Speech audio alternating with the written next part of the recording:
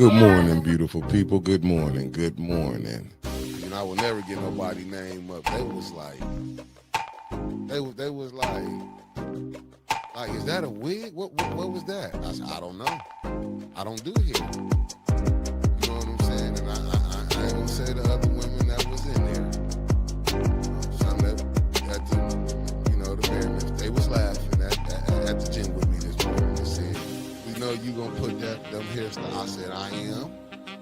So I know, because we got 130. I said, I am. I'm going to put it up there. Now, one down vote is Liddell or Kansas. I'm not messing with it. Rocket, cold. But look who they said that was Crockett. We got Stephen A. Smith attacking her now. Jasmine Crockett. Attacking our whole national. So it ain't nothing new with him. He's the fastest racer. He all that. He let you know who he is. He ain't holding him up. But he black. Stephen Miller ain't. No, Stephen A. Smith. Oh, man. I'm talking about Stephen A. Smith. You ain't see how they said to us, y'all wrong. Y'all wrong. I mean, listen, hey, some laugh with you, some laugh at you. They laughed at me plenty of times. I laughing too, shit. But hey, it is what it is. But boy, we was rolling. They was like, you gonna put them pictures up? I said, I am. She the one brought up content. She said, oh, they trying to use stuff for content. I said, she gave it to me. This what I wanted to say. I was watching one guy. I was looking for his video, and he was talking about like in Chicago when they raided the hotel. And I get both sides, not the hotel, the apartment complex. But and as he was breaking it down, and it was like what they doing is what they not telling people is, and it's bad on both sides. But these was the ones that the Democrats had, and when they took them to Martha's Vineyard and everything. Yeah. What's up? I just can't fathom that, right? Like, I'm still stuck on, you touch my kids, I'm touching you. It's that serious. And the fact that he's just letting this man skate by, but a dude who does something peaceful, that rallies the community to do something peaceful, right? How often do we see people today get groups of people together, rile them up, and go set them loose? Jed gathered a group of people, got them focused, and did something productive, and he's the fucking monster? This is some bull.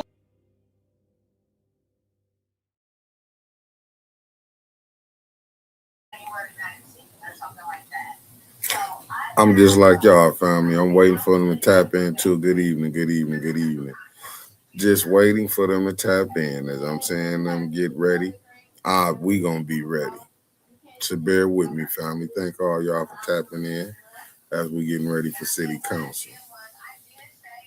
What's up, Nelly Nell? Just give us a second. The city council should be up and rocking. Just a few ticks. I'll be right back with y'all.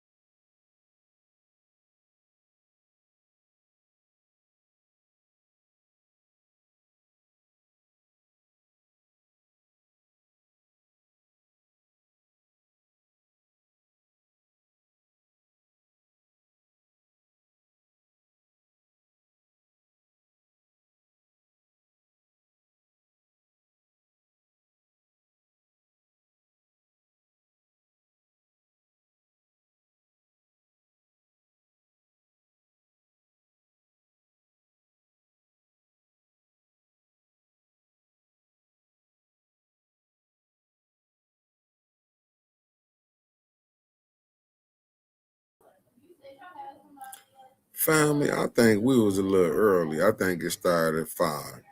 But y'all bear with us because we're going to get to it. What's up, Michelle Young? Thank you for tapping in. Felicia Martinez, Marcia A. Talk, Kermit Lyons, what it do? Thanks for everybody that's in here tonight. But we got to be a little patient, and I believe it should be on and popping in 1 second. Just bear with me. Bear with me. What's up, Mr. Classic? We're going to get it together. Bear with me. Let me.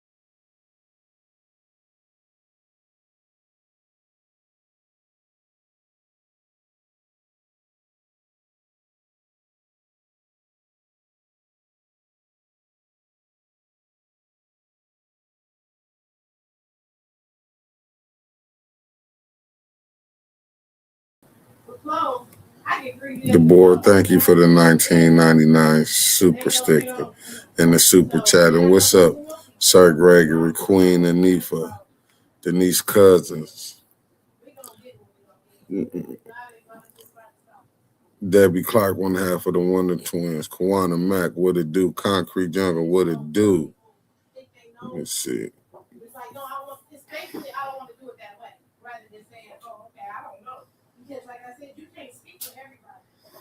Hey, Javier, drop it and let us know when you do it.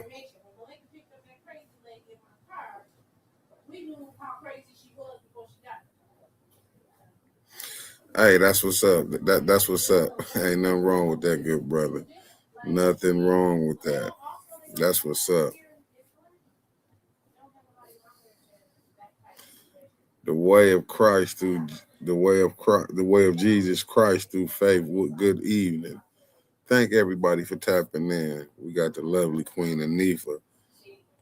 Sweet cupcake on break. How you doing, beloved? Thank you for tapping in.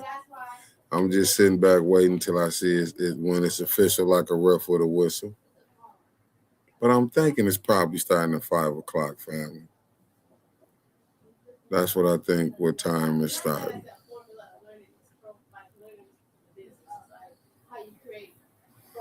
Wanda Smith, thank you for tapping in. I'm just sitting back and waiting on it. Getting back on my what's the name family. I've been still in the gym, but I kind of been falling off. But I'm back on it. I ain't really fell off. What's up, Miss Eunice? Thank you for tapping in. Just sitting back waiting on that console thing to pop up so we can see what it do today. It should be a quick one. I ain't seen the back signal go off yet.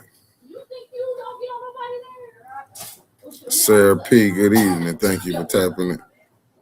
You can see people coughing and everything. That's what I figured it started at 5 because I'm like, I don't see no traction. Thank Nelly Nell. The special affairs started at 5, city council at 5:30.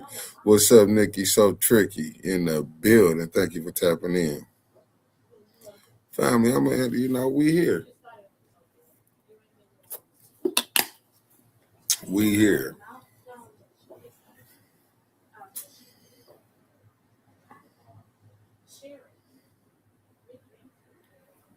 No, I got my. I mean, then they said a tax out. Consumer Power supposed to come and tell us why they're closing that drop. I don't know why they probably want people to come in. Everything's so digital.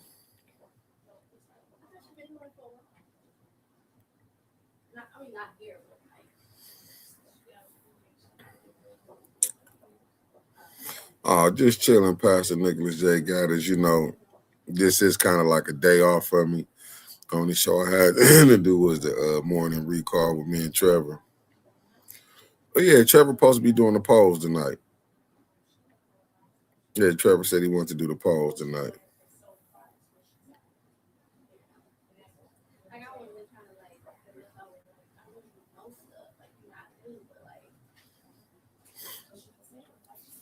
Mm.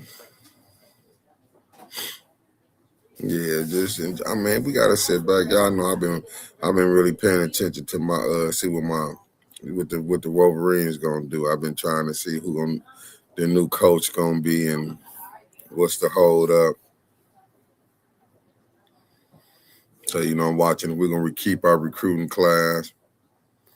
So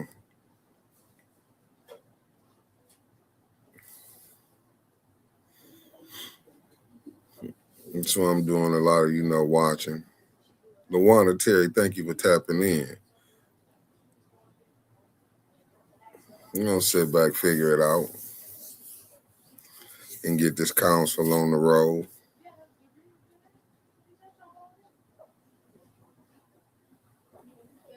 Thank everybody for tapping in. We like 14 minutes away from when they get say ready, set, and it's gonna be on and popping. I want to see if all 9 gonna show up. I know. I'm truly believe I know. 5th Ward gonna be there. 6th Ward gonna be there. 7th Ward gonna be there. Dennis probably gonna be there, but he probably tired of it anyway. But he'll be there. Jonathan should be there. 1st Ward, I'm pretty sure gonna be there, but we don't know for how long. And 2nd Ward gonna be there because she get 15 whole minutes to speak. 3rd Ward gonna be there, and Judy gonna be there because she want to push till they get that money. What's up, Sheila? Thank you for tapping in. Mark 76, thank you for tapping in. I want to thank everybody for tapping in to this thing we call 810. We couldn't do it without y'all, so I want to tell y'all thank y'all in abundance to the people that subscribe, to the people who ain't subscribed yet. I truly would be grateful when you do subscribe. How you doing, Circa Henderson? Thank you for tapping in.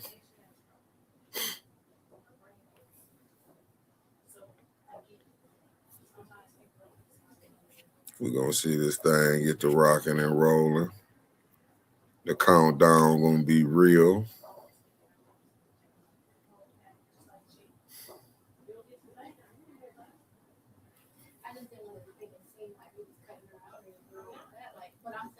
We get to see. We're going to see what showtime, what they going to do. What's up, Eric Tar Hill? Thank you for tapping in.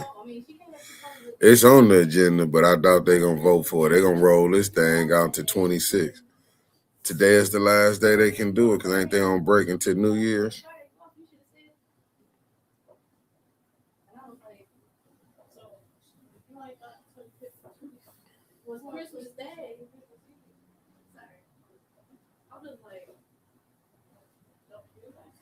Wow, Kawana. She said, I think Priority will start making this recycle. Hence, that $210 property tax increase for solid waste. We already pay for trash removal on our taxes. Hey, got to get better leadership. Concrete says, guarantees we still be president going. Moose will still be president in 2026. Hey, I don't doubt it. Oh, they okay. Want to say they done just like the Flint Community Schools after today. Hey, I wish I could be over there at that Flint Community School. Ooh, just making small talk till the meeting start. Come on, are you good? Don't worry about it. But we need it. We need this. We need conversation started till they start the madness start. Good evening, Constance. Thank you for tapping in on this lovely Wednesday. Even though it's a little chilly, chill.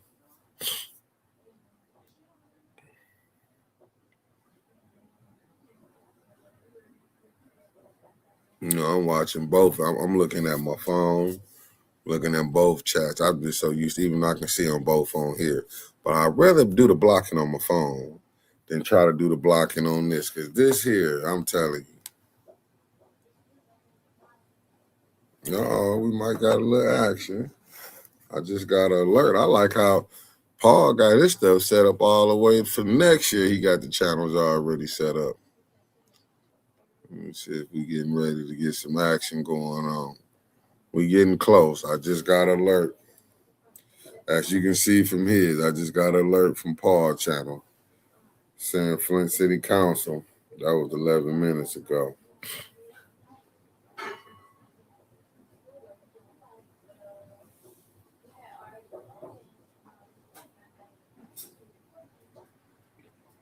Mm-hmm.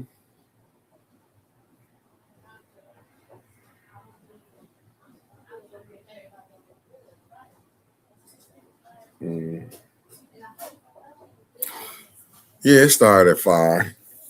You know, I gotta watch that. I gotta look at the phone over here. It started at 5, family.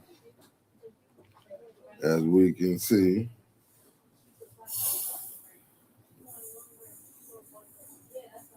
Paul still running things. What is that? The hell going on? Is that it? Right? Let me get my phone.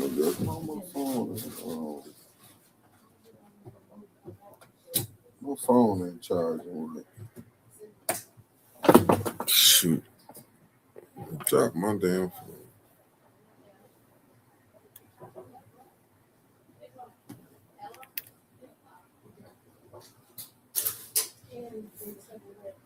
What the hell?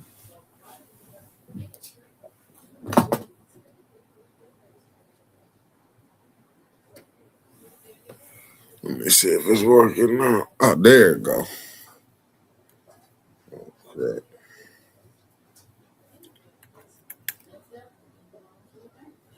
Well, that didn't go out good. How the hell is this not working? My bad, family. Work with me.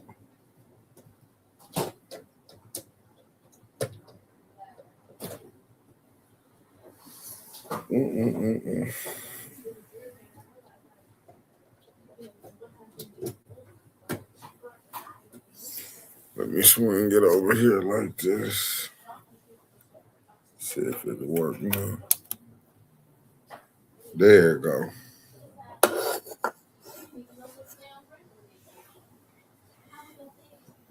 There we go. Hold on. See if it's charging. Yep. Nah, why it ain't charging on this?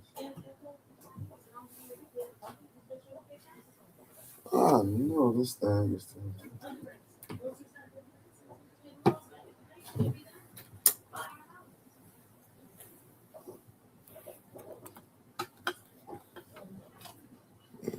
Oh my goodness. Let me figure this one out. Oh, that's what it was. It came unplugged.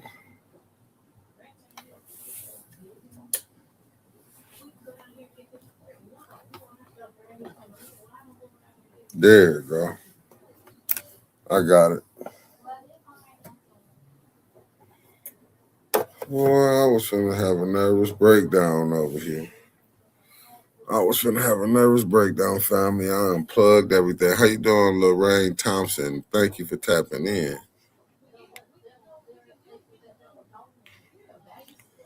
New one, thank you for tapping in.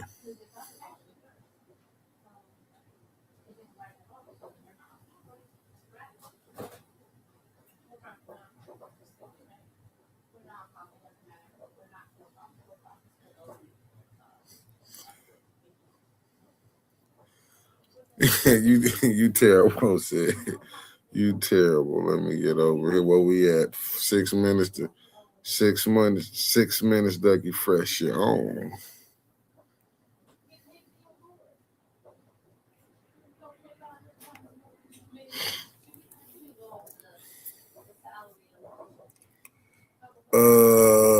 Why your name not green? Oh, that's because that's a member.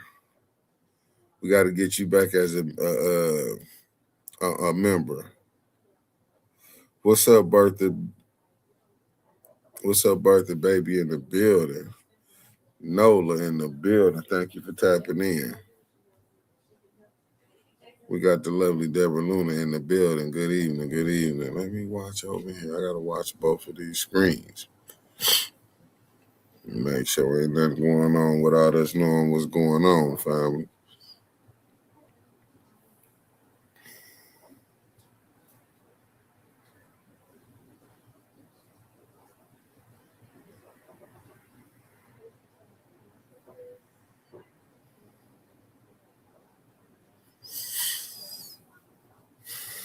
Mm-hmm.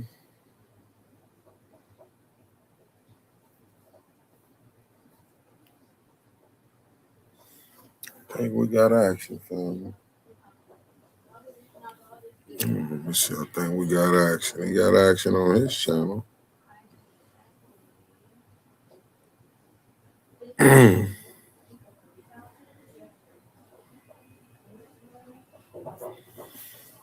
Mm-hmm.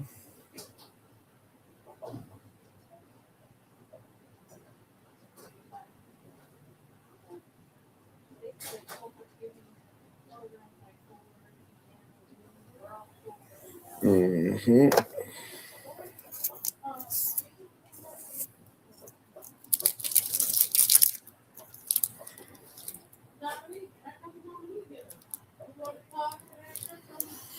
Mm-hmm.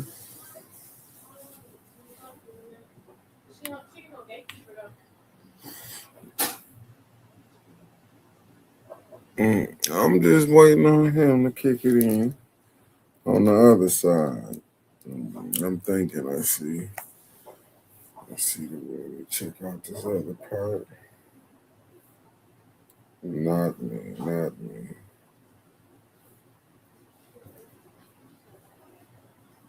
Okay, I'm on the right one. Just waiting on it. I see Paul still running. Paul still running rough shot.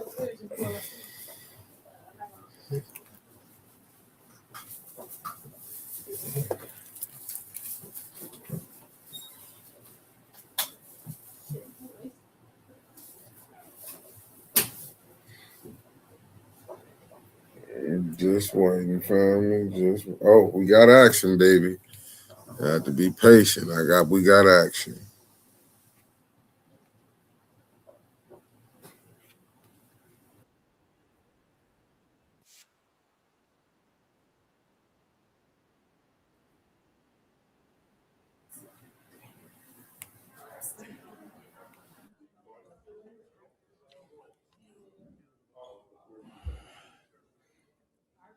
Hello, testing. Oh, hello, New York. This is R.L. Mitchell. What, honey?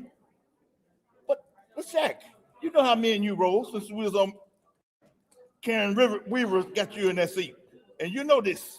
And you know, don't be.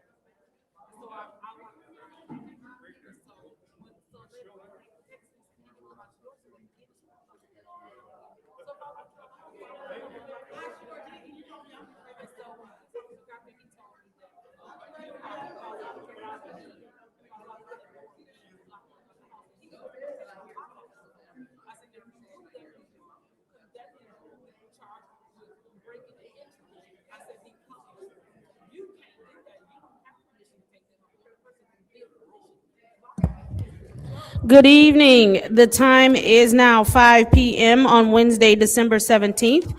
I hereby call the Special Affairs Committee meeting to order. Roll call, Madam Clerk.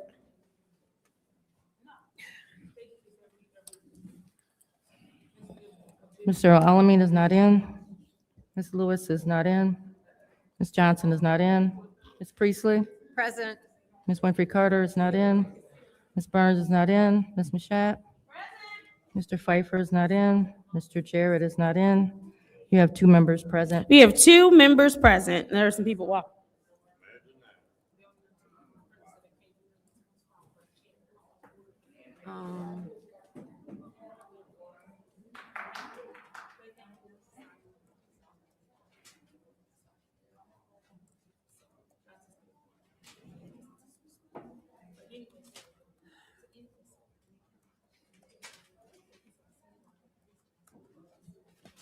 Where's my phone? Look at her. She goes shopping.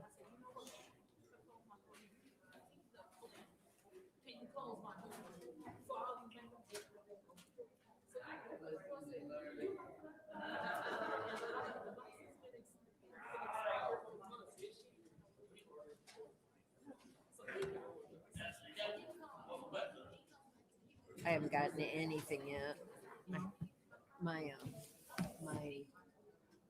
I got paid today.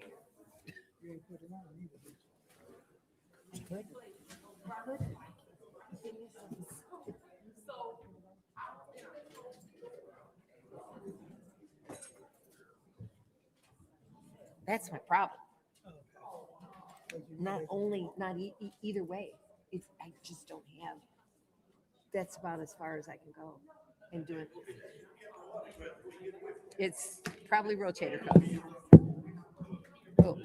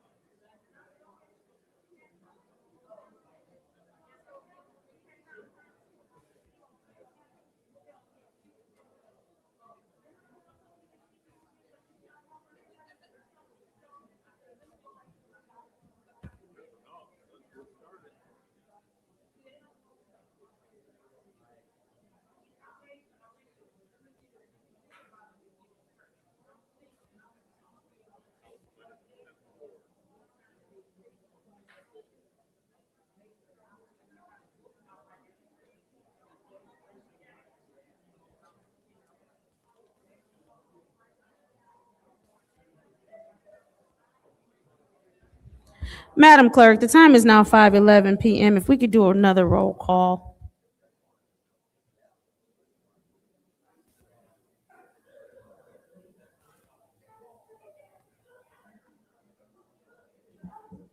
Okay, for the roll call, Mr. Alamin is not in. Dr. Lewis?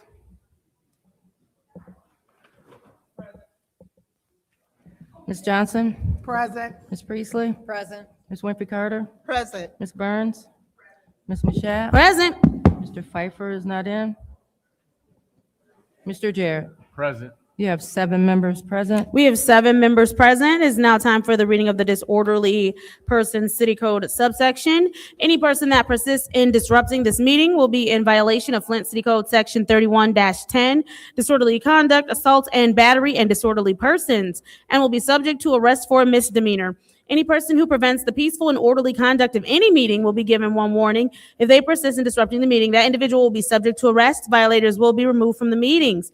Are there any requests for agendas, additions, and/or changes? Madam Chair. I can't see. Can you move that for me? Thank you. Councilwoman in the 2nd ward.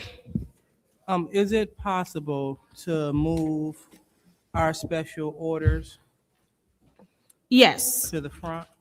Where do you want them to be moved to? Right before resolutions. So we're going to move all 4 right before resolutions? That'd be good.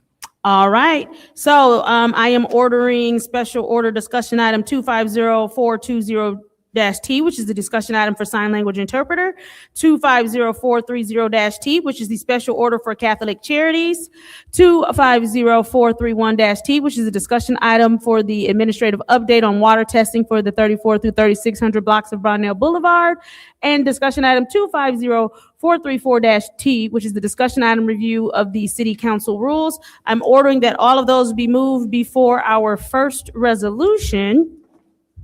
Point of order. Yeah, I'm sorry, go ahead. Madam Chair. Yes, ma'am. I think it's only one that says special order under that category. And the other thing is we need to have a roll call vote. This is a council, well, no, this is special. Yeah. Yeah. Just remember. No, those I do. two. I do understand what you're saying, but when I asked if she wanted to move all 4, she said yes. But I hear what you're saying, so I was just yeah. responding to the yes. Oh, okay. Yeah. But only one item under there is, I hear you, but when I asked, she said yes. So.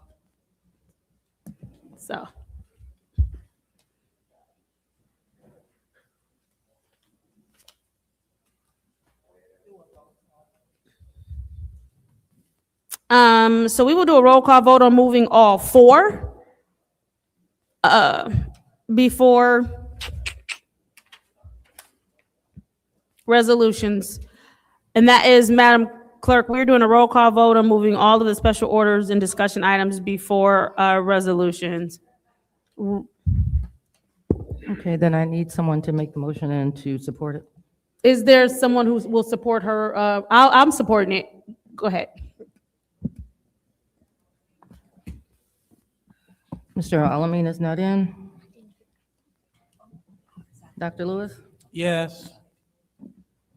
Ms. Johnson? yes. Ms. Priestley? Yes. Ms. Winfrey Carter? No. Ms. Burns? Yes. Ms. Mashat? Yes. Mr. Pfeiffer is not in. Mr. Jarrett? Yes. Vote is 6 yes, 1 no. The vote is 6 yes, 1 no. So we will move all of those items before the resolutions. Are there any further changes and or additions? Seeing as how there aren't any more changes and or additions, it is now time for public comment. Members of the public who wish to address the city council or its committees must register before the meeting begins. A box will be placed at the entrance to the council chambers for collection. It was placed of registrations. No additional speaker slips was accepted after the meeting began. Members of the public shall have no more than 3 minutes per speaker during public comment, with only 1 speaking opportunity per speaker. First public speaker, Madam Clerk.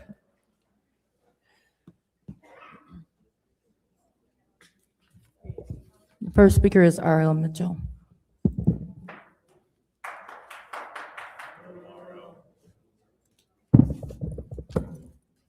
Hello, I'm R.L. Mitchell. I live at 759 East Linden Avenue on the north side of town where the graveyard at, Graceline. Well, for the record, about last week when that Reverend the guy who opened up the food market on the Clio Road over because we had a food desert in the ghetto of Flint, Michigan, and thanks to Mr. Mott, great grandkids, they got deep pockets. They made it possible to give Dr. Flynn $1.57 million to make sure we put the food grocery store up and stop that order world catastrophe from happening when they had to tear down and gave Mays a bad name for building the order world and the casino. But again, we the people think Mr. Mott, great grandkids, were doing that to Reverend Flynn because we don't have to wait no 15 years like it did in Detroit, because even 10 years. And you see, we got it up and made history all over Flint, and the country bunkers see that too. But, and another thing about the situation at Calvary University and McDonald's over on Clio in Pasadena, it was attacked by cyber attack last week. People act like they don't never televise that stuff on the news. 3 days, and I go there every day to get me a Happy Meal, to get a cup of coffee, and one of them meals costs only about $2.50.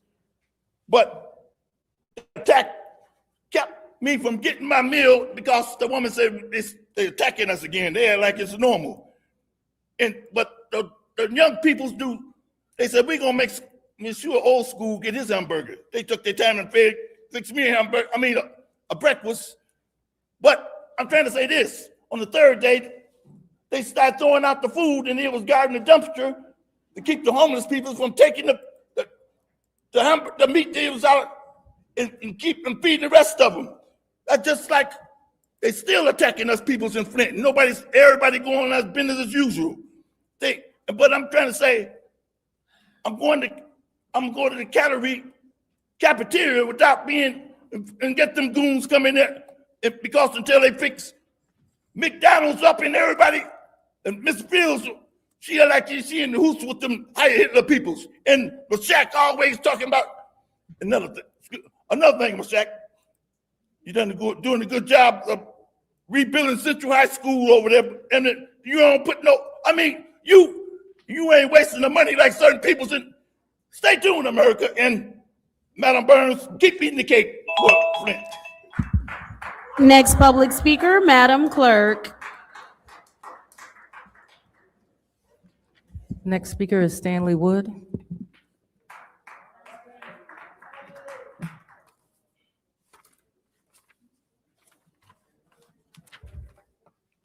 Appointments 250423. Councilwoman Priestley, I know you said before you'd never put anybody on the E&A board again.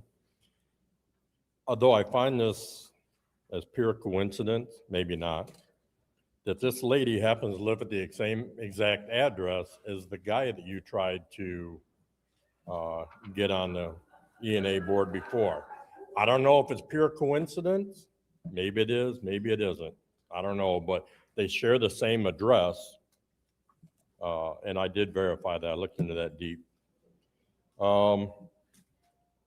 The relationship between a citizen and a politician is not considered domestic relations, and therefore language does not meet the definition of domestic violence. I say that because obviously I was chastised by the 2nd and 7th Ward council people when I left about calling you guys the C word and multiple B words. For the councilwoman in the 7th Ward, I challenge you to show me where I called you a bunch of B words. I will admit I called you a C word. For the councilwoman in the 2nd Ward, I did apologize the following week. Whether you accept my apology or not is nothing that I have to worry about. I apologized. I've done the right thing, and I have not said anything like that to you since that date. 810 News Media Group, one of the best news stations in Flint. They did a poll I thought was kind of interesting. This doesn't, reflect my thoughts, but one of them was, who is more illiterate, Leon, Liddell, or Joyce McNeil. Surprisingly, Leon ended up with 76%, with Liddell at 16 and Joyce at 8. I say this because when I come back to the councilwoman in the 7th Ward, cleaning somebody else's porch before cleaning your own is a bad idea. And I can give you some examples, like when you told Councilman Pfeiffer, it's a traverse, you racist bitch. Or when you tried to start a riot with the Murphy family, playing on the family's emotions. I clearly have said before, and I'll say it again, you are not presidential material. The vice president is not vice presidential material. You guys have proven that over the last 2.5 years. I believe it's time to put the senior councilwoman in charge and see how she does, because obviously the leadership we have right now is definitely not adequate. Thank you. Next public speaker, Madam Clerk. The next speaker is Tahira Rasul.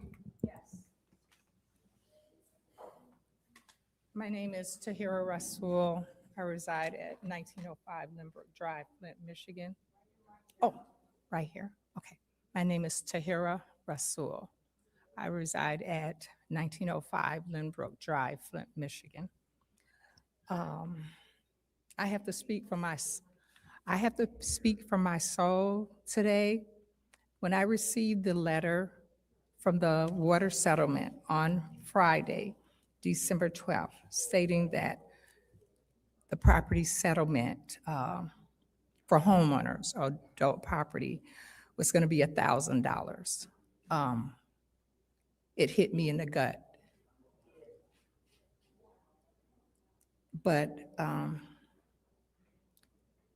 what I have to say is that in 2014, a crime against humanity was committed in Flint, Michigan. And no one was held accountable, from the governor to the local officials. The medical community was silent, except for Dr. Mona. The religious community was also silent. Clean water is a human rights issue. I want to direct this to the claims administrator that was named on this settlement letter and to the special master. What can I do with $1,000? My water bill averages $80 a month. My property taxes with the summer and winter is over $2,000. But this is supposed to be one of the poorest cities. Year after year, they say Flint is poor. A lot of people come in here and they earn their livelihood, but they talk about Flint. They badmouth Flint. Something is wrong with that. And I also blame the auto industry. It was like, when I came here in the 80s, it was so many different, auto plants and everything. And the city just allowed them to just leave without replacing some other industry. So what did you think was going to happen to Flint? The school system, the public school system, has been on life support for as long as I can remember. They wait until the schools, people burn them. I mean, sometimes they can be renovated, but you can't wait too long to do that. That's ridiculous. And the trust was lost a long time ago. Thank you. Thank you. Next public speaker, Madam Clerk. The next speaker is Keyshawn Wade.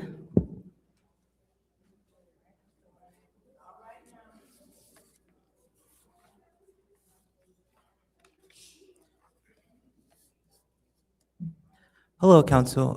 My name is Keyshawn Wade. I'm a resident of the 9th Ward. I'm a lifelong Flint resident.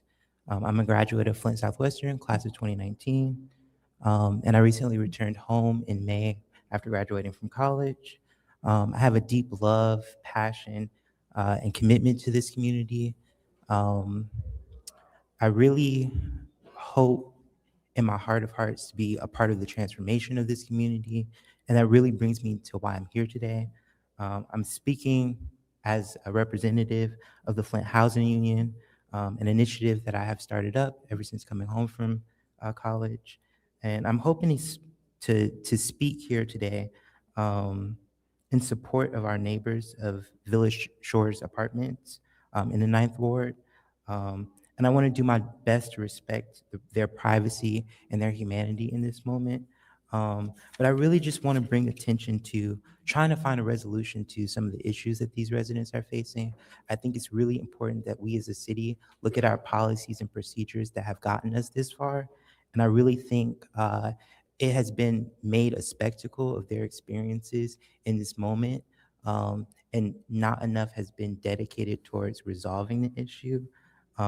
Many of us in this room are aware of what happened at Village Shores Apartment, but just to go over it a little bit, on December 11th, residents at Village Shores Apartments had their water shut off by the city of Flint for the second time. Their water was previously shut off the Tuesday before Thanksgiving and then restored briefly the following Wednesday. The most recent shutoff has left residents without access to safe running water, but as well as heat. The heating there at Village Shores is a water-based one, so like steam powered heat. And in this weather, heat is really important to us all as humans. We have protection plans at the statewide level. Michigan Winters Protection Plan, for example, under MCL 460.9R, which applies specifically to gas and electric utilities. But doesn't make the city's actions lawful or acceptable when we think about that a water shutoff resulted in the heat and the loss of heat, especially as we consider this property has been condemned for a year, and through those in that condemned status, the property owners and property management collected rent for a year while residents did not have access, or while residents now do not have access to heat. I think that's unacceptable. And I think, we have put ourselves in a predicament as a city and as a municipal local government, knowing that rental housing must be fit for human habitation, yet this is a unit without running water and heat in the winter. Thank you so much. Thank you. Next public speaker, Madam Clerk. Next speaker is Audrey Muhammad.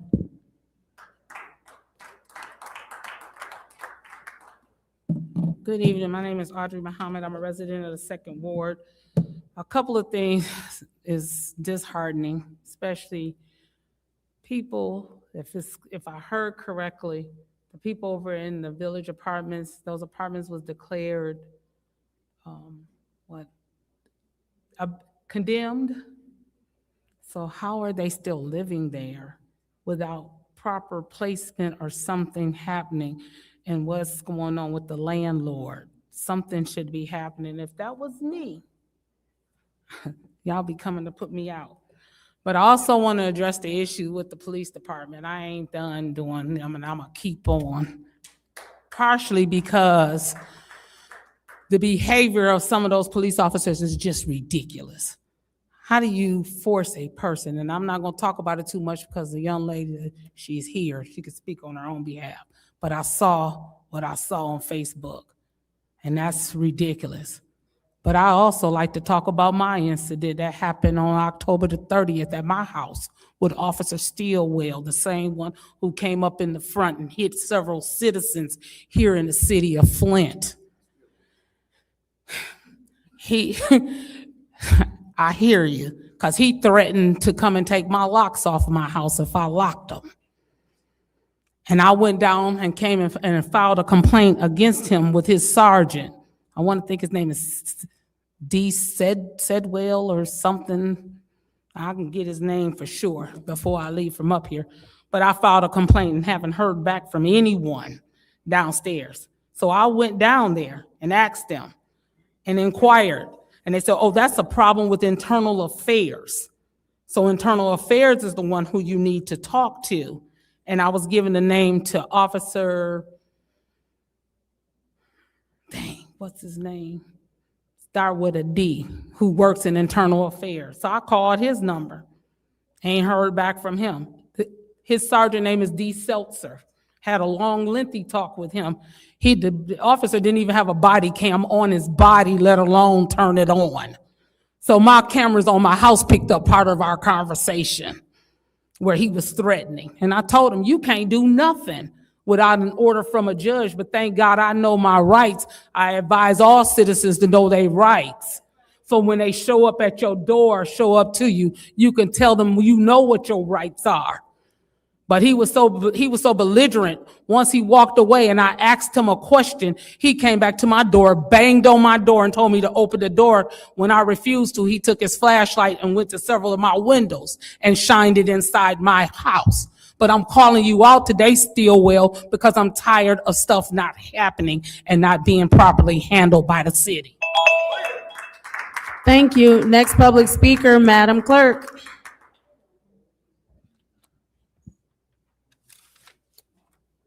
The next speaker is Diane Thornton.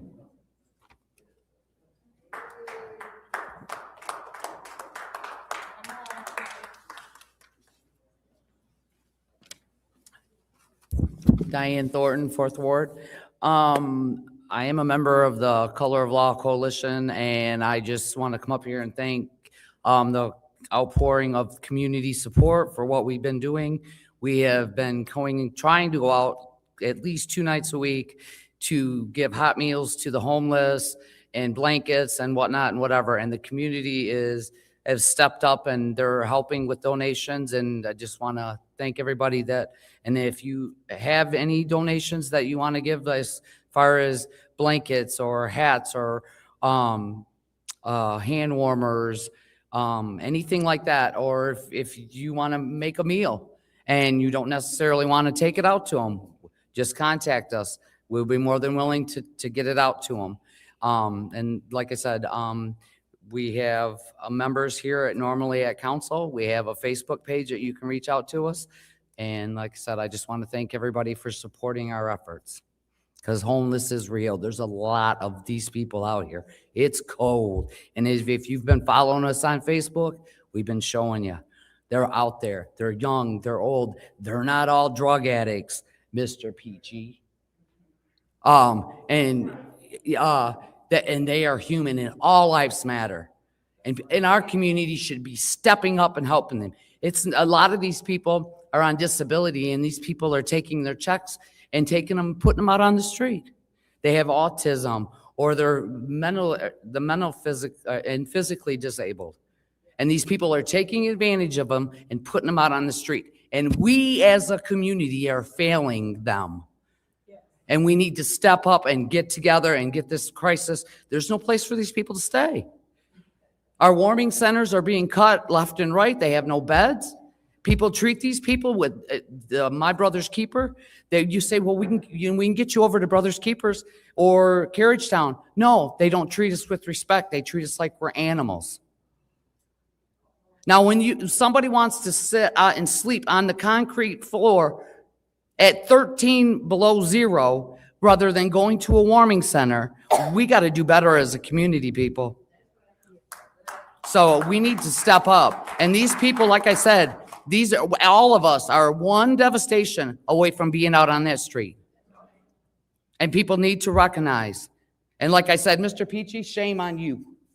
Wait, please stop the time. Pause the time. Excuse me, Miss Diane. Okay, Miss Diane. I'm sorry, but what he said was very offensive. I understand that, and I can respect how you feel. Okay. However, all comments need to be directed toward the council members and not other members of the public. Gotcha. And I will make sure can we unpause her time? Nope, that's fine. But I just wanted to, like I said, I just want to thank everybody for stepping up and supporting us. And like I said, we all need to do better. Thank you. Thank you. Next public speaker, Madam Clerk. The next speaker is Gina Bryant.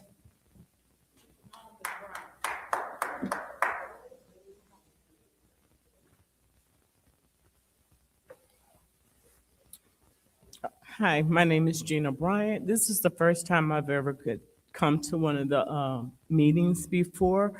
And I have worked in the community. I was a CNA and a phlebotomy, and I've taken care of some of you family members. Eric Mays, I took care of his mother at one time. But I think that I want to address the police. I think if you're going to serve the community, you ought to serve us with respect. I reported my car stolen, and Officer C. Jones approached me aggressively before she even had a chance to even take my statement or hear what was going on. And as I was explaining it to her, she got very aggressive and everything, but I managed to get through the first time she came to my house and visit. And I do have video of the whole incident that is not posted on Facebook as of yet. And she was irritated because I was videoing her in the first place. And I videoed because I fear for my own safety. The second time she came out, she comes with a blank piece of paper telling me I need to sign it. And I'm asking her, what am I signing? And she was very aggressive about the situation and telling me where I could sign it at and whatever. And every item that she pointed that I need to put this paper on can be a potential weapon. Pretty much she was manipulating me to do the wrong thing so she can be more aggressive. But she, at the same time, she still and yet did it. She called me out of my name, told me I was a butthead, that I act like a 3-year-old child, and the incident of my car being stolen was not that serious. She proceeded to hit me with my door. She proceeded to throw me into my door and threatened to arrest me if I didn't sign the paper that she presented to me that didn't have any information on it. And I'm inquiring about what's on there. If she had presented it to me in a proper way, at least with the case number on it or my name on it, I'll understand, because between the time that she left me to come back to bring me this document to sign, I understand it couldn't have been filled out, but I understood that that it would be needed to done. And then on top of that, I find out my grandson, who is 5 years old, saw the whole incident when she threw me in the door. So now he's scared of police, and he no longer feels that they are good guys. He believes that they are bad guys because of how she's doing. But her action, her aggression was unnecessary. Thank you. Thank you. Next public speaker, Madam Clerk. Next speaker is Sarah Houston.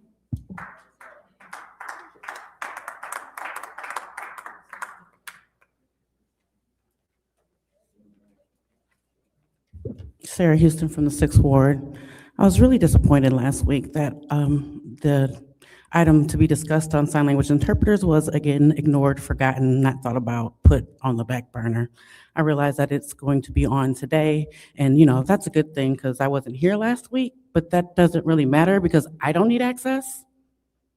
Deaf people need access. It shouldn't matter if I'm here or not. Those residents should be just as important. It's not enough. It kills me that interpreters can be used when it looks good. When it looks good, interpreters can be used. But when it counts and when it matters, nobody cares. I don't have to be here for that item to be discussed. I'm mad it's still being discussed. Why can't we just make a phone call and have 2 people sitting up there doing the job? I just don't understand it. What are we waiting for? Why are we waiting on technology? Put people in here. The other part can come later. Provide the access. I was watching the last meeting, and I must say, Mr. Leon, your behavior was atrocious.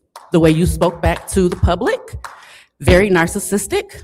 I've seen it, I know it, I lived it, you are it. I have no doubt in my mind whatsoever. The things that I've heard, the recordings that I've heard, I don't need you to be proven so guilty. There's a lot of men that beat women that don't get proven guilty until the woman is dead. For the rest of y'all who support that nonsense. It's just nonsense. I also support the fact that we need new leadership in this council. The leadership that is here now is toxic. It's very mean girlish.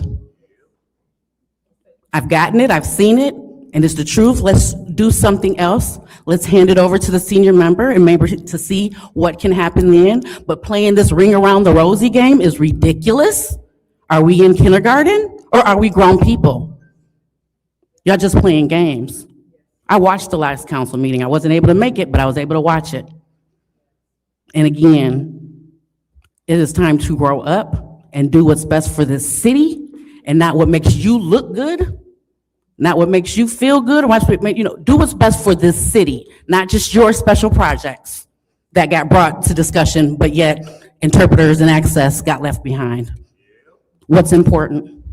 What I gotta do to make me look good or what the people need? Thank you. Thank you. Next public speaker, Madam Clerk. Next speaker is Rich Jones.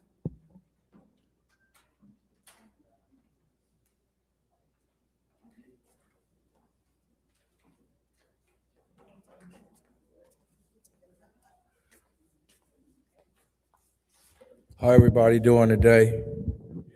I got a question. When that young lady was invaded by that police officer, did that police officer have on their bulletproof vest?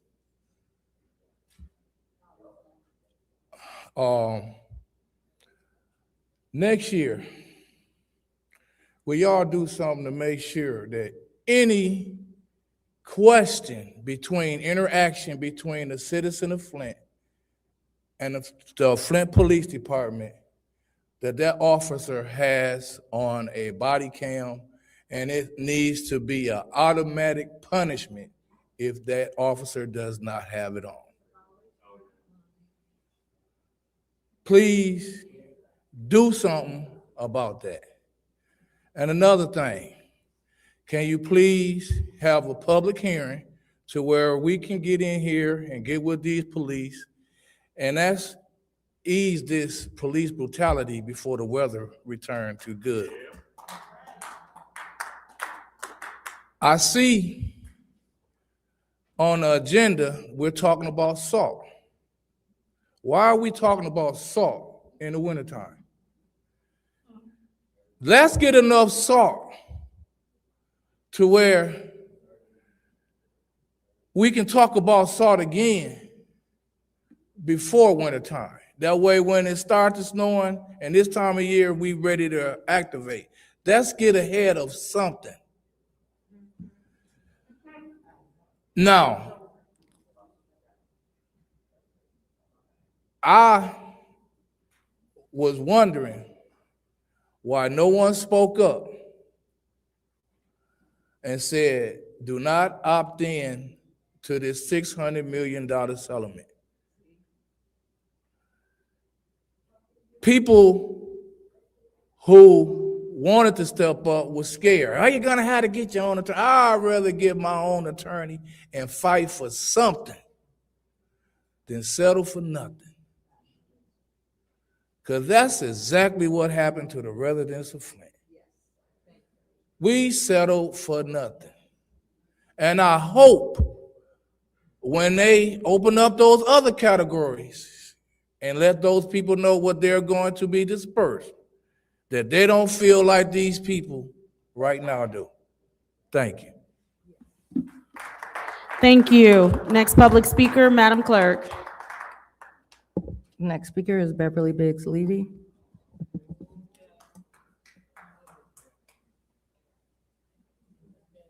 Nice shirt.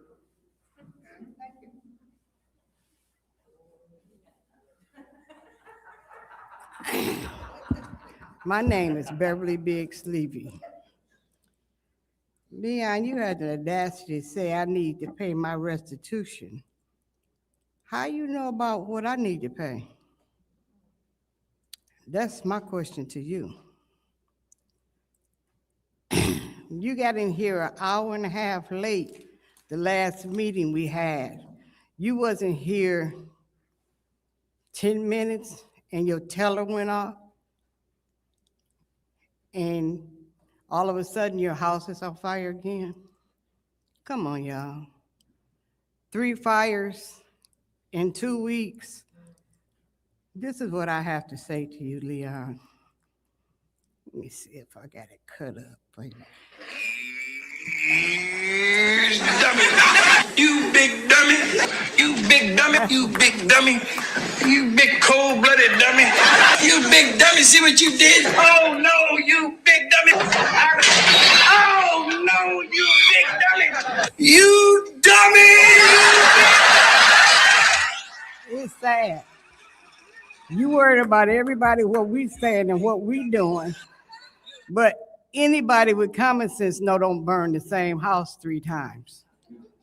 Not common sense. Then you beat on women's. I got the shirt on for you today. Good shirt for the whole house to see. Big dummy. Big dummy. I got 1 minute and 24 seconds. Big dummy. That's what you is, a big dummy. But you were in court yesterday, you ain't had nothing to say. Nothing. You were trying to take this girl's mother to court. And the killing part is, you got a judge today, you got an attorney the day before. You put this out 2 weeks ago that you wanted to PPO on her. You got an attorney on Monday afternoon. Big dummy. Have a good day. Next public speaker, Madam Clerk. The next speaker is Claire McClinton.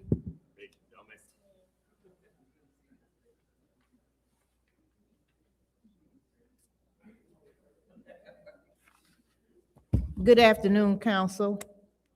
From the public speaking that we've had so far, Flint got some serious problems, and you all can't even pick a president. We got the issue of the water settlement. Residents are not happy, and I don't know how many times we have heard you say that you have nothing to do with the settlement, which is true. But I'm gonna tell you something else that's true. You can write a letter as a council to Judge Levy and see what can be done to correct this travesty of injustice toward residents, $1,000 for home repair, an insult and a slap in the face to residents. You are the voice of the people. Call the special master, write the judge. Number 2, the police brutality, which we've been dealing with, instigated from this council toward residents. No respect for residents. And then last but not least, the outrageous and inhumane situation about the apartment building with no water and no heat. That's on your shoulders, because guess who cut the water off? The city. What are y'all? The city council. Something needs to be done about that, because this is not the first incident in recent years. We had the Ballinger situation, Sussex some years ago. The people were steady paying their rent, and the city cut their water off because the landlord didn't pay their bills. Y'all can't invite the attorney to go across the street and put an injunction on that, sue the owners. And the last time we checked, the owners live in California. This is not new either. So when are you going to exercise your authorities to take care of the needs of the residents of this city and not try to gotcha with each other? We tired of that. We don't need that. So it's a challenge to you, because all of y'all gonna be running for city council again next year. If you don't, you'll be trying to run for something else, but you have no record to run on. And I'm speaking to the council as a whole, because you as a council, each council person is charged with solving problems, and you are a problem. Thank you. Next public speaker, Madam Clerk. The next speaker is Douglas Banks.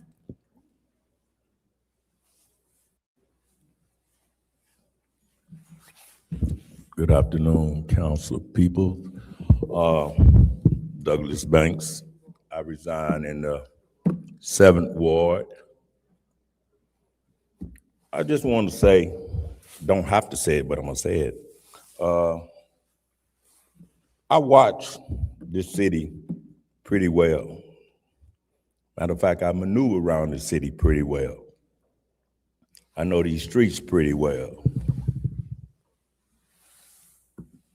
Majority of y'all councilmen up there, y'all doing an okay job. I'm gonna say that.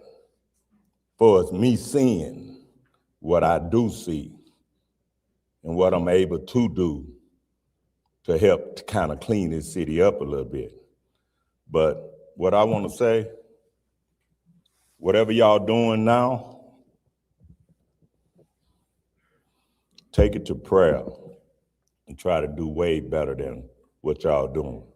Because I know a lot of people's in a lot of different wards, relatives, and some of the words coming out of their mouth, it ain't godly. I know that.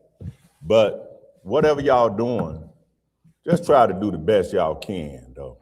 For real, though. If y'all can get some cameras out here. If y'all ain't doing nothing on the Saturday morning, you ain't got no appointment, probably, I say, give or take 6 a.m. to probably 9. Ride around in your ward and catch that person doing all that littering and dumping. And I guarantee you, y'all can help clean up a little bit. Y'all have eyes in your council. Don't just be in the council and you ain't looking. What good are you? So do the best you can, though. That's all I can say. Just do the best y'all can. Because ain't nobody perfect, but don't be worse than bad or worse. Just do what y'all can. Because there's some people out here talking. They mad, they upset. But I'm all right, though. I'm good. Y'all just do what y'all can and do the best y'all can. For real, though. Thank you. Next public speaker, Madam Clerk. The next speaker is Arthur Woodson.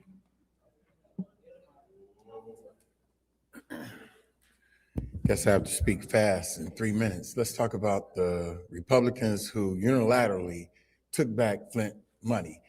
I'm not mad at them. I'm glad they did, because the 501c3s and the pulpit pimps, the pastors, all of them got the money. Flint has not been made whole since the water crisis, but all these nonprofits got 6 figures that live outside of Flint got the money. And y'all gonna sit up here and they're gonna have y'all argue over something that they didn't give you. And today they saying that, hey, we don't have anything to help you. Well, where is all the money? The $94 million that came in, the $653 million that came in, the $650 something million with the Flint water lawsuit, the $79 million over here at Genesee County. And we can just keep going and going. The $100 million in wind fund. We done had over $2 billion in less than 20 years, and Flint looks like who done it and why. We sat back August the 20th, 2020. Me and Mayor Weaver used to beef all the time. And we sat back together. We said, we're gonna come together so that we can inform the people that this settlement sucks and don't sign it, opt out. We and other activists. The lawyers told other activists not to say anything. Gretchen Whitmer sent an email to Chris Martin to incorporate all the other pulpit pimps and try to convince you to sign on. All we needed was 200 people to opt out. And they would have had to take it to court and we would have had more money. But see, here's the problem now. You signed, you opted in. Any lawsuits that come up later, you cannot receive a dime. You got a $1,000. Your reverse osmosis costs more than that.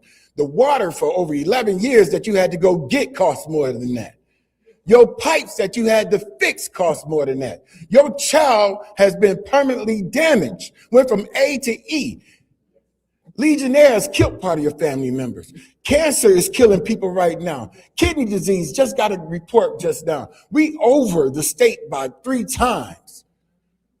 And we sit back and laugh and joke around. And we still being poisoned. They still trying to say the water is safe. This water is not safe. It won't be safe. And the EPA won't say that it's safe because of the simple fact they still changing service lines. So they will not say that it's safe. So how can anyone else say that it's safe? But we sit here and listen to the misinformation that these people put out. And we put documents on Facebook. We put documents everywhere, and you will not listen to the people who's really trying to help you. I fight the people that I'm trying to help more than the people that's taken from them. And it's sad. Thank you. Thank you. Next public speaker, Madam Clerk. The final speaker for this meeting is Tanya Jones.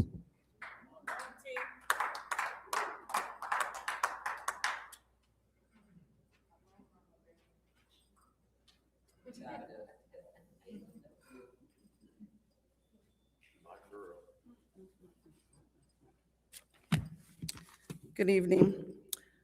I'm Tanya Jones, advocating for my son, DeMichael. I'm here to tell everybody, just make sure you vote. Number one, please vote. The officer, C. Jones, had went out to the house with my son when I found meth at the house, and she was very rude, and they took the drugs and left my son there. I was to the point like I just didn't care, just to get him in drug court. So they took the drugs and she was very rude when she came. So I understand. I know the history on that. Another thing, family services don't care about the people. My son right now, at first he was part of the opioid crisis, the meth. Now my son is smoking crack. My son is in the hospital right now. I would like to say on record that I'm thankful for Grand Blanc Police. This past weekend, he's admitted into the hospital, but my son is smoking crack. You can't trust the system. Y'all can't even trust family now. I'm standing up here, I'm advocating. Now I got out here and God had opened my eyes to so much things is broken. The people is broken. People that you think you can trust, you cannot trust. My son is 31 years old, part of the opioid crisis that y'all gave $150 to Leon. That's why I'm so passionate about why did you get $150,000 when people need that money that's addicted to opioid. I don't know you, but that's wrong. And you sit there and look at how you do Miss J. I'm a mama. I don't know you, but it's messed up. So if I can help her in any way or anybody need help, guess what? People help me along the way. Ken Scott helped me. My doctors helped me. Tanya Burns helped me. I done had so many people come along to help me, but you wrong. You wrong. I sit up here and look up. If you look up, everybody is on the internet. You can follow and see who follows. It's like a little click. It's not about the people. It's about grant money. 1655, Miss Judy, it's condemned. Go help them people. If these people go homeless, we're going to be out there trying to save them, feed them, recommend. I'm out here, I'm not looking for nothing. I have a husband. Guess what? I'm nothing. It's the Christmas season. My son is messed up out here. Y'all don't care. Neely got his 5 votes.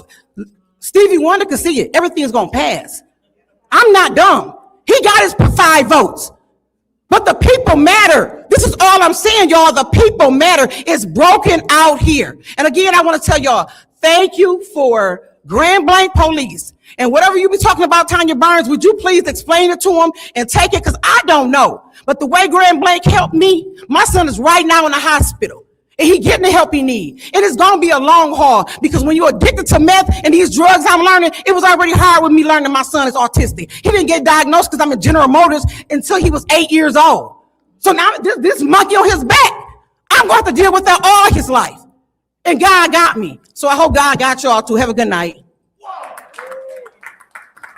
Thank you, Madam Clerk. You said that was the final public speaker, correct? That's correct. All right, it is now time for council response. Council members may respond once to all public speakers only after all speakers have spoken An individual council member's response shall be limited to 2 minutes. Is there anyone who wishes to speak during council response?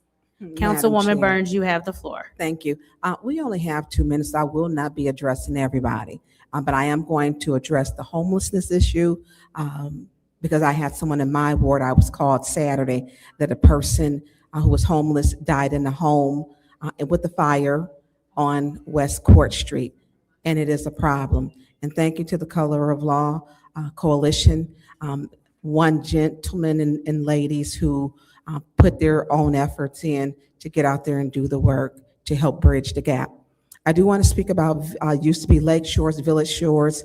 I want people to understand, they do not tell us when they condemn a property. There's no way unless someone calls us. They just do not. I was tagged in the Facebook, which stated that Village Shores had, there was no heat and that there were children that were in there. Around 12:30 a.m., I contacted St. Mark Missionary Baptist Church, Pastor Thompson. We took heaters to them.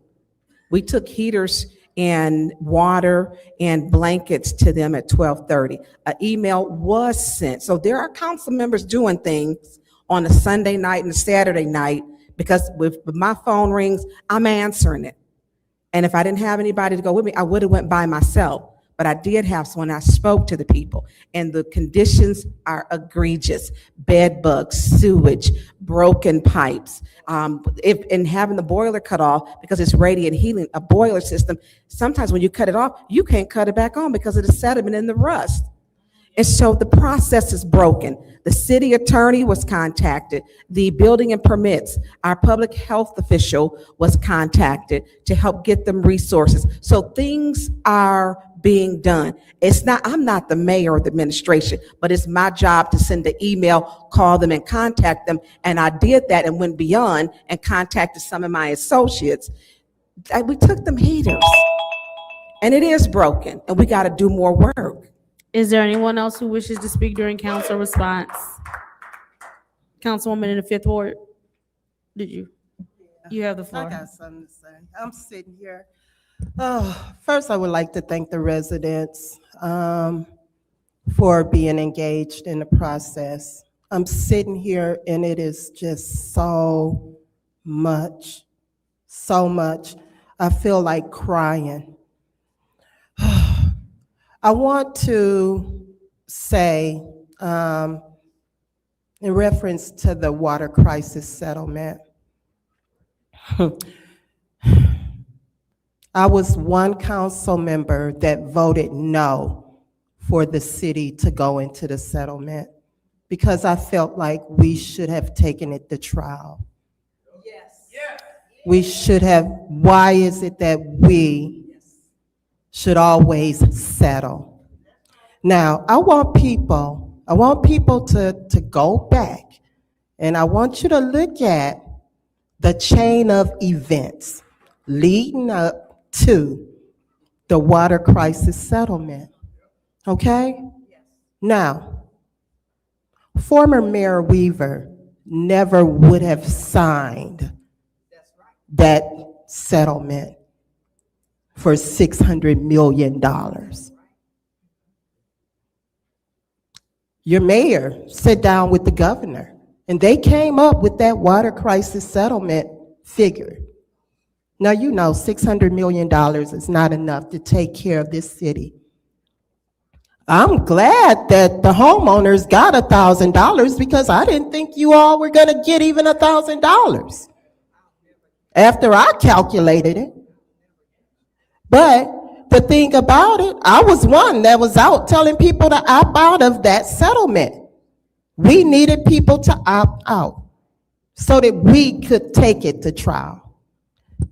I'm just so sorry, but that's it. Thank you. Is there anyone else who wishes to speak during council response? Madam Chair. Councilwoman in the 3rd Ward, you have the floor.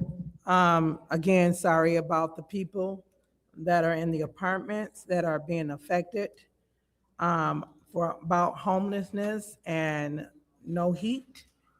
I also wanted to address the young man who got up here. I did notice I came down a street of mine, and I'm always out. I am a complainer. I do be out at 6 in the morning, 7 in the morning, 8, 9, and I'm always in my ward looking at things that can be done.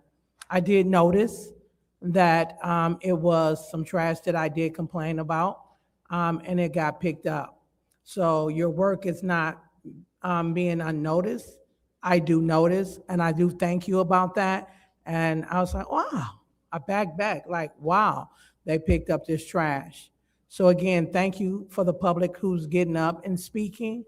And if anything that we can help you with, please let me know. And Merry Christmas to all. Thank you. Is there anyone else who wishes to speak during council response? Madam Chair. Councilwoman in the second ward, you have the floor. Thank you. Just want to touch briefly about the Village Shores apartment. This was the same apartment complex that I made reference to at the last meeting. Stated that they were being put out 2 days after Christmas. And thankfully, our Office of Public Health jumped in action as soon as she was notified, because they did not reach out to the city of Flint. However, Sheriff Swanson and his community cares team, and that also involved Brother Jaleel, and also I know Cynthia Haynes, they went and they immediately jumped into action. And so, and also some individuals from my community college, because we know that they had some students out there as well. So it's a lot of people that had boots on the ground that's been working in silence to make sure that things happen. So I'd like to definitely commend those individuals and thank Ms. Ward for her leadership and a lot of things that she's doing behind the scenes, and also any other council person that may have went over there to help. Understanding that that is in the 9th ward and not in our ward, we would just like to just, continue to encourage the residents to, if you see something, say something. Just don't sit in substandard conditions. And also, this is a call for this body to put together more aggressive ordinances, because we can blame the city, but what we know is true is that we suffer from poor landlords and poor property management.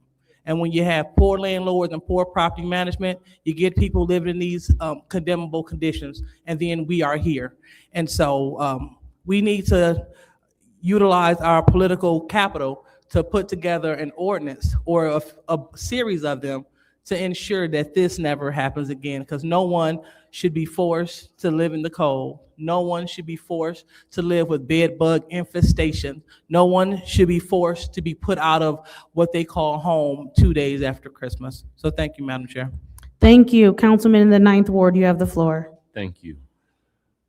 As councilman of the 9th ward, the ward that houses or holds the complex that is having issues, that has issues, I want to thank those community activists that jumped into action.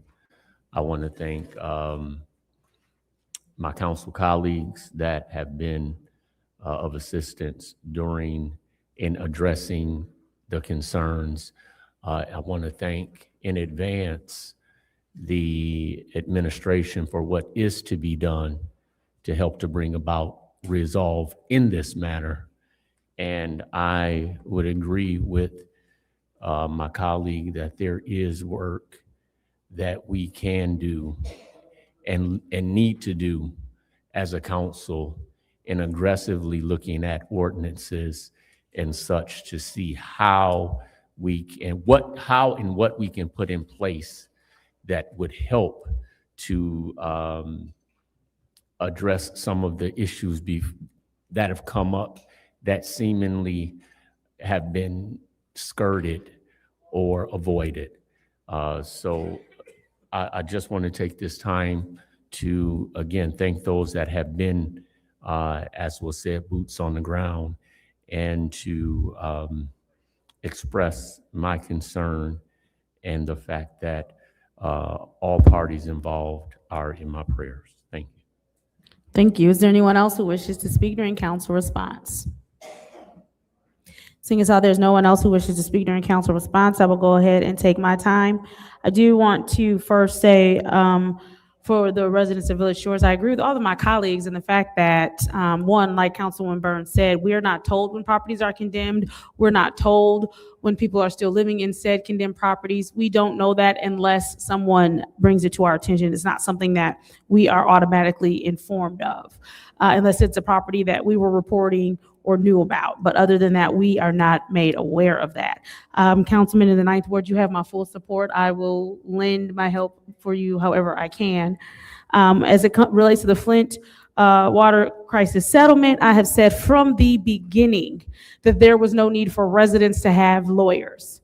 There was no reason for us to have to prove we were poisoned. There was no reason for anyone to have to prove any claims. It makes no sense that lawyers were given $200 million before residents were given a dime. It makes no sense that lawyers will now have access to interest when, again, residents, maybe someone has finally gotten some money, I don't know, but again, that we live here, we invested in here, people own homes here, and to say you only get $1,000 while lawyers get access to interest that could go to residents is not acceptable. I don't agree with it. I voiced the fact that I didn't agree with how any of this was handled. $600 million, a judge should have easily just come in and residents, that money should have been dispersed among residents. We didn't need lawyers to come in and us to have to prove that we were poisoned. Everyone knew what happened here. So it's been handled wrong from the beginning. I believe Rich Jones made a comment about police officers and body cams. I do believe that police officers should have on body cams because it is a protection both ways. It is a protection for the residents. It is a protection for the officers. It is so that while you might get one story from one person and one story from another, that camera footage will not lie. So I am in agreement that the police officers do need to wear body cams. With that, that is my time. And we will move into our first discussion item. Our special order discussion item is 250420-T, which is the discussion item for the sign language interpreter. I believe we have 10 minutes on this discussion item, and if we need more, we will go ahead and vote for more.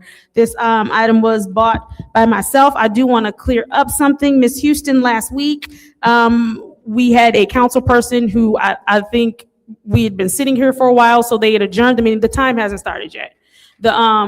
So they had adjourned the meeting without realizing that there were several discussion items, not just the one on sign language interpretation. This is most certainly important to every council member up here. We've said that. And I do agree that this is moving slowly. The reason that I made the statement, well, you are here tonight, so you will get to hear the discussion, is simply because I know that this is something that's important to you. I agree you do not need to be present, but I am happy that you are present. We will go ahead and start our discussion item. Madam Clerk, I do believe you have some updates. So the council asks for information specific to providing sign language interpreters for the meetings. So just in general, well, first of all, as I mentioned before when this was discussed, right now in your budget is fairly static. There isn't a lot of accounts for leeway. You have a professional services line item where this type of service would typically come from. That professional services line item right now has just under $350,000, which is the amount set aside for the audit. And again, as I mentioned prior, your audit went over last year by at least an additional $60,000. So, and I would imagine that you're going to be paying some extra charges for that. So one of the first things that the council is going to need to do is find where within your budget where you would want to take this money or make some sort of budget amendment, because right now you do not have money in your budget for sign language interpreters. Now, having said that, just reaching out in general, there's a... Please pause the time. Excuse me, Mr. Peachy. We're trying to hold a meeting, and everything you're saying we can hear loud and clear up here. You have a good year. Go ahead. The council body will have to decide exactly how they want to address these concerns and what services they want to provide. So if you want to provide sign language interpreters, you need to determine which meetings you want to provide those for. Right now, you average 50 meetings a year if you include committees, 24 regular meetings. You also have, on average, 10 special meetings a year. And then you also have your departmental budget hearings. Your meetings average 3 to 4 hours each meeting. So it is possible to basically book services in advance with you have your annual calendar. So if you decide that you wanted to just do the regular meetings, for example. Communications Access Center is one of the main providers in this community. They ask for 2 to 3 weeks notice. They charge a rate, standard 2-hour meeting. Your meetings definitely go over 2 hours. And then they charge hourly rates up until 6 p.m. and then after 6 p.m. So what I did was just figure out hourly rate after 6 p.m. It would be $80 per hour for each interpreter. You would need 2 interpreters for every meeting, so that's $160 an hour. And if your meetings average 4 hours, that's $640 per meeting. If you only did it for your regular council meetings, that is just over $15,000 a year. Now, again, the council needs to vote as a body what it is, the services they want to provide. When I spoke about this before, I mentioned also the Open Meetings Act speaks to providing services to individuals who request it, and it's on a case-by-case basis. So in your meeting room, if someone asks for accommodations, they would request those in a timely manner, and we would try to bring a sign language interpreter in for the meeting that they would be asking for. But what you're talking about is something broader, to have it in general for every meeting. So I'm thinking the idea is that, because right now you're broadcast on YouTube, internally, again, I have not had requests directly for accommodations in the meeting room.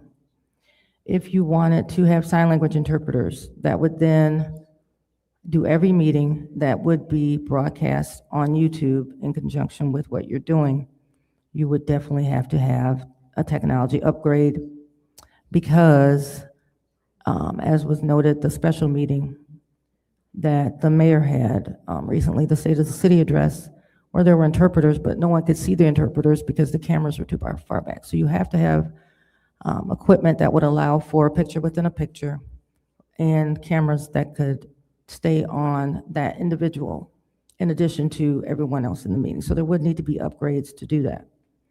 So the budget for that is something that I could probably work on through other funding. But again, the council needs to vote if that's what the body is ultimately trying to do. So yeah, the body needs to decide which meetings they want to do this for, where that funding is going to come from, and how they want to do it. If it's still for the meetings in the room, or if they're trying to do this as a part of their broadcast. Madam Clerk, if I heard you correctly, you said $15,000 a year for 50 meetings? I'm sorry, no, that's just if you only did regular meetings. If you did all of your meetings, your regularly scheduled meetings only, that's gonna average about $32,000. That does not include any special meetings or your departmental budget hearings. And that is if the meetings last 4 hours. Right now, your meetings average about 4 hours. All right, thank you. Is there anyone who has any questions?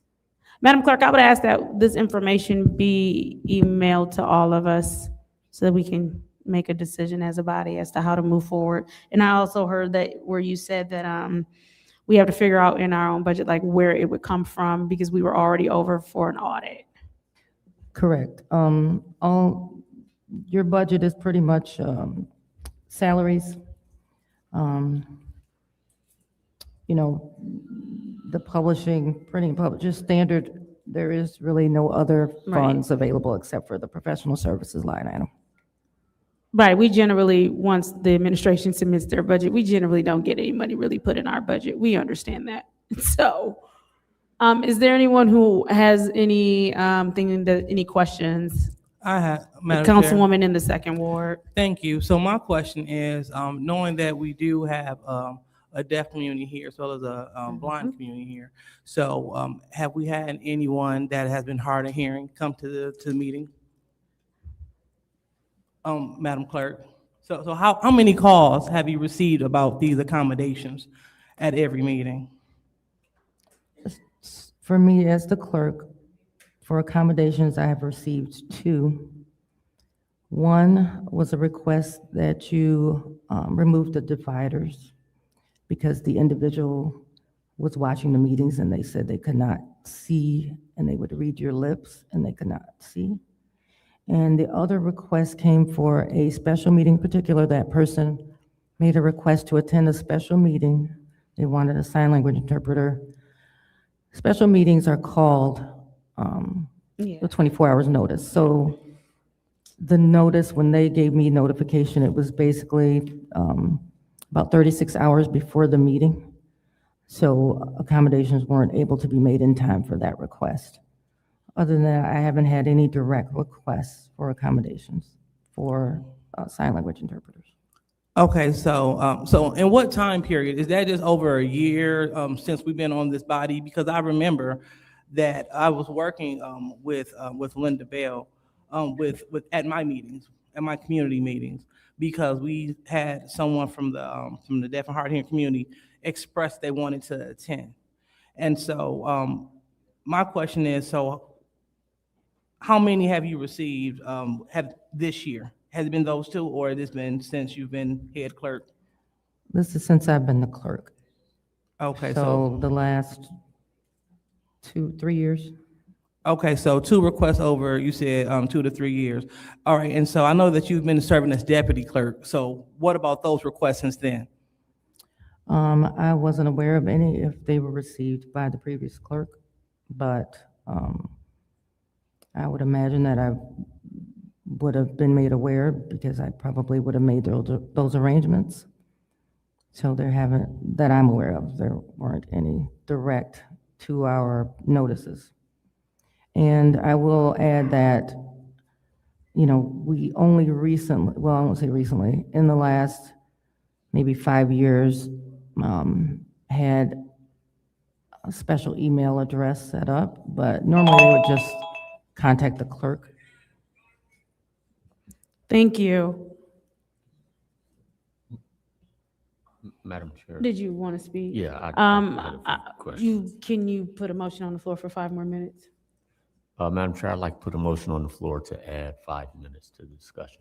Is there support? Support. Moved and properly supported by the councilwoman in the 4th ward. We will add 5 more minutes to this time. Councilwoman in the second, we do need to vote. That's right. Roll call vote, Madam Clerk. Dr. Lewis? Yes. Ms. Johnson? Yes. Ms. Priestley? Yes. Ms. Winfrey Carter? Yes. Ms. Burns? Yes. Ms. Mashat? Yes. Mr. Pfeiffer is absent. Mr. Jarrett? Yes. Mr. Alamy? Yes.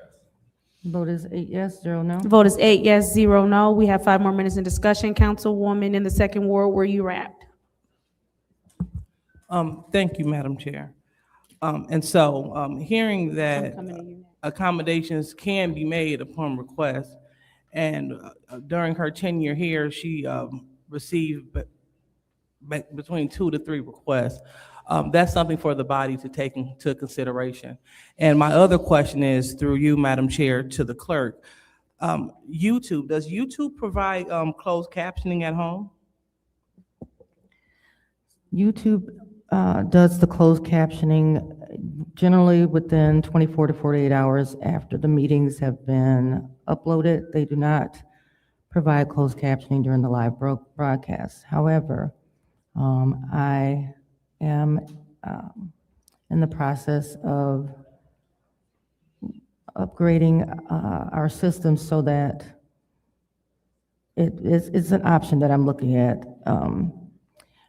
to have a company that can provide live captioning as well as go back and edit the closed captioning. And again, the law is changing in April so that closed captioning has to be 90% accurate. So that is in the works.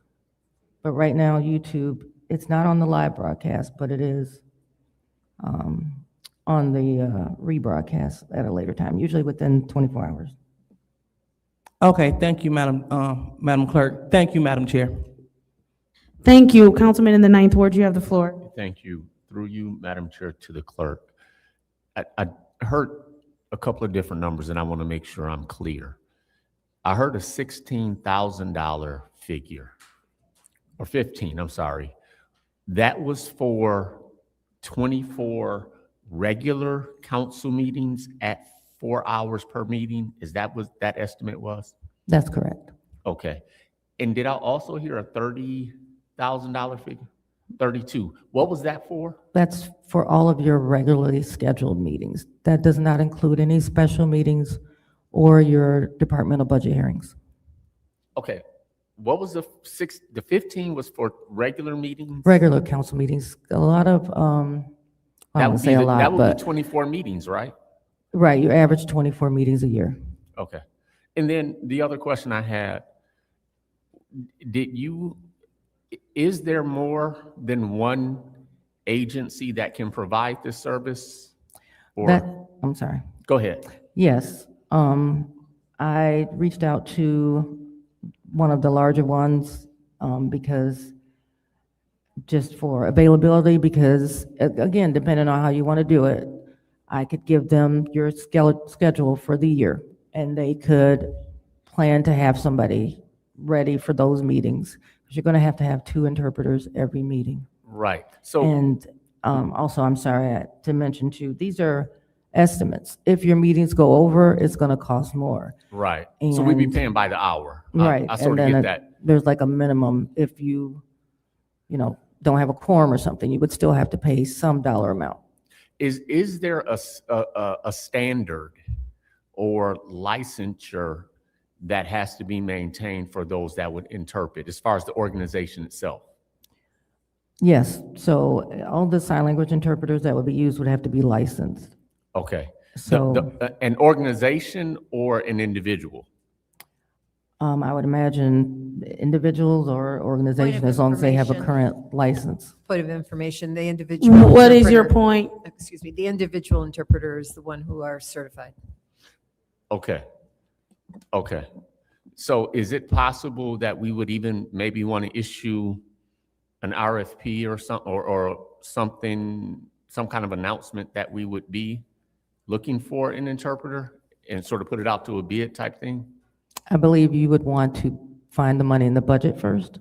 Okay. Well, I'm just trying to think today and Right. tomorrow. Okay. And then it would just depend on the amount that you were wanting to expend. Okay. Thank you. I yield. Is there anyone else who would like the floor at this time? Seeing as how there's no one else, Madam Clerk, I would like to make the request that this information get sent to the body so that we can, at the very least, because this is our last meeting of this year, so we can at least start the next year off correct so that we can make sure that we're reaching all residents.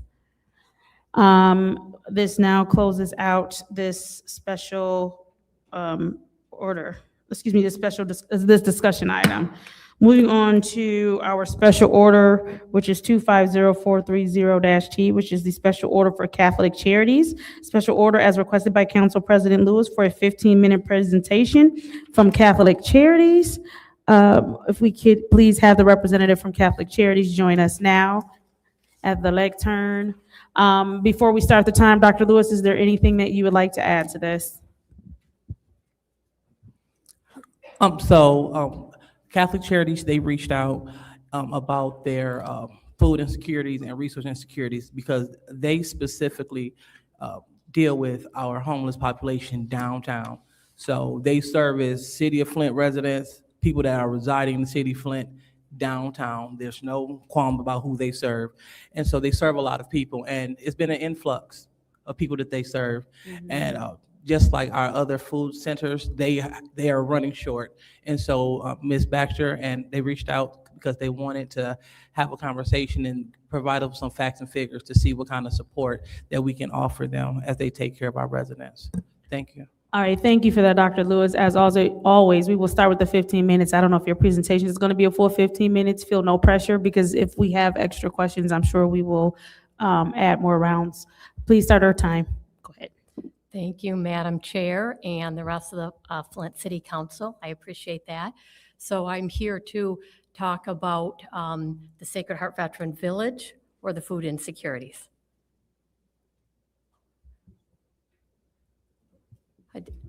Are we talking about the food insecurity? Yeah. Well, on this agenda, I see that it is for the Veterans Village, Yes. Sacred Heart Village. Okay. But I know you reached out about the food insecurity, so can we speak to, can you speak to, yes, first speak to what's on the resolution, because that's what we have on the floor tonight. And then Okay. we go to food insecurities. Yes, thank you so much. I appreciate that clarification. So I'm here to give an update about Sacred Heart Veteran Village. Many of you know about that, and the Flint City Council has been a good support for us. The Sacred Heart Veteran Village is active right now. We built the main center, Sacred Heart Veteran Resource Center, which services veterans, and that is currently open right now. And we have groups and things like PTSD support groups and some different social events. And we now have partnered with Genesee Health System to start behavioral health services for veterans to kind of address anxiety, post-traumatic stress disorder, substance use disorder, things like that veterans are struggling with that cause them to be unhoused. So we're pleased about that. If you'll recall, the first phase of our project was the 5,000 square foot Sacred Heart Veteran Resource Center that I mentioned, as well as the first 4 bungalows. And the first 4 bungalows are 300 square foot homes for on-house veterans to have a place to live while they got back on their feet and received all the case management and behavioral health and financial literacy and all the kinds of things they need to get back on their feet and be independent and eventually have their own place. So the original plan was the students at Genesee Career Institute and Grand Blanc High School would build the homes. That was an opportunity for the students to get involved and to learn their trade, and also for us to offset our cost on labor.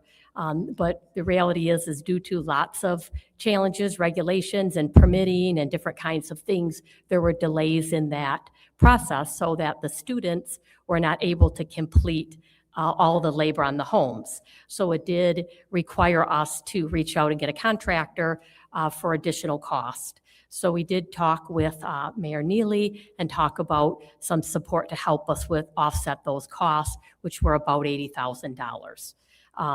And that involved finishing all the homes, the shower, the tiling, all the flooring, the porches that go over top and around the homes, and so forth. So that was our request, and so that's why I'm here to ask for support so that we could get the support to finish those homes. We are working on the homes, and we did get our contractor, but we still need to make good on those costs.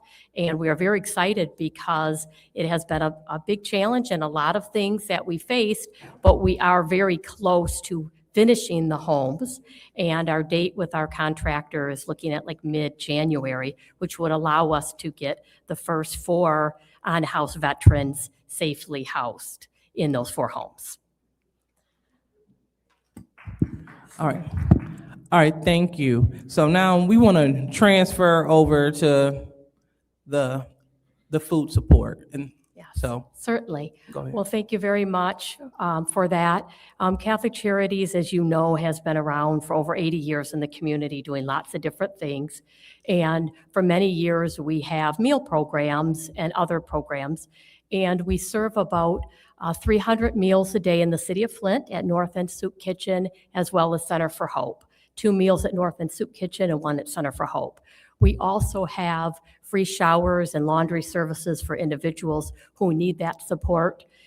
This year, our warming center, we have the lower level cafeteria that we've used in past years, but we also opened the second level, which is our community closet, for overnight services for men to stay. So we have occupancy for up to 98 men to stay there at night. And so that's what we're doing this year. And it's a great blessing, and we're happy to be able to help. Over the years, the cost of helping individuals provide these services has really increased. What we notice is that a lot of the grants that we apply for and get, we're very grateful and appreciative of, but the grants are kind of stable, but the cost of our food has increased, the cost of our utilities, staffing, security, all of those overhead and all those kinds of costs have really increased. So it's led us to be kind of challenged, but we want to continue to do this. It is important to have these services for the community. We don't want people to be hungry. We don't want people to be cold during the winter months. So it's very important. So I did reach out to Ms. Lewis and tell her about our concerns and our needs and request some support from the city of Flint.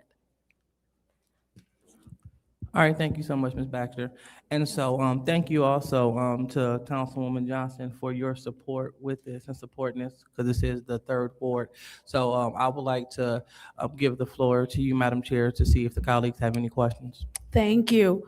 Are there any questions from any of the council members? Madam Chair, Councilman in the 9th Ward. thank you. Through you to the speaker. Good evening. Good evening. So the Sacred Heart Project, does it serve only veterans or other persons as well? The Sacred Heart Veteran Village is for veterans. Okay. So across the street, we have our North End Soup Kitchen, and that serves everyone, and so does Center for Hope. But Sacred Heart Veteran Village is specifically for veterans in Flint, Genesee County, and surrounding areas. And that's the small, the tiny home project. That's the correct. construction. Okay. How many homes total within the project? The total project will be 26 homes.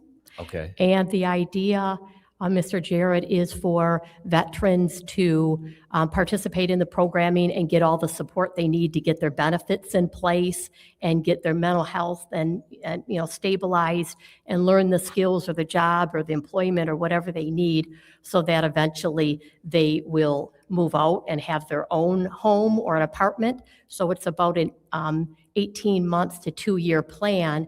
So a veteran would stay there and get stabilized, and then more veterans would move in. Okay.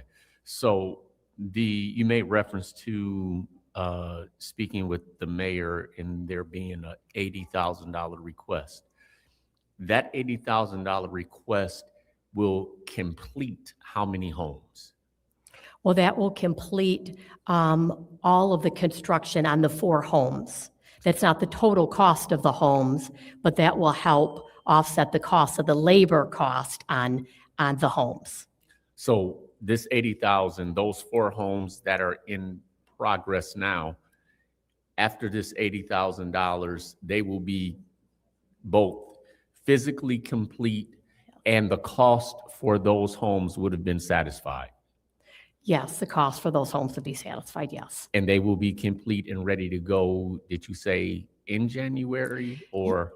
Yes, it's our goal. Our contractor has said mid-January is a goal. If everything goes well and occupancy and all the permits to be finalized go through, that we look like, and there's some weather aspects, but our goal is mid-January, which would allow us to move in veterans who have the need now. We have several veterans on our waiting list who are hoping to be able to move into those homes. Okay. And could you state the site address? The site address is 734 East Stewart Street. Thank you. I yield. Yes. Thank you. Is there anyone else who wishes to speak during this special order? Madam Chair. Councilwoman in the 6th Ward. Thank you. Hello. Hello. So your capacity is 98 for, is it City of Hope for the warming center? Yes. Are you reaching your capacity now? Not now. We've been open since the 1st of December, and we've averaged between 40 and 50 individuals coming to stay with us. So far, we're doing well, and we'll continue to see how things go. December is a little bit of a slower month for us, typically in the warming center. January and February are higher months, but December and March are a little bit lower. But so far, we've had sufficient capacity, and things have gone well. Yeah, I think that a lot of the people, because the homeless are really around everywhere in places that I've learned that a lot of them will live in abandoned structures where there's a grocery store because they use the dumpster as their food source. Yeah. And that is Very sad. literally in my neighborhood where people are living in abandoned homes in there, and they're setting them on fire. They're setting the mattresses on fire. In the wood, they take the wood off of the windows in the doors, and they burn it for heat. So I guess I had called your center to get a tour. I believe you. Oh, yes. That was me. You guys had, I believe you do the laundry, Yes. laundry, and then also some of the other things which are essential. But my other question is, what is your estimated number? Because no one really, when we see the people, they sleep at the churches, literally in the church doorways, all the way around. If you ride around late at night, you'll see them sleeping in the doorways, tucked in of the businesses at night, the churches, and not just on Saginaw Street, but they're everywhere, the homeless are. And it's just safer for them to be in your facility. Yes. And I think I know it didn't open up to December the 1st, but our weather was colder before then. We had freezing. Yes. So my question would be, how many homeless people do you know? What would be your estimate of homeless? Well, I think there's realistically several hundred individuals who are on house at any given time in the city of Flint. If you consider our shelter beds, as well as our warming center, as well as individuals who don't stay in a warming center or a shelter. So I would say it's safe to say several hundred. Yeah, and I think so too. I would agree with that number because there's different type of homelessness, sleeping on the couch, not having a home insecurity, or going house to house. People sleeping and they are sleeping in abandoned buildings that we drive by. If you, I hate to say Google, I don't say I hate to say it, but if you put for homeless population for Flint, it'll give you Flint and Genesee County, and it gives you the number of approximately 4,000 people. That's a big number. That's a huge number that we need to be actively changing this. So I'm going to contact you because I commend you on the work that you're doing. Thank you. But I don't know if you have any type of flyers Yes. to let people know that the warming centers are open that we can Yes. pass out. I will make sure that we pack them in the backpacks for the Color of Law Coalition, because people walk these streets at night. They walk all night and they're cold. Yes. And they don't know. I know your center closes, you have to be in by 7, but they need the information to know when to get there. And there are people who have literally said, I can't get there because my feet are frozen. Yeah, that's So terrible. there's some things we need to do with connecting, with getting them bus passes, and even some transportation. So thank you. Thank you. And we'd love to have you come or come again and see what we do. And if you have any questions, we'd love to answer those. And yes, we can give you flyers. I do have some flyers here about our services, shower services and laundry, but also the warming center information. I can send that to you. Can you email it? I guess the clerk before, if you have it there, where you could, shoot us an email. I can get that to you before you leave. I'm going to yield the floor because we may need more time. Thank you. Is there anyone else who would like to speak to this discussion item? Madam Chair, Councilman in the first ward, you have the floor. through you to the speaker, can you speak a little bit more about the food program you guys offer? How many people that feeds? How often do you carry those duties out and things like that? Yeah, certainly. We have two different hot meal programs. So at Center for Hope, we have hot meals every day at lunchtime. During the warming center, we also feed individuals who stay at the warming center for breakfast and dinner as well. And then at North and Soup Kitchen, 365 days of the year, we have lunch and dinner and one meal on Sunday. And that's 365 days of the year, holidays or whatever. We also have a sandwich program where we provide 750. Okay, we provide 750 sandwiches per week, and those are to help with our partners, My Brother's Keeper and Street Outreach, who go to people who are, on the street and are homeless and pass out sandwiches and things, as well as the South End Soup Kitchen. Madam Chair, I'd like to Councilwoman Priestley. make motion to add 10 more minutes. to this. There's a motion on the floor by the councilwoman in the fourth ward to add 10 more minutes. Is there support? Support. Moved and properly supported by the councilman in the first ward. Roll call, Madam Clerk. Ms. Johnson, Yes. Ms. Priestley? Yes. Ms. Winfrey Carter? Yes. Ms. Burns? Yes. Ms. Mashat? Yes. Mr. Pfeiffer is absent. Mr. Jarrett? Yes. Mr. Alamin? Yes. Dr. Lewis? Yes. The vote is 8 yes, 0 no. The vote is 8 yes, 0 no. We have an additional 10 minutes. Councilman Alameen, you have the floor. Okay, thank you for sharing that. Also, can you currently state where you guys are at with the food program and how much support you guys would need to really get you kind of going again and continue this good gesture you guys are doing? I appreciate that. I want to let you know, I did bring some information about our food program and all the services at Center for Hope, as well as North End Soup Kitchen, our budgets for those programs.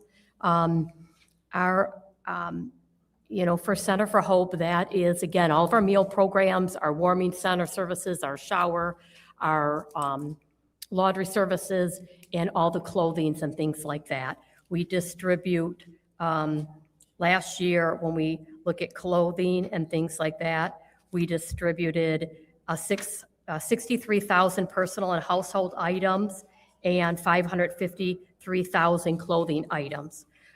So our cost to operate those services is just over $1 million. And our income on our grants this past year is $695,000. That left us with a deficit of that program of $355,000 to operate those services. We regularly look for different grants and private donors and ask for donations and things like that, but that is always a challenge to meet that deficit. So in 2026, what would you say will be the acts to the city to review and potentially try to support you guys to make up this $355,000 gap? Yes, that would be our request as much as the city is able to provide help. Again, we work diligently on other ways of raising funds, and we do that regularly. But if the city is able to provide that support, that would be a tremendous blessing for the $355,000. Thank you. I yield. Thank you. Thank you. Is there anyone else who wishes to speak during this discussion item? Councilwoman Winfrey Carter. Thank you, Madam Chair. I have a question as far as the Sacred Heart Village. How many, so you said in all you guys are gonna have 26 houses. So When are you going to get started on the rest of the houses that you plan to build? The goal is to finish our fundraising, and as soon as we finish that, all of the cost of the services and finish the construction, which we're getting close, then we would start on the second phase of the project. Okay, so how many phases do you have? Well, the second phase is the rest of the homes, the 22 homes. But we do plan to build in increments. They are in pods, and I do have some brochures if you'd like to see, but in pods of 4. And our plan is to, as we raise the money, to build a pod at a time as we're able to do that. Okay, okay. Yeah, can you make sure that we get a copy of your plans? Yes, I can provide. Where will they be located? Isn't it enough? Are they going to all be located right there in that area? Yes, our site plans have already been created by Rowe, our civil engineering. So we have plans for all of the 26 homes. Okay. So the first pod is directly kind of south of the Veteran Resource Center. And then the rest of them will be on the west side. Okay. Yes. I guess I was just trying to figure out, is it enough space back there? But I guess it is. There is. All right, thank you. Thank you. Thank you. Is there anyone else Madam Chair. Councilwoman in the 4th Ward? So some of my questions along the problems with the city and getting things passed with the building codes and stuff. Has that all been resolved? Will those be able to follow through? Or are you going to do you anticipate any additional problems down the future? Because we want to minimize that, because I know that adds a lot of cost to your project, and we want to minimize that. I've got ideas in my head that I'm working with, discussing throughout the county on adding additional housing and how we can save some of those costs so that projects can be done and less expensive. I appreciate that. And yes, it has been a challenge. And I do think part of it is some of the codes are a challenge. And also, this is a very unique project. So I think that's been part of that. That's been unique, but we're hoping to kind of pave the way, this PUD project, so that other organizations could possibly create similar projects to help unhoused individuals. So I think we've made some progress, and we hope, I would say that the city's worked hard to help us through that, but it is very complicated. And of course, you have many different departments when it comes to approval and occupancy, but we've worked right alongside, and, we get through, there's one hurdle and we work through it and we get through it. So I appreciate you saying that. And I'm assuming that some of the difficulties are because these are tiny homes. Yes. And it had some issues with some of our zoning and things of that nature. So we need to take some looks at that, because I think that as more homeless solutions are found, that the tiny homes seem to be the way to go. I know I watch a lot of the tiny home shows on TV, so I'm always fascinated by them, how they fit everything in, and we want to make sure that our unhoused people can find something safe and warm, and so that they're protected. Thank you, Madam Chair. Thank you. Wishes to speak during this discussion item? Madam Chair. Councilwoman in the 2nd Ward. All right, so Ms. Thatcher, I just want to give you the opportunity to state anything that you think is pertinent for the council to know as we make our decision about the $80,000 for the homes, and then as we bring forth another resolution for the food and resource support. So anything else that you would like to share? Yes, I just want to add to Ms. Priestley, what some of the things you had said were very insightful. I want to say that this Sacred Heart Veteran Village is a totally unique project. It's the first of its kind in Michigan, and it has potential for significant impact. We have started with veterans, but it doesn't just have to be veterans, because there are many individuals who are, can be part of vulnerable populations that could benefit from the supportive needs for people to get back on their feet, because people want to be independent and they want to have their own place to live. And so a lot of times people need support to be successful in that area. So I really appreciate that. And I do want to speak to the zoning of the smaller homes, because I think that's a real challenge. Many people do want, their goal is to own their own home, but they're not able to necessarily start with a large home or something like that. But possibly they could start with smaller homes, and that may suffice. And maybe they may even grow into something larger when they need that. But I think that's a real, those are all unique landscape plans that we need to consider, so that many people have the opportunity to live independently and have their own place to live. Thank you. As far as our other services, I just want to say thank you so much for the support from the city of Flint. It is really important that we continue the work that we do. I want to note that this Christmas, with the help of community partners, we're able to provide toys and gifts for 1,287 children in the community. So it's quite a blessing for individuals who are not fortunate enough to have presents for their children. So that's quite a blessing. And the Center for Hope continues to be really a beacon for anybody who has needs. Somebody can come to the Center for Hope and go upstairs to Hamilton, and whether you have no insurance or you have Medicaid or some other insurance, you can receive integrated physical health care. You could go downstairs and have lunch, and if you need a coat or boots or those kinds of things, some kind of clothing item, you can get that. If you need shampoo or you need personal need items or diapers for your babies, all those things can be found at Center for Hope. So these are just really essential services for our community. So we're grateful to any support that the city can provide. Thank you.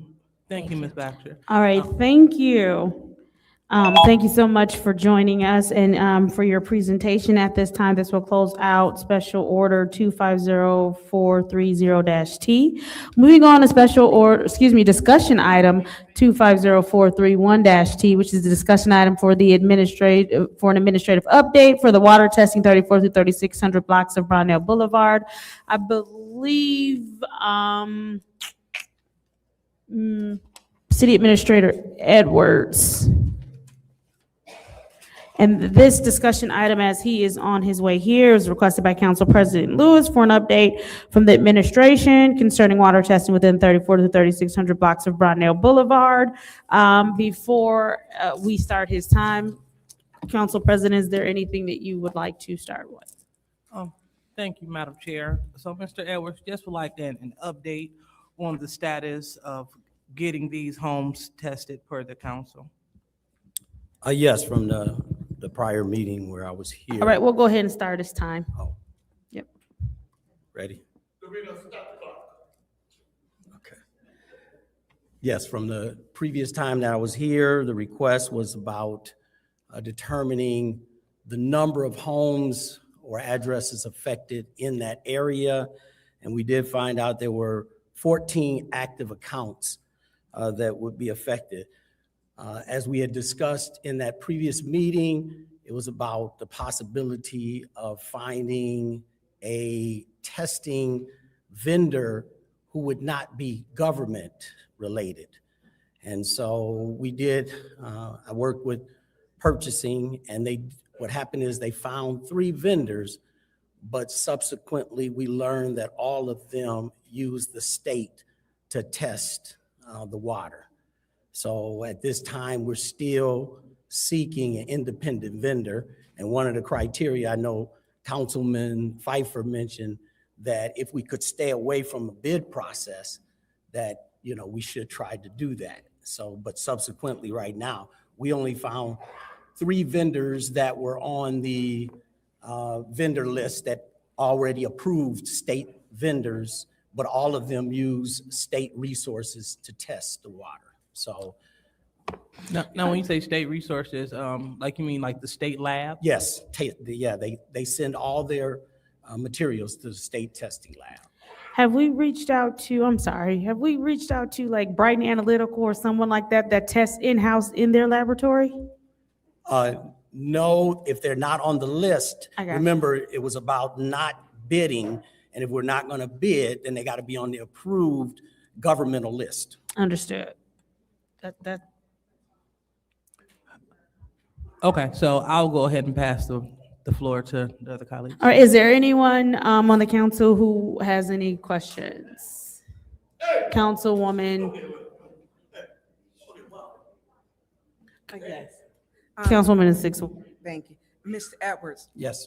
So Mr. Dungy, you said, I thought he was going to be here tonight because he had stated that there was some testing before, and I wanted to hear what he had stated. Maybe he can send us an email of what his prior testing, because you stated he had been in this area before. Yes, yes, I did receive some documents, and I believe, I don't have them right up in my hand right now, but I believe they talked about from May of 2024 that that area had been tested at that time. But he can elaborate if you need him to discuss more on that Is he here? subject. He's No, not here. No, he's Okay. not here tonight.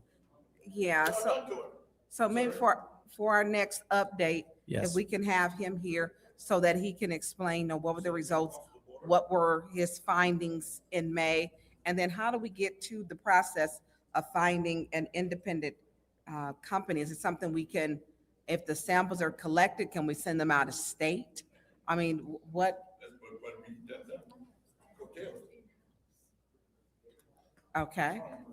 So why are we why are? Because Dennis was trying to stay away from the bid process, but like, for instance, the lab I just mentioned to him, they are not far from here, they test themselves, but they're not on their list. Not certified as a part of the governmental approved list of vendors. Because on that list, we don't have to worry about going through the bid process. Okay, so I guess this is the only, yeah.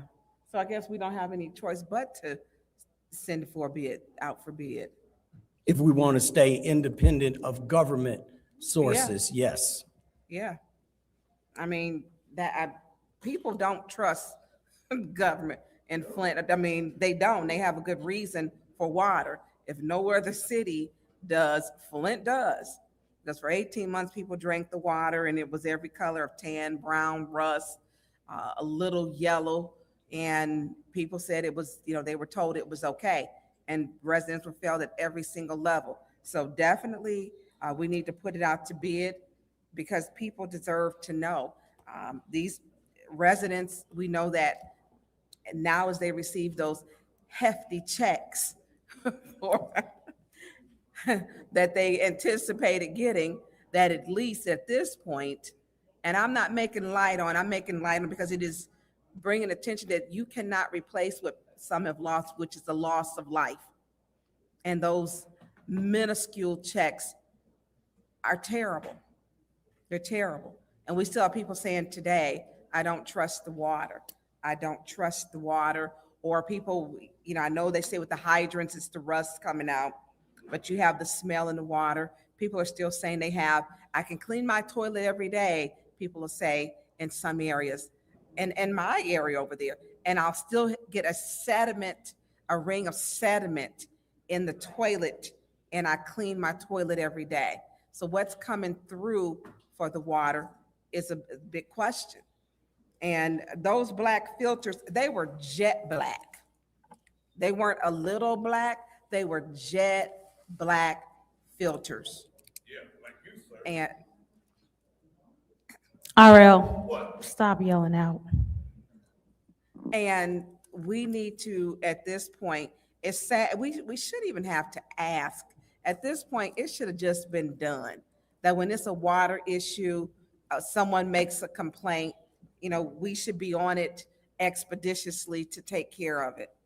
And the fact that Mr. Fields and other people are still complaining legitimately, and this is just down to the 3600 block.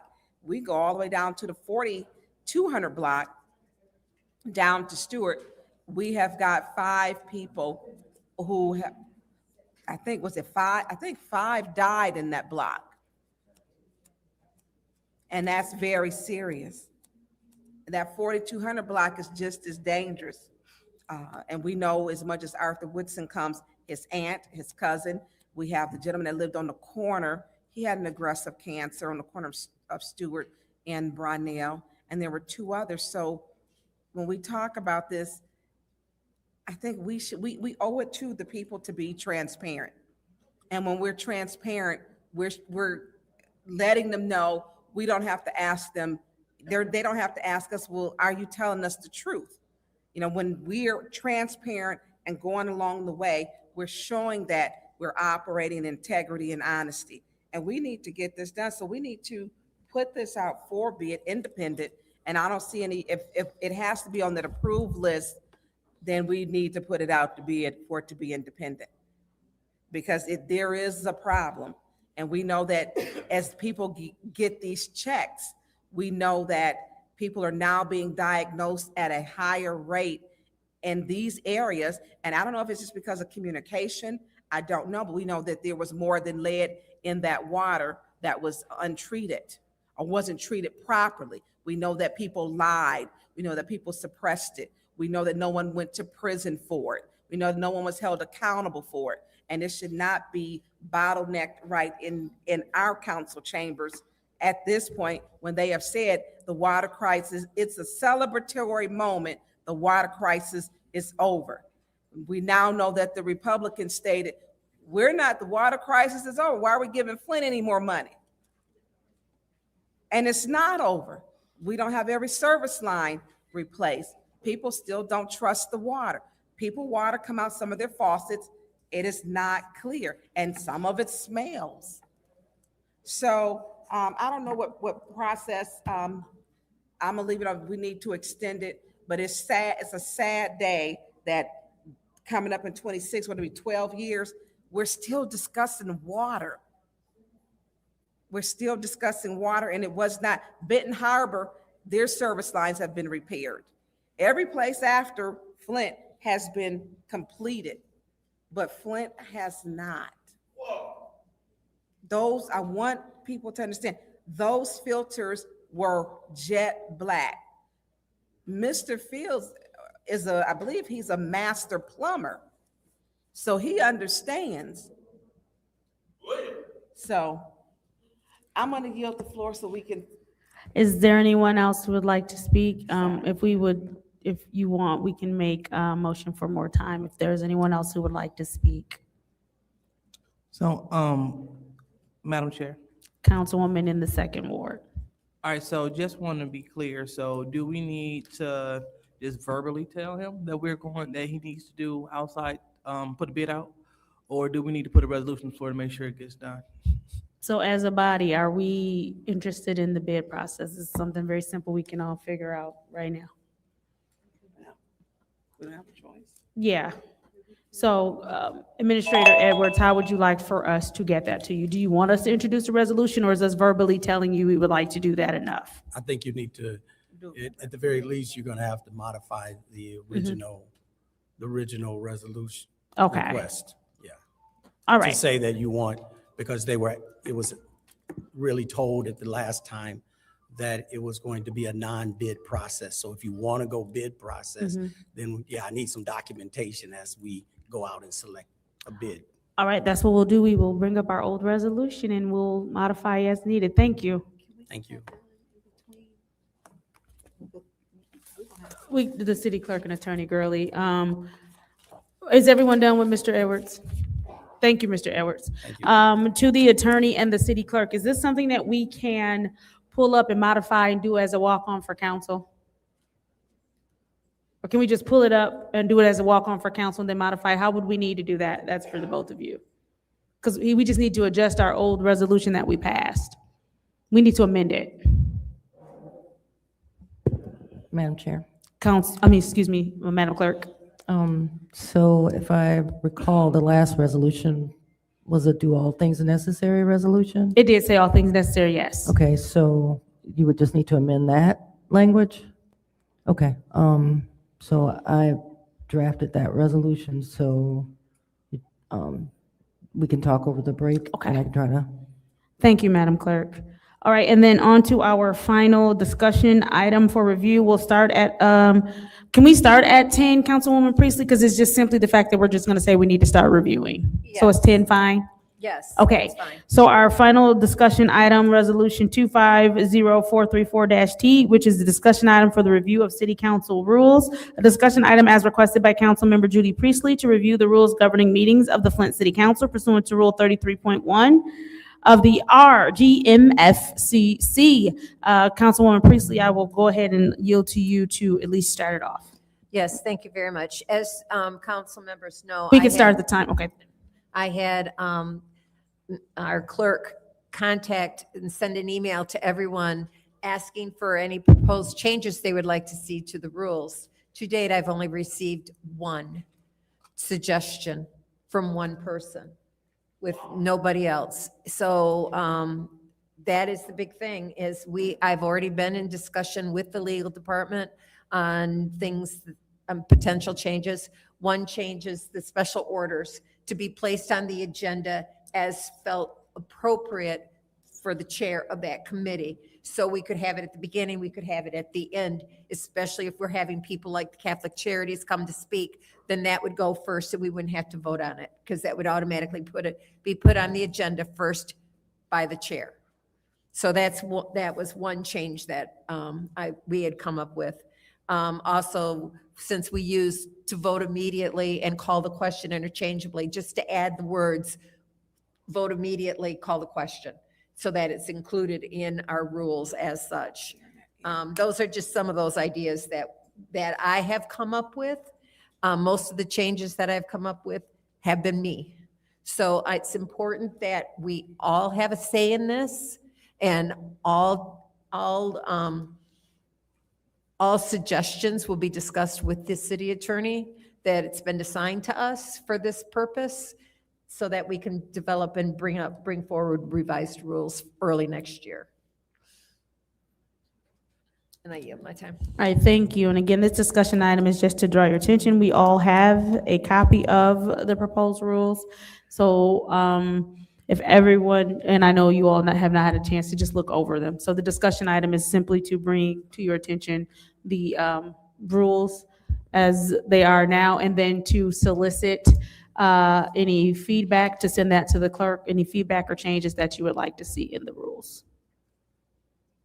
If there's nothing else, we'll go ahead and close out this discussion item. Madam Chair, Madam Clerk. I just want to make sure that the council understands that the amendments will be voted on individually. So you will vote on each suggestion separately, and then the draft will be prepared, and then you would vote on that draft, and you would have to have a public hearing for that. All right, thank you for that. With that, we will close out that discussion item. And finally, we move on to the consent agenda.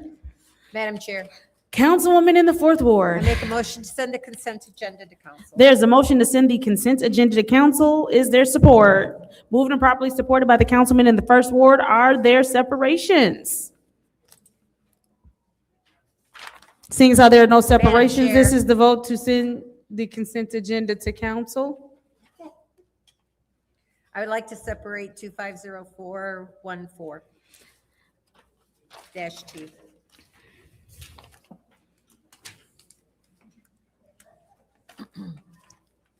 You said, what was it?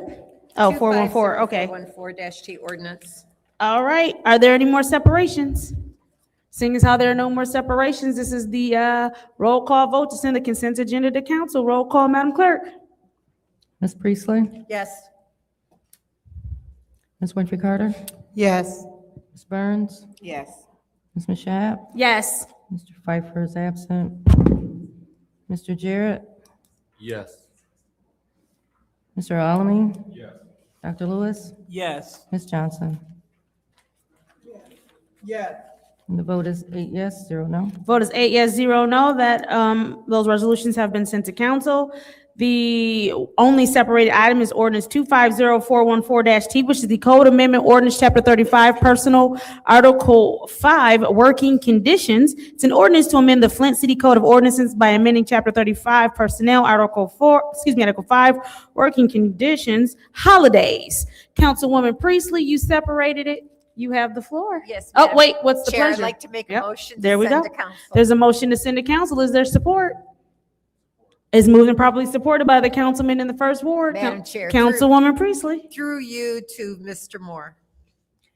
As you're coming forward, Mr. Moore, we did ask if you could get us an estimate of how much this resolution or this ordinance would cost the city. Do you have that number? Merry Christmas, Mr. Moore. Hello. And Happy New Year. It's a calculation, is kind of a calculation that depends on what you're trying to accomplish, because there are a lot of ways you can calculate that number. Our best estimate is it probably costs roughly $400,000 to implement the ordinance, because you have to assume that while we have the money budgeted for to pay the people, we're assuming that the people are doing work that is valuable to the city, and that work would be worth approximately $400,000 for the 2 days. So that's $400,000 per year. Right. Thank you very much. That was my question. I yield. Anybody else in the first round of discussion? Madam Chair. Councilwoman in the second ward. Okay, so Mr. Moore, could you please approach, excuse me, through you, Madam Chair? Can we have Mr. Moore approach the lectern again? All right. So, Mr. Moore, question. So will this, approval of this ordinance, will this cause any legal ramifications for the city?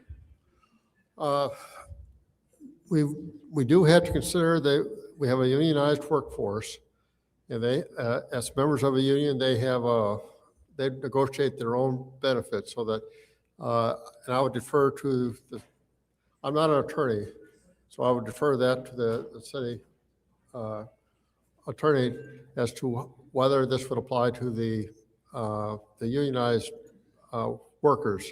They may have to negotiate to get the benefit. Okay, thank you. So through you, Madam Chair, could we please have the HR, Mr. Eddie, come to the lectern, please? Mr. Smith.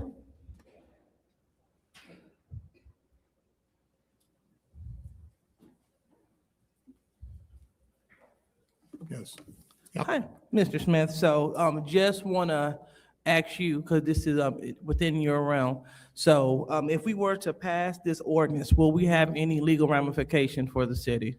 Well, we will have bargaining unit ramifications eventually, and that's because anything that we pass for our exempt employees will definitely be subject to bargaining for all of our union employees afterwards. So there is implications there legally. Okay, oh, can you repeat that again? Could you repeat it again? Sorry. No, I said that if anything we pass for our exempt employees, and this is really talking about exempt employees, will eventually have to go down to the bargaining table to be subject for bargaining for all of our unions. What's your point?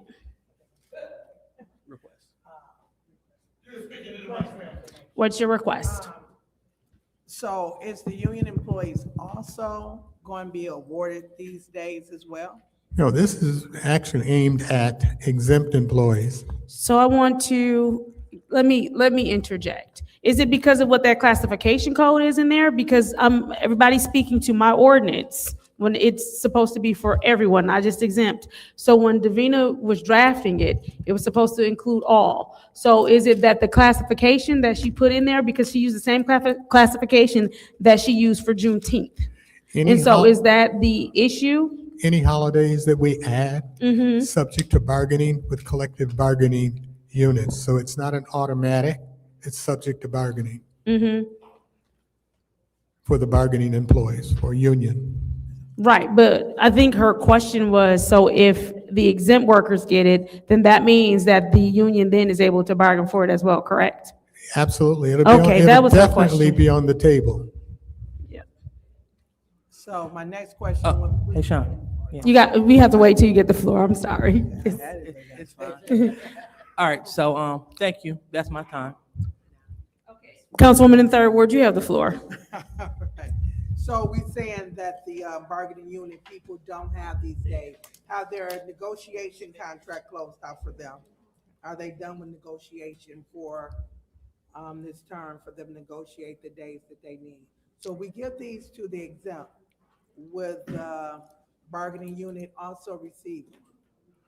We are in negotiations right now with all of our unions and except fire.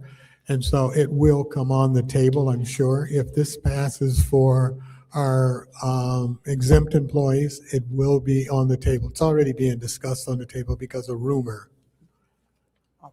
So we are gonna make sure that if we pass it for the exempt, we are also able to give the bargaining unit the same identical days that the exempt is getting. It has to be bargained in. That's a collective bargaining, so it's decided at the bargaining table. It's not like automatic. It's what's bargained at the collective bargaining table with each union. Thank you. All right, thank you. Is there anyone else? Madam Chair, Councilman in the first ward. through you to the speaker. So I just want to hear this clearly. Did you say it's not guaranteed to the union is something that will have to be bargained? Correct. Okay, and you guys are currently in negotiations with the union currently? I'm sorry, say that again? Are you guys currently in negotiation with the union? We're in negotiation with the unions now. With 1600, 1795, FPOA, and all the rest. Okay, and then earlier, I think you mentioned something about there may be possible legal ramifications. Can you kind of speak You'd to that have to again? ask our legal experts about the legal ramifications of that. I can tell you about the bargaining or the implications with the bargaining unit. So through you to the attorney, can you kind of speak on that a little bit? Generally, yes. The legal ramifications, as I understand it, would be that any additions to the collective bargaining agreements are done at the table. We would not be able to legally tell them that they have to include these days. That's something that we would bargain for. Not to say that the unions won't request it, we just can't make them because it's something that you bargain. Thank you. And my other question, just someone who kind of deals in this lane with negotiations and things, do you see this being more divisive if you give it to one side and then the other side is already in negotiations and bargaining and so forth? I can't say it's divisive. I can say that it's definitely a point of discussion, and it won't miss an opportunity to be discussed at the bargaining table. Now, that's it. Thank you. Are you? All right, anybody else in the first round of discussion? Oh, go ahead. Thank you. So, Mr. Smith, Yes. and maybe, Mr. Moore is right there. I was looking for you. I'm looking at both of you in different spots today. So, Mr. Borley, so how much will this cost? Because we're being told it's not going to cost anything. But then Mr. Moore is saying it's going to cost $400,000. I would agree with Mr. Moore, and I'm going to tell you why, because anytime you add a holiday, and it's going to affect more than just adding the holiday. You're talking about calculating benefits for that holiday, that the cost of that, and a number of other things that would go into an employee's, package. How many employees will this affect? We have 101 exempt employees listed, but only 83 are affected by this, and that's because the others are contract or temporary employees. And so do you anticipate other employees? How many employees do we have total for the city? I would say just under 800 employees, somewhere around there. Don't quote me to the day, but No, that was all over the That was board, close. Mr. Smith. You the HR director. no, I can tell you, it changes every What, single day. 6, 7, 800? Yeah. We got 600? I'll say 775, okay? As of what When time did we is get it? 775? I remember we were like 545. Those were the good old days. So 775. So that's going to be, so do you anticipate, how many could this potentially, because everybody's probably going to want it. So. We have, like I said, we have, Saying it, it ain't saying something too. So, Candace, what did you say? They do. So how many do you anticipate you'd have to bargain with the unions? How many more employees could this affect? roughly about 500 more employees. Or would that be 5, 6, 7, 800 more? You're asking me for I'm just exact having numbers, fun and I'll with you. tell you, because we're constantly hiring. So I would say roughly about 525 employees as I speak. Yeah, these numbers have been not solid at all. Well, they can be, so I tell you what, if you want to know solid numbers, I can get you solid numbers as of the moment that I get them. But we're hiring every day, every week. So, yeah, I mean, to even have, I mean, you're not hiring 200 people every day.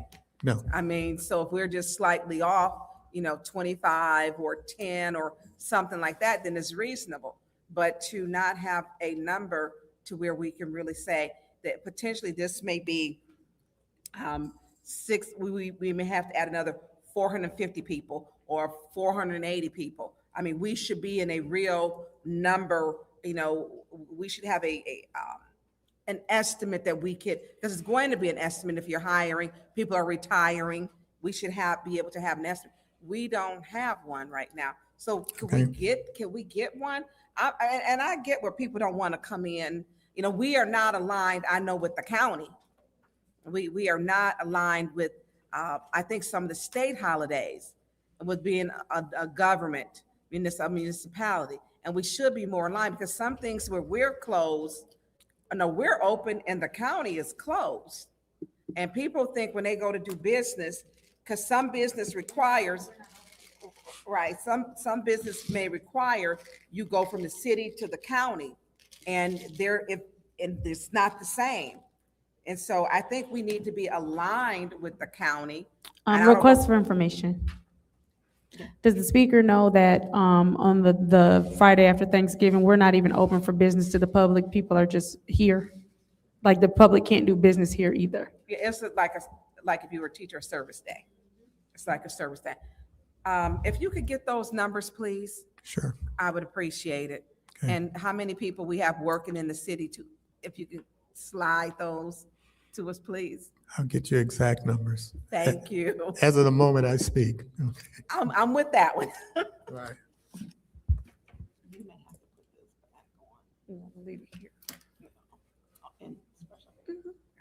Are you yielding?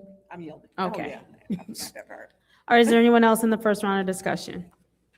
Seeing as how there's no one else in the first round of discussion, I will go ahead and take my time. I understand that my colleagues do have a few more questions. I'm fine with that. I just want to be clear about what is being asked, or what is the spirit of this ordinance is the fact that, again, the Thursday after Thanksgiving, and this year Christmas is just happens to fall, I believe, on a Thursday as well. So the Friday after Thanksgiving, because Thanksgiving is always on a Friday. This year for Christmas, we have a situation where City Hall 1 is not open. 2, we have already budgeted to give these employees a paid holiday. I'm looking at it in the sense of you have people who come in and they work all year round. Then you have them working all the way up until these holidays. And so they don't have an opportunity to properly be able to spend time with their families on those holidays because now they're sitting and they're rushing, they're trying to prepare food, or if they want to travel, they can't travel with their families. There are a lot of things that they miss out on because they will have to be at work the next day in a building that is closed to the public and is a literal ghost town where phones are not ringing and things are not happening.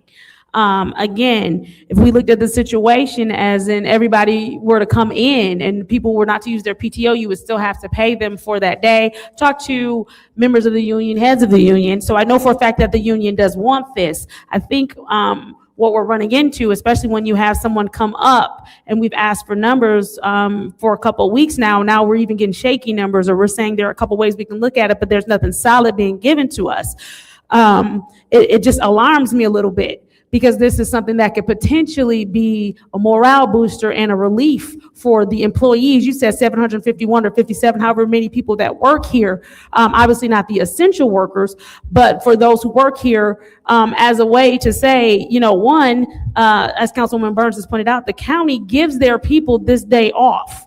And so I just think that there needs to be a consideration, and I don't think that we're going to come out of too much money for this. And when we talk about government and worried about wasteful spending, this is one thing that would not be considered wasteful when you are giving back to the people who come and work here every single solitary day. I understand that my colleagues need a little bit more information and they need some more things presented to them. We'll give Mr. Moore an opportunity to bring us actual numbers. And what I'm going to do is I'm going to leave it here, but I'm not going to leave it alone. So I'll see y'all again in January about this. I make a motion to leave it here in special affairs. Is there support? Moved and properly supported by the councilman in the first ward. Thank you very much, Mr. Smith. Excuse me. Roll excuse call. me. Go ahead. Can I say, you know? No. Roll call, Madam Clerk.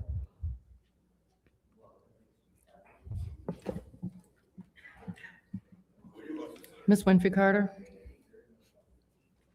Yes. Ms. Burns? Yes. Ms. Mashat? Yes. Mr. Jarrett? Yes. Mr. Alamin? Yes. Dr. Lewis? Yes. Ms. Johnson? Yes. Ms. Priestley? Yes. The vote is 8 yes, 0 no. No, that stays in special affairs. Go ahead, Mr. Smith. I just want to make it clear that human resource wasn't asked for numbers. So this is No, the I first said time- I said Mr. Moore. I didn't say you. I said okay. yeah. No, I said Okay, Mr. clear. Moore. You notice I left you completely out of that. All right. Yeah. No, not you.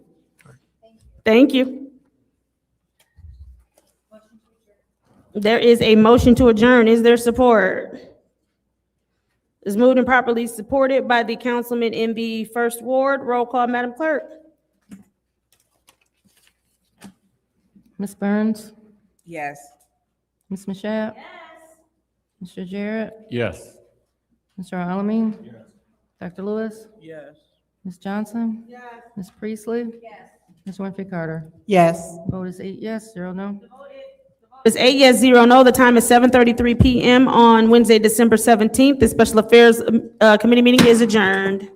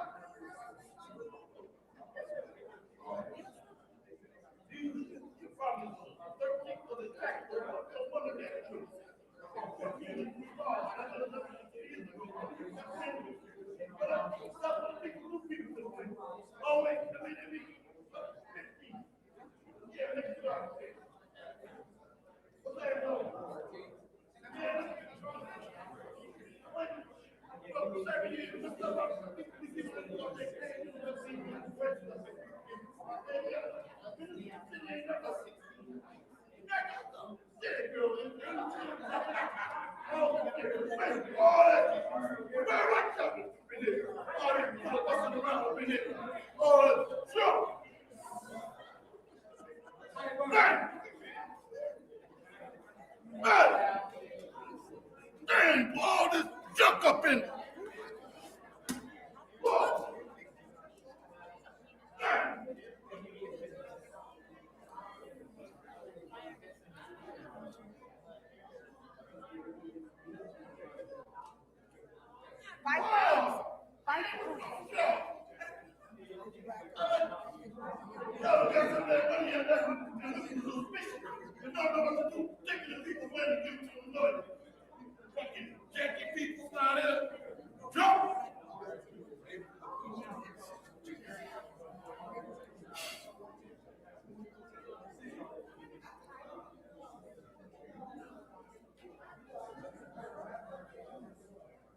Mr. Chris from Early Hospital, the one that got away.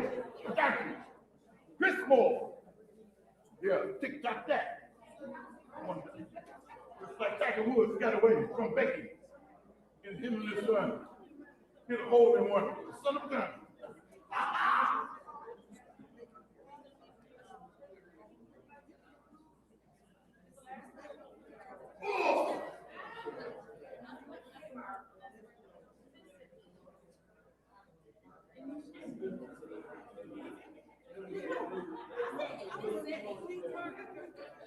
Ooh.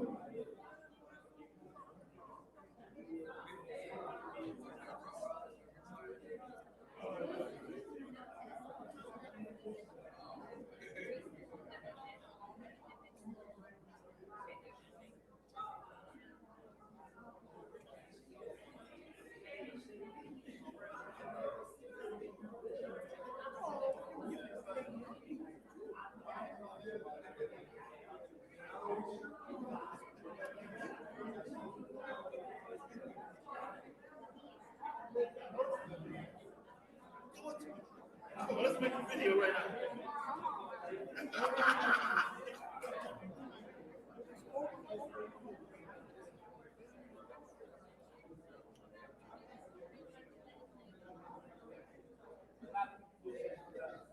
Hello, New York. As you know, the night before they got our money, they said we got to any possible, whatever goes in this council tonight, it's going to be yeah, but that was not there. They don't see it, y'all not here tonight. But what I'm trying to say, you really got one of the student body of the high school. You talk about the department. Day after Christmas, they're going to kick all the doctors out and turn off the heat, and just like this everyone. But we'll go and look and they know what to do. I'm all and like I said, get that out because we can go and get me coming down. Whoa! Whoa! Whoa! Hey!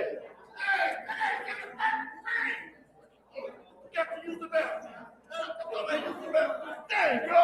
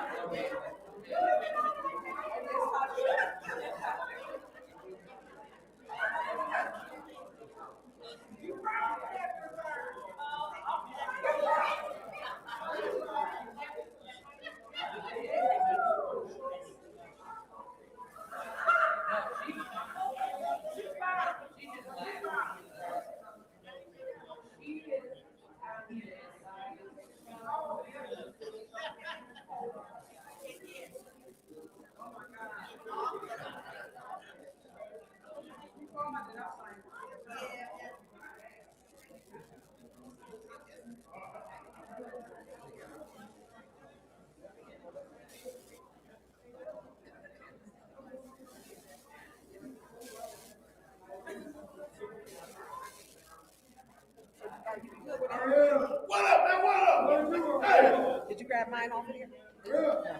You did? Yep.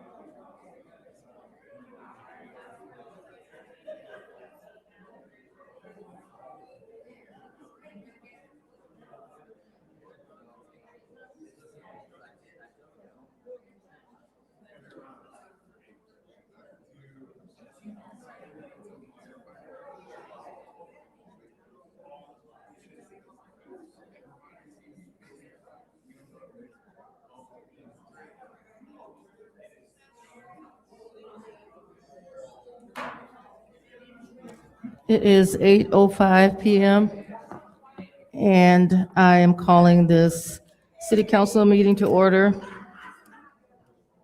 in accordance with the Flint City Charter. First thing we will do is have a roll call.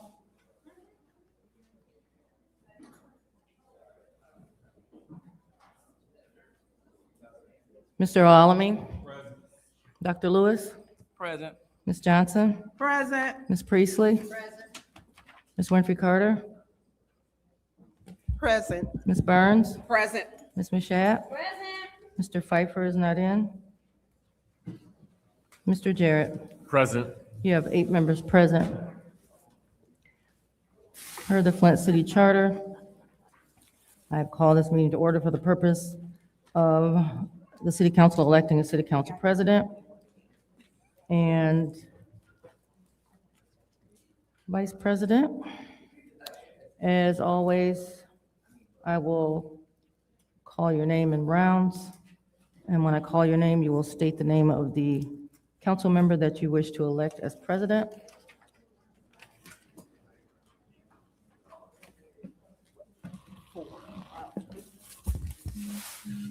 Today's meeting, we will be starting where we left off, starting with round number 28. And Ms. Winfrey Carter will go first. Ms. Winfrey Carter? Winfrey Carter. Ms. Burns? Winfrey Carter. Ms. Mashat? Candace Mashat. Mr. Pfeiffer is not in. Mr. Jarrett? Winfrey Carter. Mr. Alamin? Dr. Lewis? Dr. Lewis. Ms. Johnson? Candace Mashat. Ms. Priestley? Candace Mashat. That's 3 votes for Ms. Winfrey Carter, 4 votes for Ms. Mashat, 1 vote for Ms. Lewis.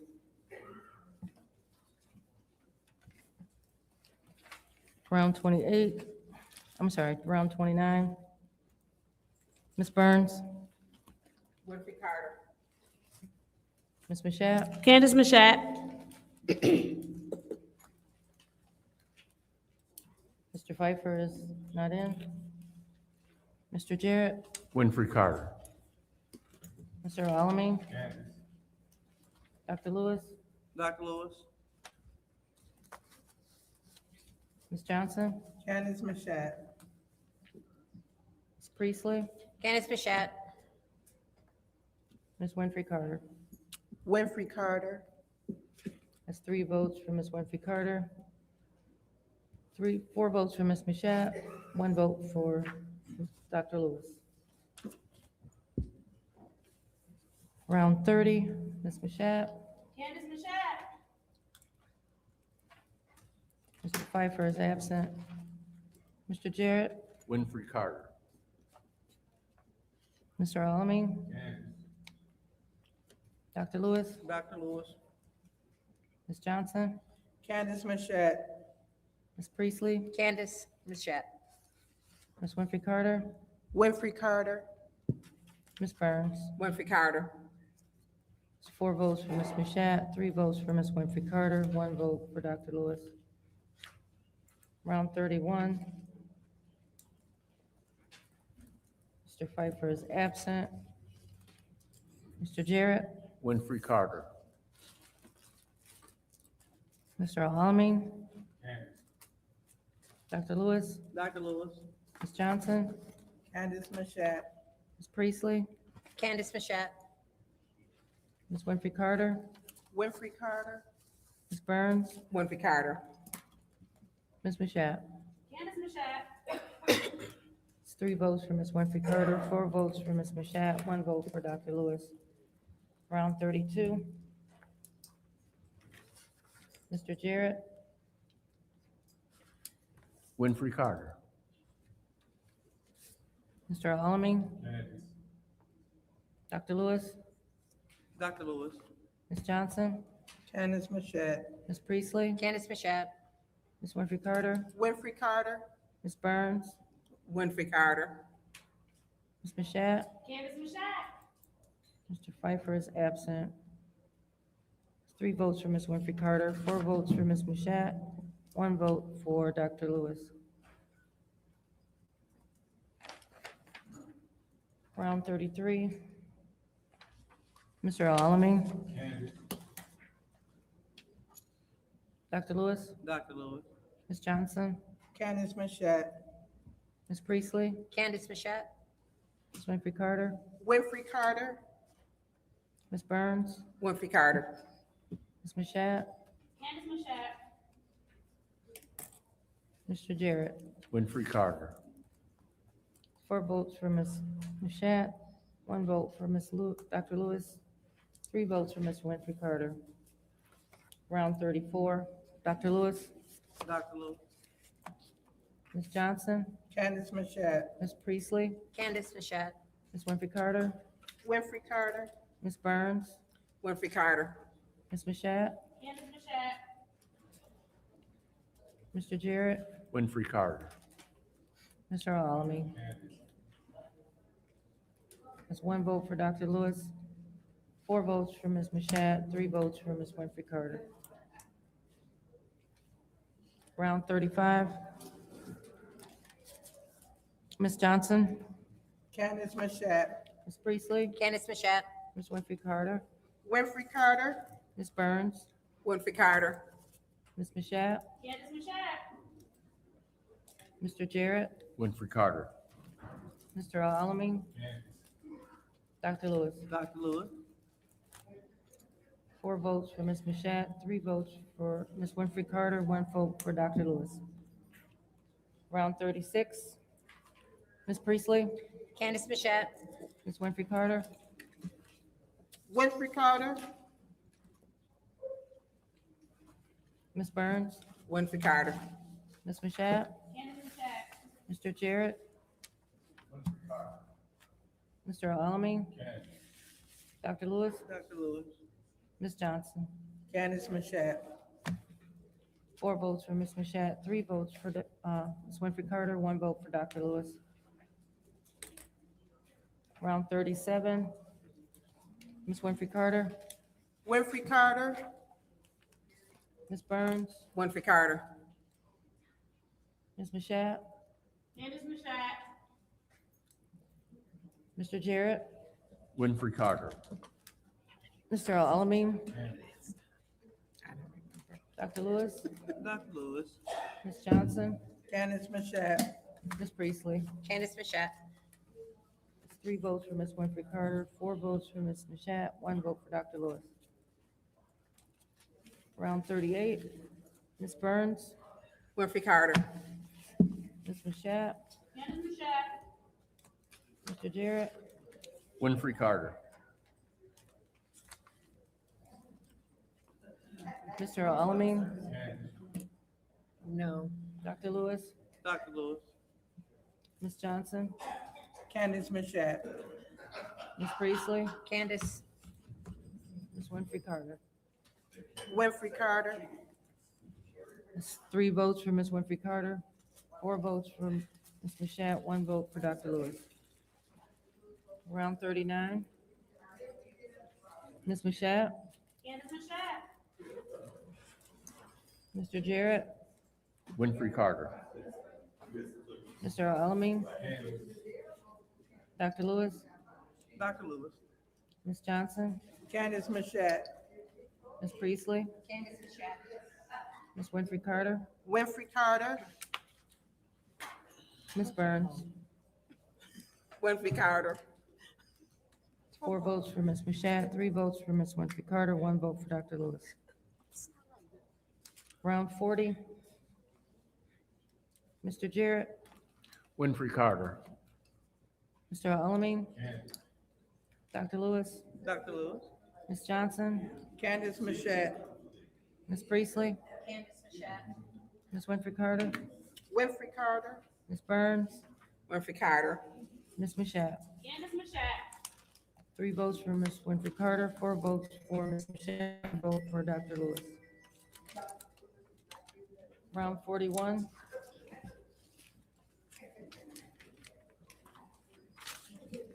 Mr. Alamin? Dr. Lewis? Dr. Lewis. Ms. Johnson? Candace Mashat. Ms. Priestley? Candace. Ms. Winfrey Carter? Winfrey Carter. Ms. Burns? Winfrey Carter. Ms. Mashat? Candace Mashat. Mr. Jarrett?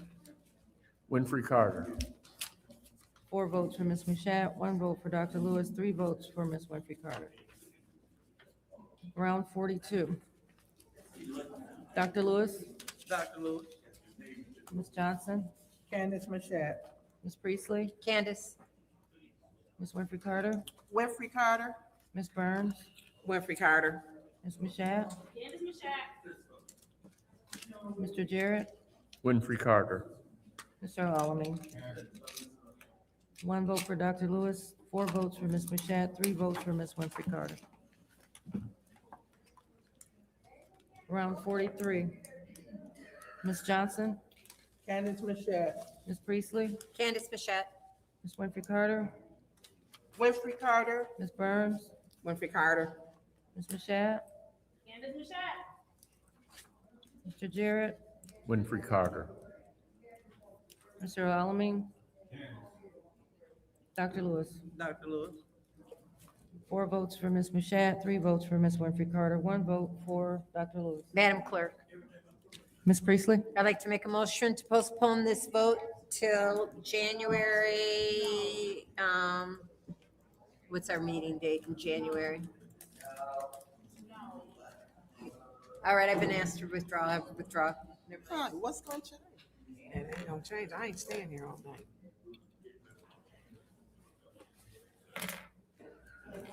Cause she ain't giving up.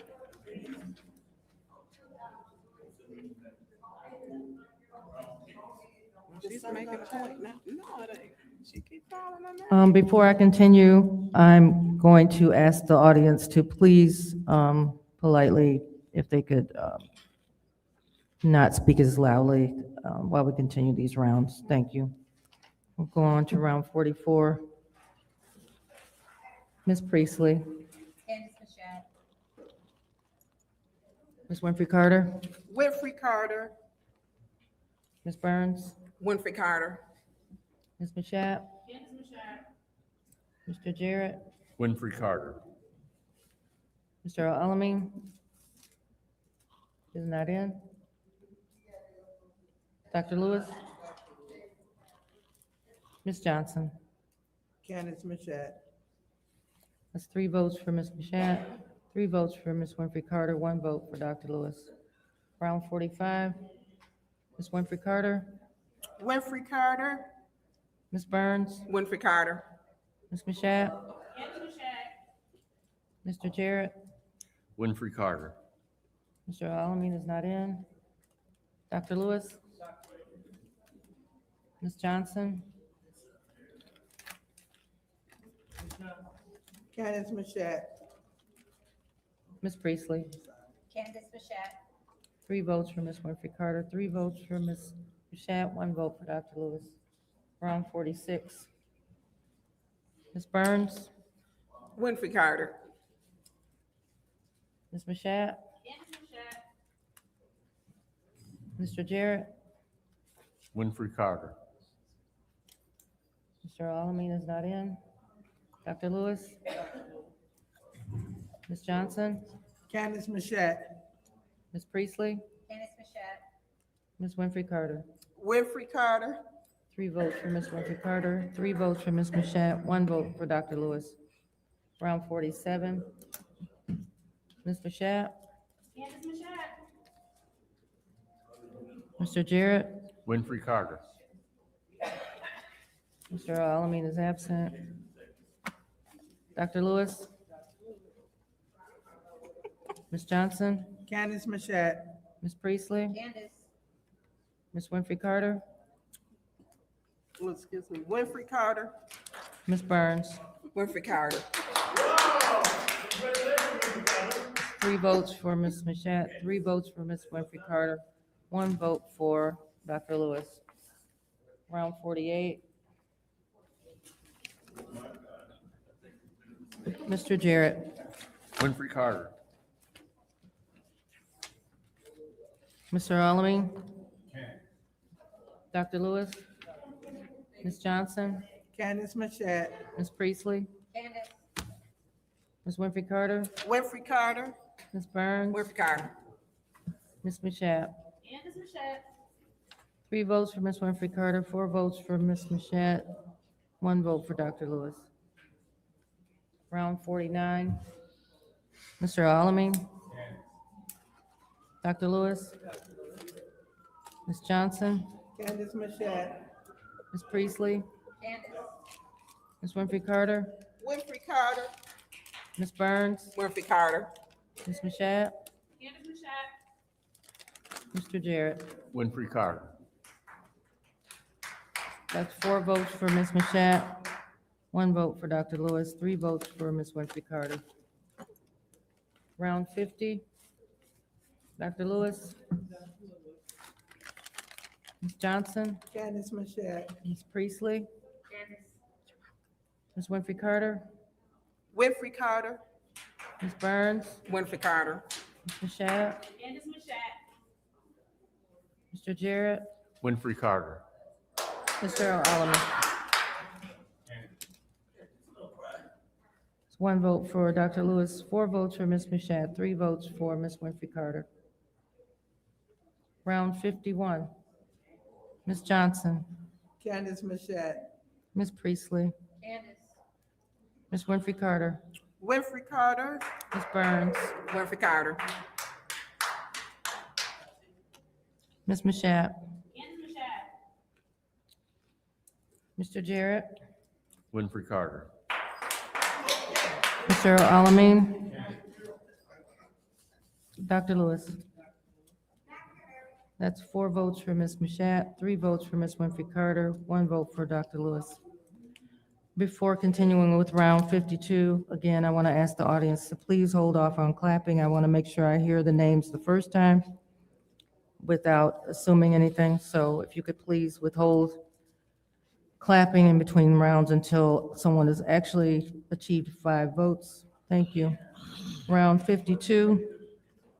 Ms. Priestley? Ms. Winfrey Carter?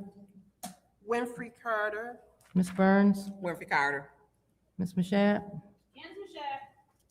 Mr. Jarrett? Winfrey Carter. Mr. Alamin? Dr. Lewis? Ms. Johnson? Candace Mashat.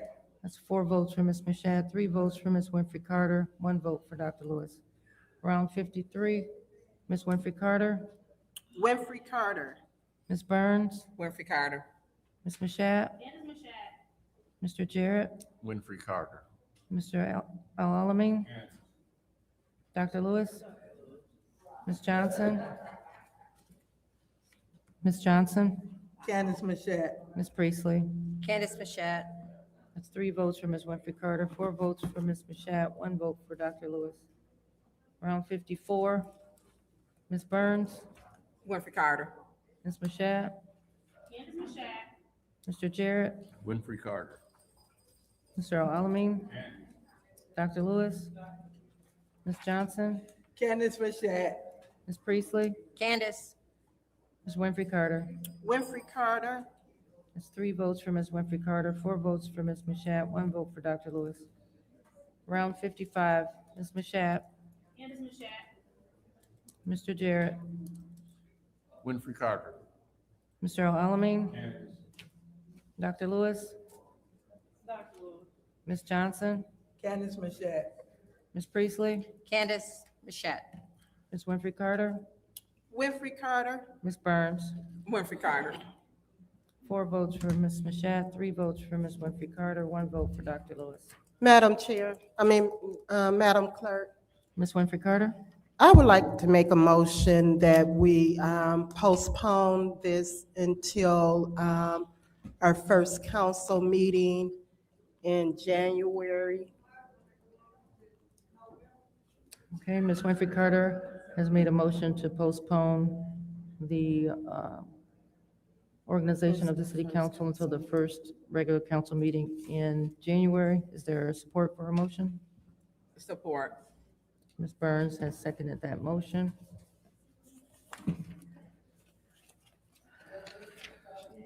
have the roll call for that motion. Mr. Alamin? Yes. Dr. Lewis? Yes. Ms. Johnson? No. Ms. Priestley? Yes. Ms. Winfrey Carter? Yes. Ms. Burns? Yes. Ms. Mashat? No. Mr. Jarrett? Yes. Vote is 6 yes, 2 no. So with that, we will move on to the rest of the agenda, beginning with the Pledge of Allegiance.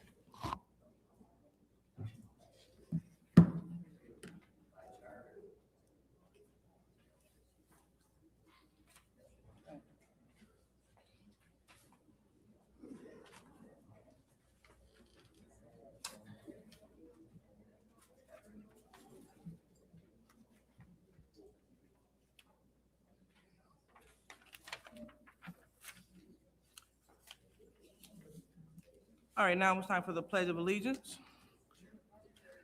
Ms. Johnson, would you please lead us in the Pledge of Allegiance? Pledge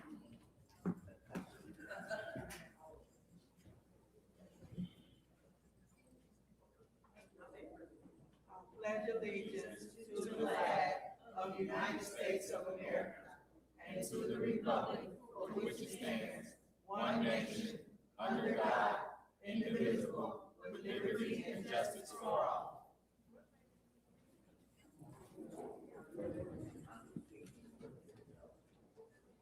So now it's time for the prayer or blessing, but before we do so, do we have anyone that would like to acknowledge someone that may have transitioned? No. Madam Chair. Go ahead, Madam Clerk. I just wanted to make a note that I heard today that our maintenance supervisor, Lee Osborne's mother, passed away today. So I would like to offer condolences to him and his family. Thank you. Madam Chair, Go ahead, Mr. Jarrett. I'd like to ask a moment of prayer and reflection for the family of Claude Anderson. Okay. All right, anyone else? Madam Chair, Go ahead, Ms. Burns. I would also like a moment of reflection for Mr. Kurt Ware, who was the person who lost his life in the fire on West Court Street. Okay. Anyone else? All right, hearing none, I will ask for a special prayer for the family of Mr. Gregory Woodbury. Gregory Woodbury. So now we will have a moment of silence.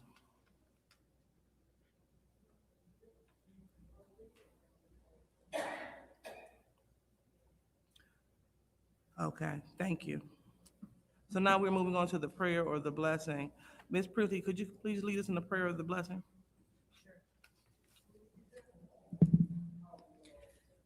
Heavenly Father, we just thank you for this season of holidays and celebrating your birth for those of us who are Christians, for Hanukkah for those who are Jewish, and any other day that is celebrated during this time.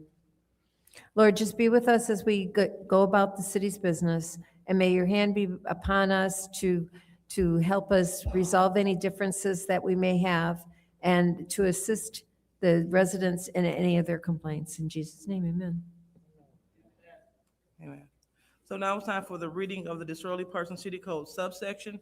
Any person that persists in disrupting this meeting will be in violation of the Flint City Code Section 3110, disorderly conduct, assault and battery, and disorderly persons, and will be subject to arrest for misdemeanor. Any person who prevents the peaceful and orderly conduct of any meeting will be given one warning. If they persist in disrupting the meeting, that individual will be subject to arrest. Violators will be removed from the meetings. So now, do we have any requests for agenda changes or additions? Madam Chair, I'm Go sorry. ahead. Go ahead, Madam Clerk.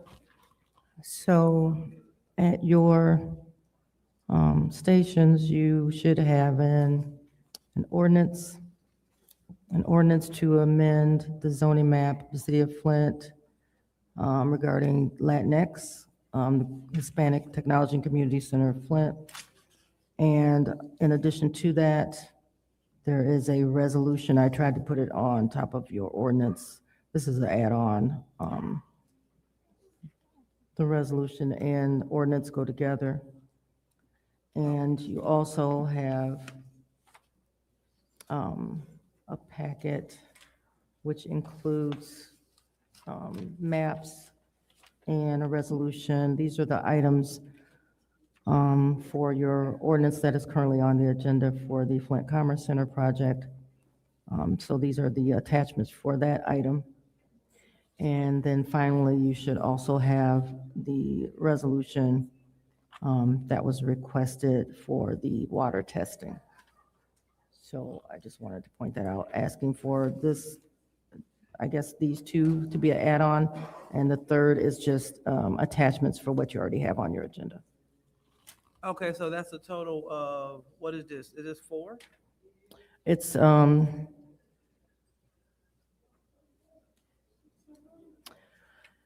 yeah, so the resolution for the Latinx, the ordinance for Latinx, and the resolution for the Flint Commerce Center are all new items.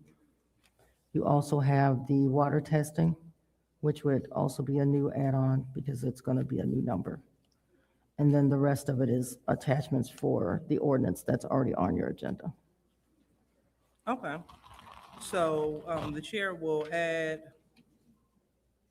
the additions without objection. And we are looking to add these to the, let's see, we will label the resolution for the approval of the recommended map amendment to the City of Flint zoning ordinance. That can be resolution number, I think this has to do with Latinx. Is that correct? No, it's not correct. Okay, so we had named that resolution 1. And then the resolution to do all things necessary to enter into a contract for professional water testing services, that'll be resolution 2.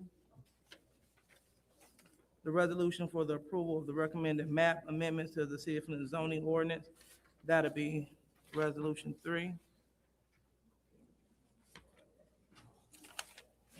And the ordinance that goes with that resolution, that'll be this ordinance number, see if it's gonna be the ordinance number 1.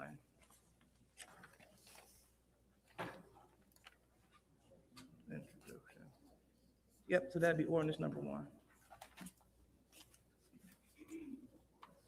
And so, Madam Chair. Go ahead. I just want to point out that the resolutions look identical, but the one for the ordinance that is currently on your agenda is the one in the second paragraph that references 2525 Industrial Avenue. So that would be number 1. Can you repeat that one more time, Madam Chair? We couldn't hear you. The resolutions look almost identical. Uh-huh. And the one having to do with the ordinance that is currently on your agenda is the one that says in the second paragraph, it references 2525 Industrial Avenue. That is the one for the Flint Commerce Center. So that would be the one that you referenced to as the first add-on. Okay, I want to make sure that I heard what you said, because you sound muffled over here. Did you hear what you said? Okay, so the two add-on resolutions look identical. They have the same title. So in the second paragraph is where they name the address. So,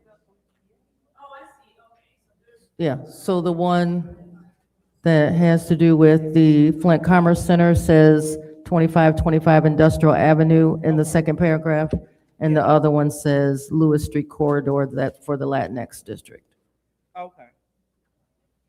And so with your numbering, the 2525 Industrial Avenue would be add-on number 1.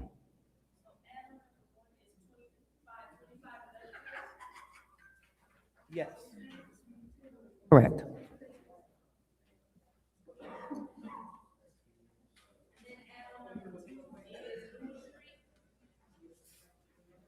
No, Madam Chair said number 2 was the water testing. The water testing. Yes, and then add-on 4 is the zoning, the Latinx ordinance.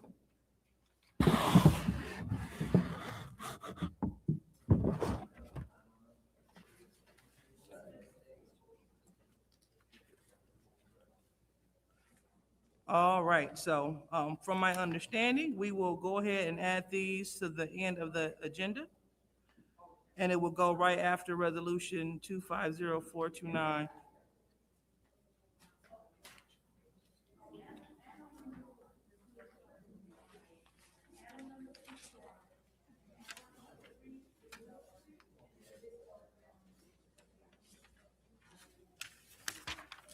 All right. So add-ons have been added on. So it will go right after that resolution and right before the introduction and first reading of ordinances. All right. Any more additions or changes? Okay, well, seeing none, it is time for the public hearing. The public hearing about the City of Flint fiscal year 26-27 preliminary budget. A public hearing on the city's fiscal year 2026-27 preliminary budget held in accordance with the Flint City Charter in order to receive input on the budget from the public. So, Madam Attorney, do you have anything that you would like to say in response to this?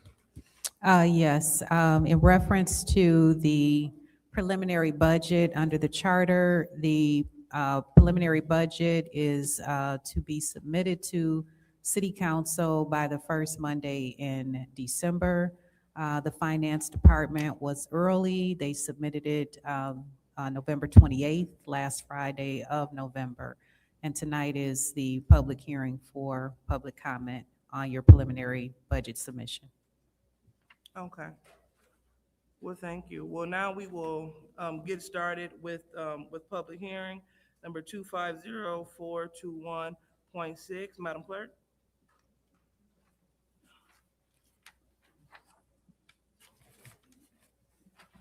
So you, Mr. Moore is prepared to give a presentation. Let's see what's going on.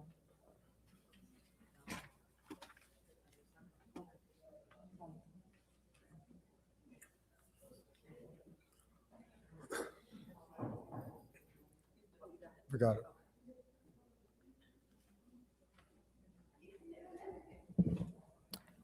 Yes, Mr. Moore has prepared a PowerPoint presentation, and then when you open up the hearing, as always with public hearings, individuals would just come up to the microphone. Okay. And, yep, 3 minutes each. Okay, thank you. All right, go ahead, Mr. Moore. Good evening. The budget for that's been presented has been is at the very early stages of a final budget. It's very rough at this point. There's a lot of information we don't know. We don't know how much property tax is going to bring in yet. We don't know how much revenue sharing is going to bring in. We don't know about Act 51 just yet, which means that everything is just really a very rough estimate. We've increased everything by 3%, but we've also started working on the budget, which means that we do know about a lot of the capital projects, and we do know that for the most part, that the operations for the city is going to be the same as what it was in the current year and the year before that. It's going to be very similar to that. The items that you're seeing, going to be seeing tonight are things that the departments are working on are priorities for the departments. They haven't been reviewed. There's been no judgment passed by the city administrator or the mayor.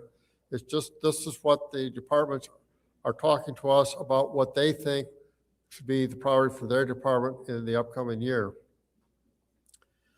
The first item is the police and fire training center. We've talked about that, and the city council's taking action on that for some of the items before. We've done 2 or 3 steps along that path already.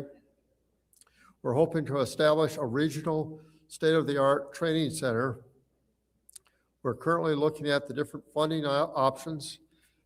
We truly believe that this will improve both our police and our fire department and will be a great asset for the city. We're working on trying to figure out how all the funding is going to come together. We don't have all the answers tonight, but we're working on it. Blight abatement has always been a priority of the city council. We've believe that's going to continue to be a city council priority. We're planning to target roughly 100 homes. We figure that's about as many homes as we can get through the system in a year. We are also planning to increase forestry maintenance, which is a part of maintaining the look and feel of the neighborhoods. We're planning to have roughly the same staff as we have currently. We're hoping the staff will be the same one that we've had, so they'll be better trained and will be more efficient, and we'll be able to do these projects a little bit more efficient than they have in prior years. In the water, there are three main projects that we're looking at. One is the repair the sluice for the Kersley. We have a vault control. That's about $1 million project. It controls probably all the electronics for controlling the water system. And then Holloway Dam, that's probably one of the bigger projects. That's estimated at $6 million. We're not exactly sure how we're going to pay for that yet, but we're working on it. The Holloway Dam does have some repair issues. We are responsible for it. And there would be really bad news for the city if something were to happen to the dam. So we're trying our best to make sure that we get a plan of action to repair it. Water pollution control. We're planning to switch to ferric chloride. The current feed system is in the wrong location for being the most efficient. We'll be changing to the ferric chloride because that will be a more efficient way of processing and treating our wastewater. We're also looking at switching our blowers from electricity to biogas. We create the biogas from the biological process at the plant. If we can capture it and use it to make electricity to turn the blowers, that's a better option for us. It's cheaper, and it will also be better for the environment. We're also looking at trying to develop a dewatering pad where the different departments can bring in, like the sewer vac, have it put it in a spot where they can dump it, dewater it, and then the debris that's left would be hauled off to a landfill. The Water Service Center is looking at relining sewer lines like we have done historically. We also plan to continue with the root control program. We do have a list of street projects that we're looking at for the next 5 years. The next two on the list are Averill and Richfield. The engineering has not started on either of these projects.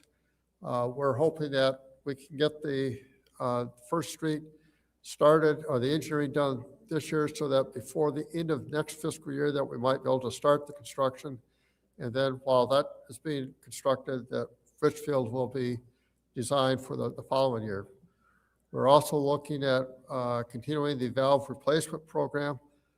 That's an important program to maintain our water system.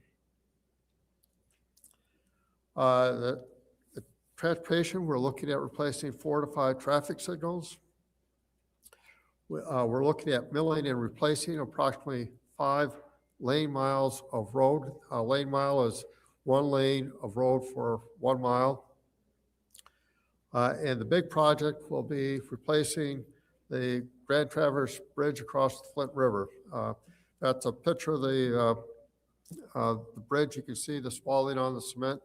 That means that water is getting in, it's eroding the integrity of the bridge, and that's an important project that we undertake. We're also looking at working with MDOT. This will not affect our budget, but it will affect the traffic patterns in the city. Both Court Street and Fifth Avenue are scheduled to be replaced by MDOT, and they're planning to work on I-475 in the city of Flint. In the municipal buildings, we're looking at some boiler replacements. This building is was approximately 70 years old. The boilers that they make today are more efficient, safer, and it's time that we look at replacing them. For the information technology, our main software that the city uses is BSNA. They're going from what they refer to as their .NET version to the cloud version. The cloud version will greatly enhance the functionality of the software. It will also make it less likely that it can be hacked. It'll be the BSNA will be responsible for hosting it. All the data will be kept at BSNA instead of on our servers. That is a major project for the city. It's going to affect almost every department that the city has. We're also looking at implementing a new time management system. That we'll probably have both of these items on the agenda shortly, but a lot of the work's going to take place next fiscal year. In the building inspections area, they're looking at trying to digitize the old construction plans. We have construction plans that are probably 70, 80 years old in this building. They all should be scanned, digitized. Those plans are used. If there's ever an emergency, people will look to us for the construction plans. We often get inquiries from building owners. These are often the only times they're the plans that people have, and it's very valuable for the community that we do that. This will be a big project. It'll take a number of years to actually digitize everything. And then in fleet management, we're still working on the mix of vehicles that will be replaced. We do know we have at least 6 pickup trucks, and we're planning to do the normal rotation for police vehicles, but there'll be other vehicles, and we're working on that. We haven't gotten to the point where that has there's been any changes for that yet, and I believe that's it. Yes, that's are the main capital projects that we have planned and that are looking at. And like I said, this is a very preliminary look. These are things that we're working on. We can't promise that they'll all be there. We have to make sure it fits within the budget. We also have to talk to the city administrator and the mayor. They may have other priorities that the staff isn't aware of at this point. So, thank you. And thank you so much, Mr. Moore. So now it's time to open up the public hearing. Madam Clerk.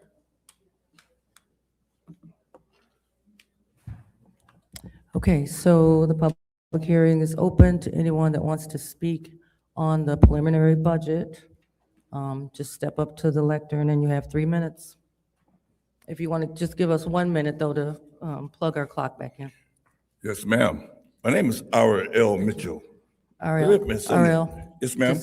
Just give us 1 minute. Oh, 1 minute? Okay. Start the clock again. Very well spoken, Mr. Moore.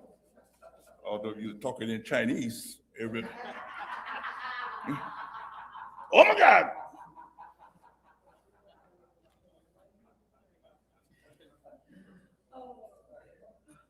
With that et cetera stuff.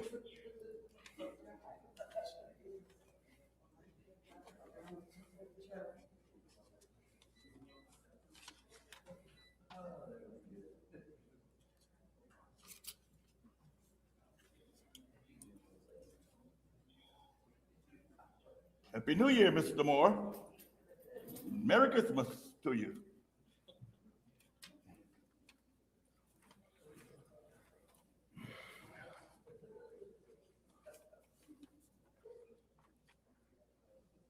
Ward 1, you got anything to say, sir?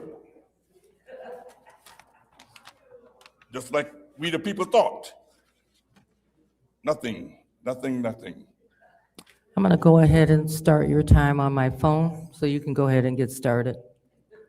Okay, like I said, my name is R.L. Mitchell.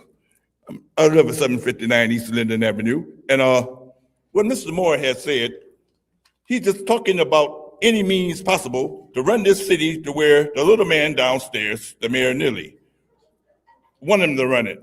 Because just like Chicago, organized crime. They try to put a man up like Mr. Moore with his mumbling stuff, but talking that Chinese talk, and we the people supposed to go for it.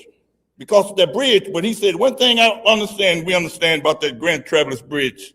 You got that stuff leaking on the metals, can fall down anytime. Like the fifth ward woman, she don't even must cross that bridge no more. Because she ain't taking a chance on the thing caving in, like London the Bridge and fell down. In London the Bridge, welcome to the United States. People stay tuned, what we gonna see how we handle the bridge in Flint. All over America, especially New York, when the cartels ran into Brooklyn Bridge. They're trying to do the same thing to Flint, council peoples in Flint. And all that stuff, and all the cartels. Happy New Year, and Merry Christmas. And R.L. Mitchell approves this message. Next public speaker.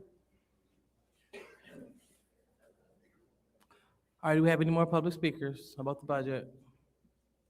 Again, if you want to address this, you just walk up to the lectern. All right, seeing that we don't have, go ahead.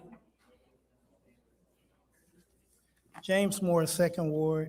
A lot of people been seeing me walk around with this motivating calendar, and it is a nice calendar. Down at the bottom, it says Flint Strong. And as I look through the pictures and follow through, this is gonna be up for me for 26 that I'm gonna be keeping up stuff with. And it's some nice pictures on here. The problem that I have, I just don't know where to go find them in Flint. And I was gonna leave it around if anybody else wanna look at it and look at some of these pictures. Maybe they may know where they at, but I don't. Maybe next year, small things like this will be noticed in the budget, and we actually get some pictures of Flint that we can all recognize, since it's Flint money being spent on it, and should be about Flint, at least some Flint people, some Flint stuff. And it's the end of the year. Maybe we'll get it right next year. All right, anyone else for this public hearing? All right, seeing that,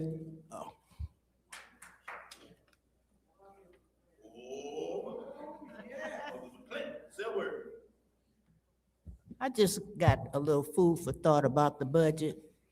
It looks like the budget is all about bricks and mortar and police cars. Where's the part about the people? What about us? What's in there for us? All right, now, we have said that a budget is a moral document. It's a moral document. And how you spend your money is what your priorities are. So that's all I got to say. Think about, we should be at the top of the budget. Thank you.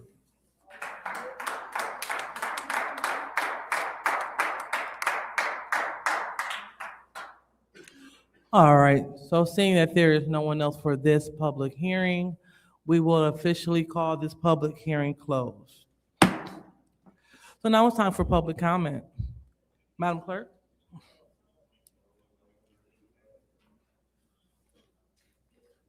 First speaker is R.L. Mitchell.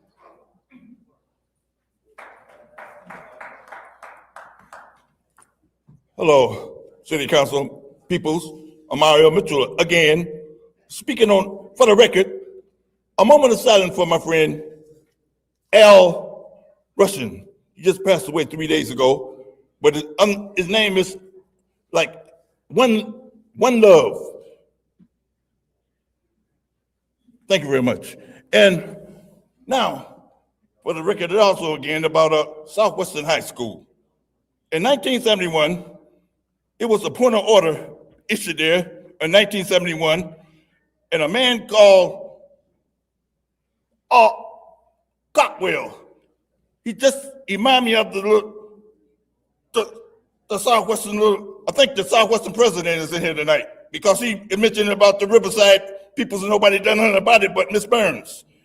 She just make one phone call and go taking care of the stuff what LaShack supposed to be doing.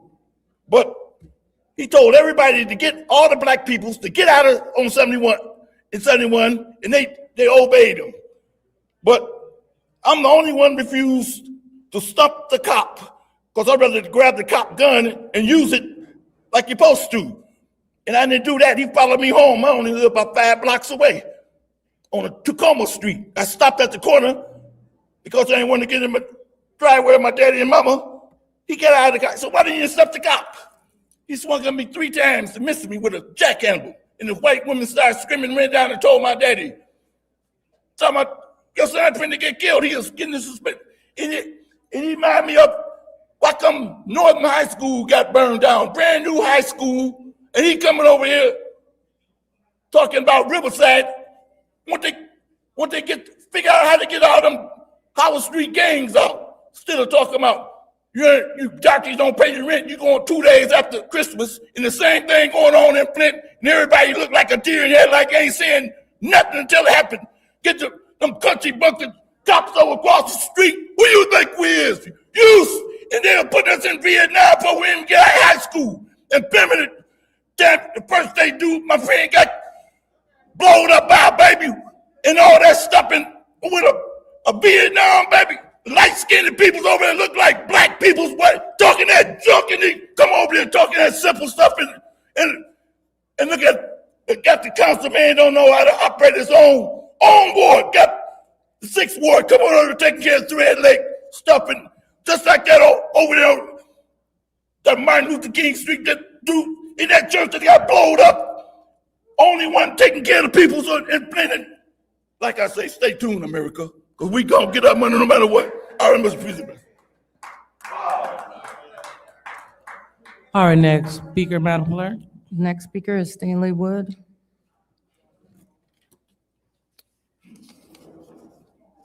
Tahira Rasul.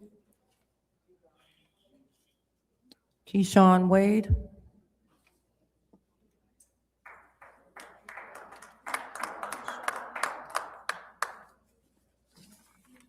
Hello again, Council. I'm really grateful to have heard a little bit to the council members who responded to the concerns that were raised about our neighbors at Village Shore Apartments. I do understand that there are some things in progress that you all are working on.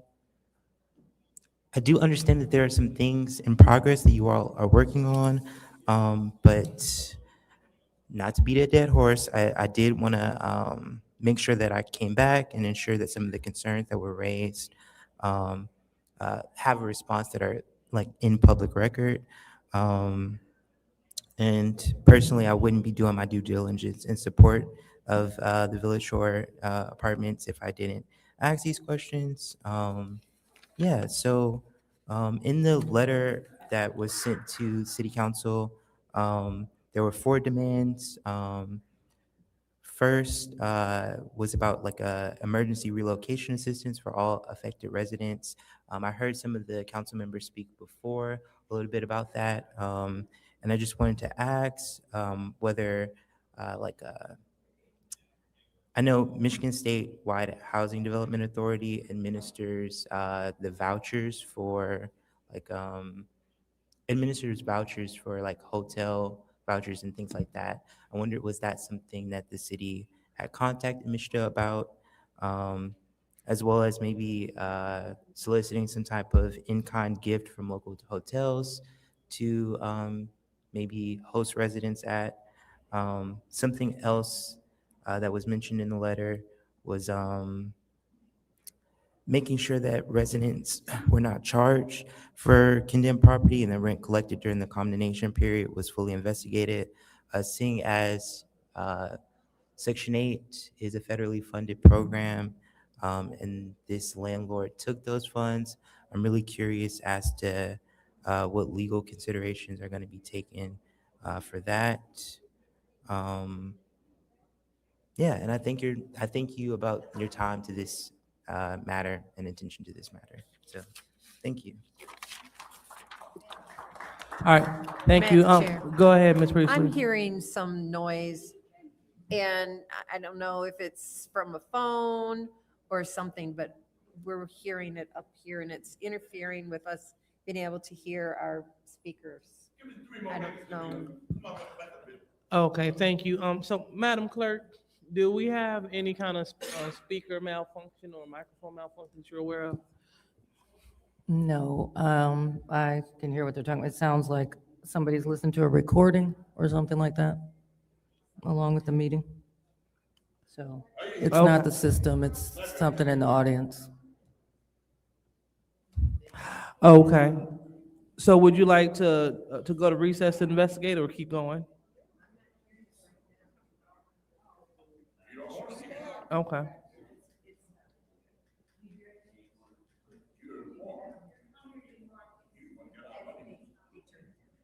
Okay, all right, great. Well, next speaker, Madam Clerk. Next speaker is Audrey Muhammad. She not on? Diane Thornton, Yep, she passed. Gina Bryant, Yep, she's not here. Sarah Houston, She's going. Rich Jones, Rich is going. Beverly Biggs Levy,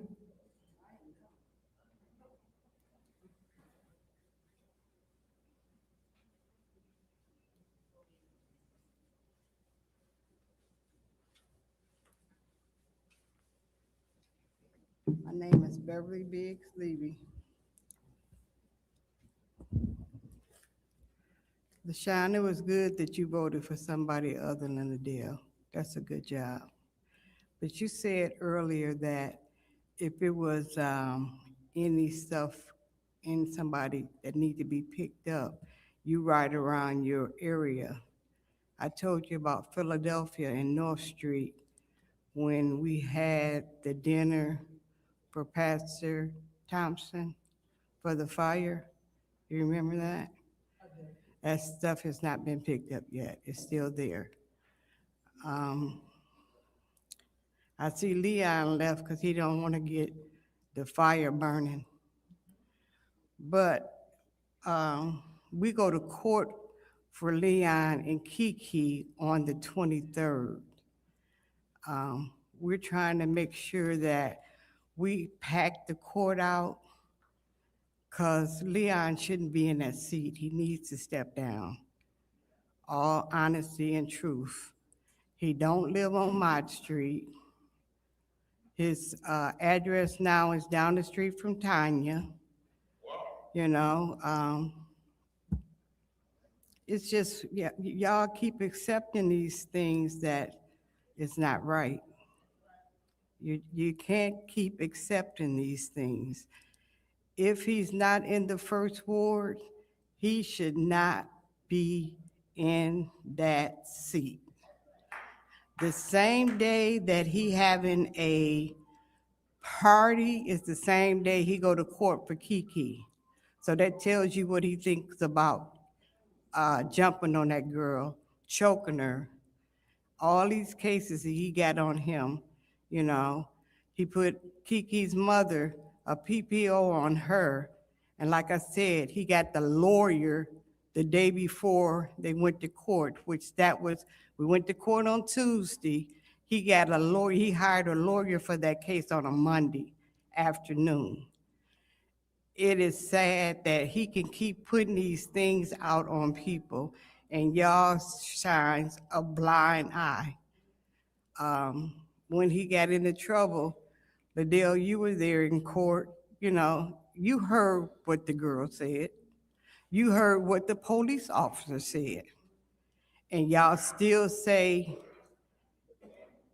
innocent, he's innocent until proven guilty. He's guilty. Quit closing you guys' eyes on something just to get a fifth vote. He's not in the first ward. We know he's not in the first ward. Davina knows he's not in the first ward. All right. Next speaker, Madam Clerk. Next speaker is Claire McClinton.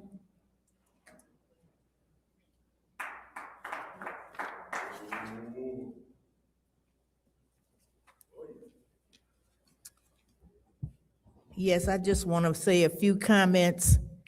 I want to lift up some of our community members in this harsh time, the harsh winter.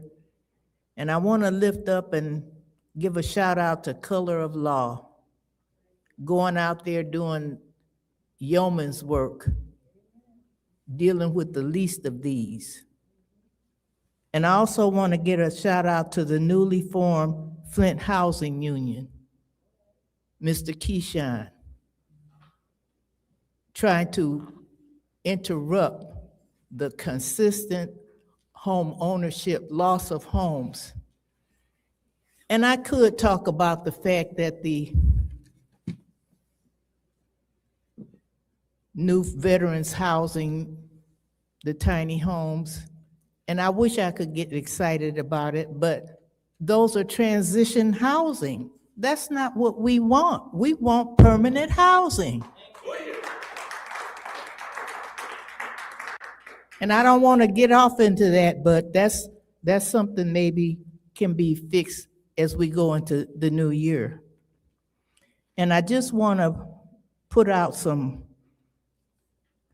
hopeful thoughts for the holiday season as it regards to the loss of water and heat at those apartments.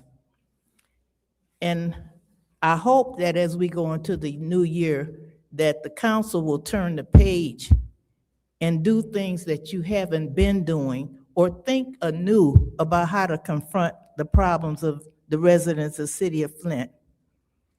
Section 8 need to be contacted immediately. Immediately. They are very strict about the housing that they fund. Also, the owners need to be, our attorneys need to be writing the owners. And a lot of this time, a lot of these things take work and research because these companies set up these phony LLCs, and it's hard sometimes to even figure out who to contact. And we need you all to direct the attorney to dig into that and write some letters. Go across the street. And we also need to contact, and I think Mr. Wade articulated so well, the Public Service Commission.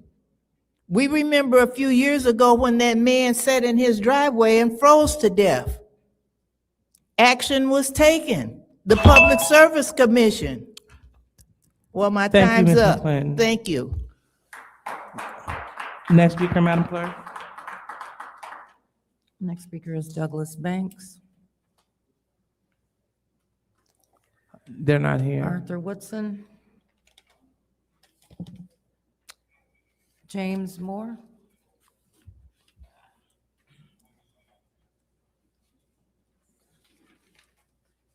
James Moore, Second Ward. Just want to be brief. This has been a brutal year. The end of it has been brutally cold. And we come back after next year. I just hope it get better. I hope we get some things done and be a more friendlier place to live in. Take care. Next speaker, Madam Clerk. The final speaker is Tanya Jones.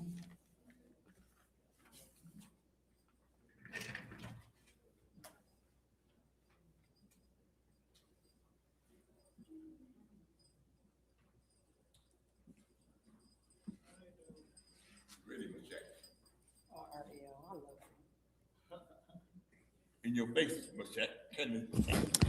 I want to end the night with Precious Lord, take my hand, lead me on,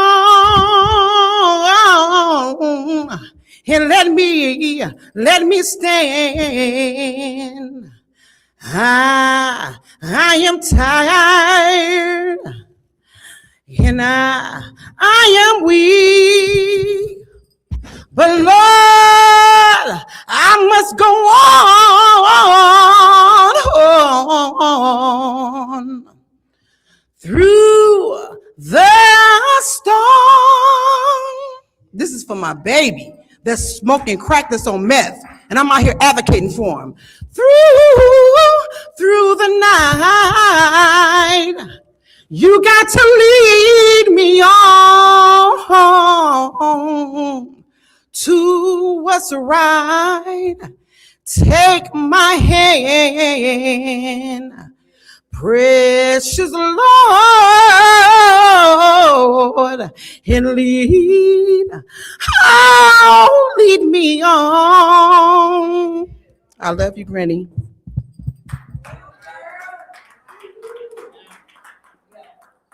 Madam Clerk, did you say that was the last speaker? That's correct. All right, so now it's time for council response. Any council members would like to respond?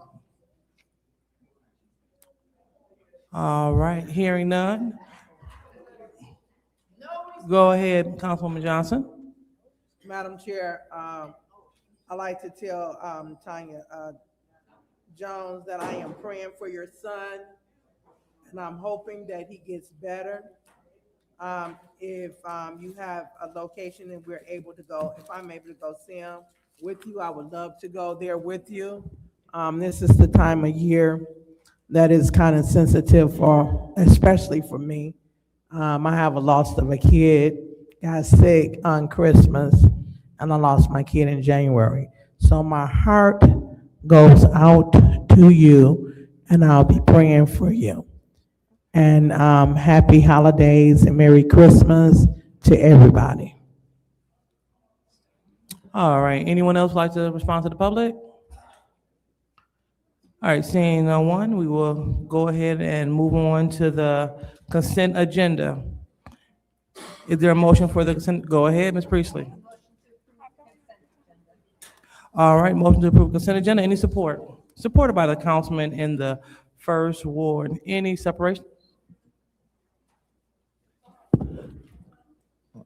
Madam Chair, Go ahead, Madam Clerk.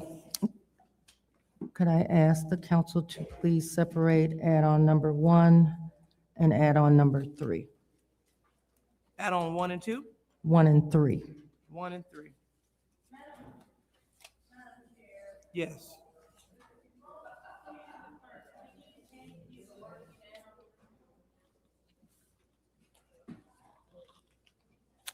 I'm not sure.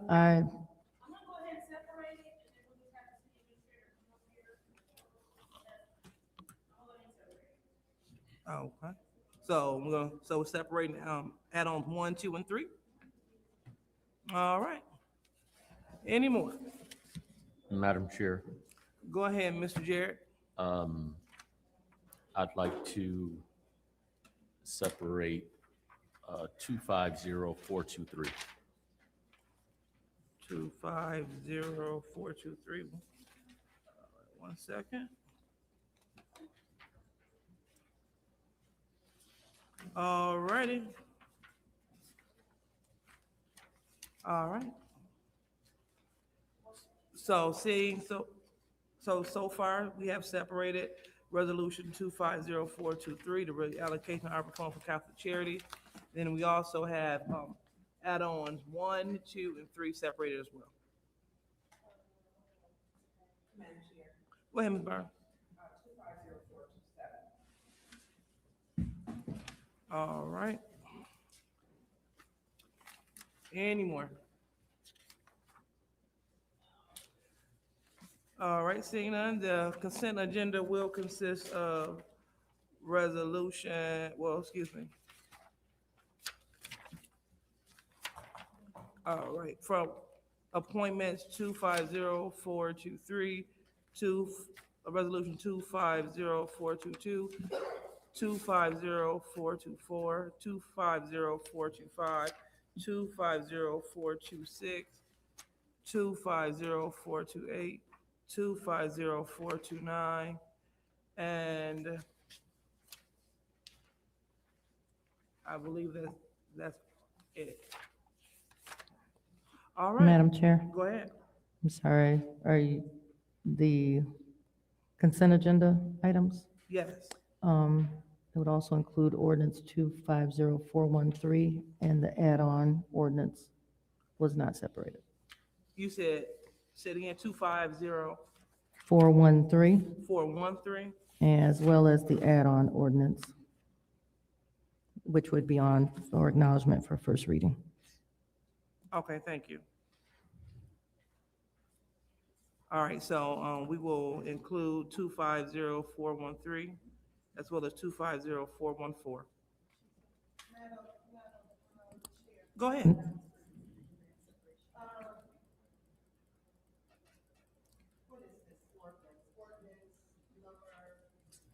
One. It's add-on number 4. Mhm. It's part of the consent agenda if you don't separate it. Okay, And Madam Chair, go ahead. you said 250414 was a part of the consent agenda, but that ordinance was postponed in special affairs. You said postpone? It was postponed in special affairs, 414. 413 is a part of your consent agenda. Got it. Okay, thank you. Go ahead, Ms. Burns. Okay.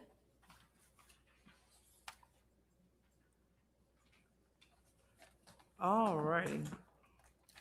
So the separations are as follow. Resolution 250423.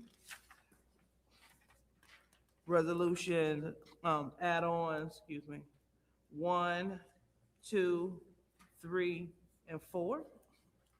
And then also, the ordinance 250413. So all those have been separated. Everything else was passed in the consent agenda. Madam Chair, Go ahead. I'm sorry, I'm not sure who separated 413. Say it again. I'm not sure who separated 413. That's an add-on, number 4. That's not number 413. Yeah, so I separated all 4 of the add-ons in addition to resolution 250413. Is that correct? I don't know who separated 413. I don't think anyone separated that one. Okay, well, I will take that up. I thought I heard someone say they separated. Okay, thank you. All right, so one more time. Separated will be resolution 250423. Then we will go on and separate all 4 of the add-ons, and that'll be it. So roll call, Madam Clerk. Yes. Ms. Johnson? Yes. Ms. Priestley? Yes. Ms. Winfrey Carter? Yes. Ms. Burns? Yes. Ms. Mashat? Yes. Mr. Jarrett? Yes. Mr. Alamin? Yes. The vote is 8 yes, 0 no. The vote is 8 yes, 0 no, so the consent agenda passes. So we are moving on to our first separation, which is 250423. What's the pleasure of the body? Go ahead, Ms. Priestley. Motion to approve. Any support? Support coming from the councilman in the first ward. Any discussion in the first round? Madam Chair, Go ahead, Mr. Jarrett. through you to Mr. Moore. Mr. Moore, could you please approach the lectern?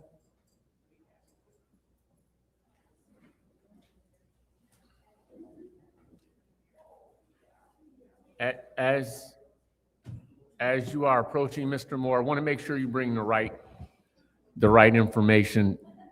This speaks to the request and email that Councilwoman Priestley forwarded for information on the ARPA. Yes. Okay, so can you share where we stand with those funds remaining in For the the ARPA? revenue replacement, we have this is an estimate. We'll know more by the end of this month. But right now, we believe it's just under $10 million, like 9.8 million is where we stand for unobligated. So just so that I'm clear on what you're stating, approximately 9.8 million remaining in of the ARPA funds that were transferred for revenue replacement. That's correct. So right about 9.8. Correct. That's an estimate right now, but yes. We'll know more in another week, but yes, that's almost exact. We're sure that's the neighborhood we're talking about.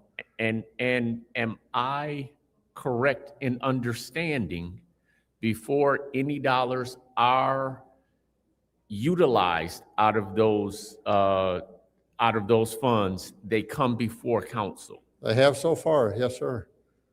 They have. Yes. Is it required that they come before council?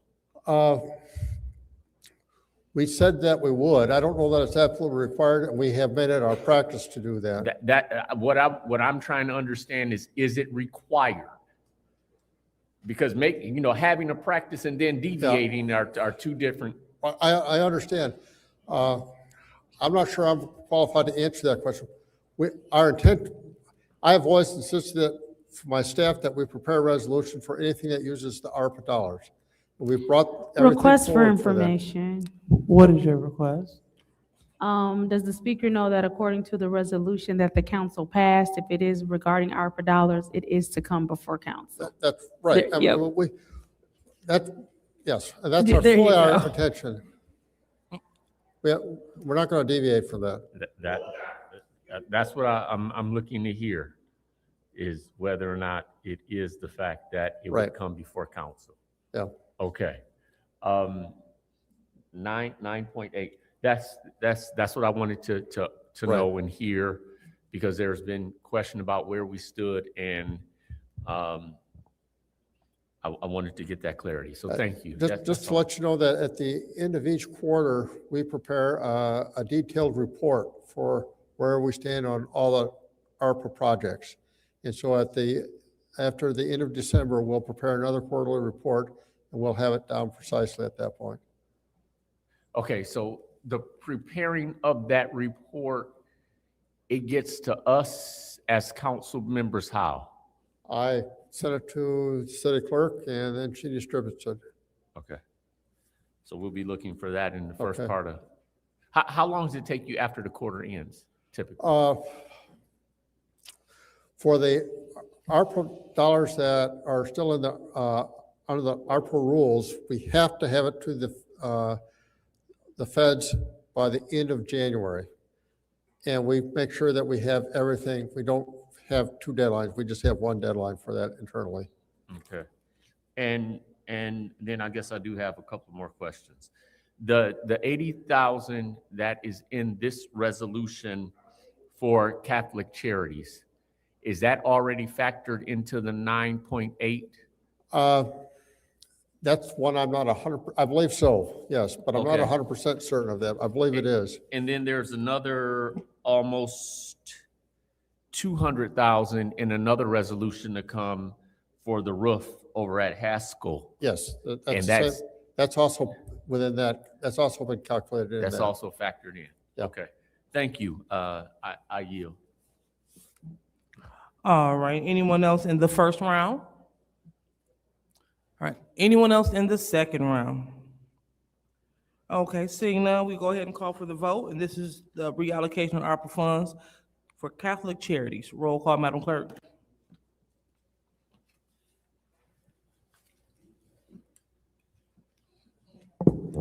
Ms. Johnson? Yes. Ms. Priestley? Yes. Ms. Winfrey Carter? Yes. Ms. Burns? Yes. Ms. Mashat? Yes. Mr. Jarrett? Yes. Mr. Alamin? Yes.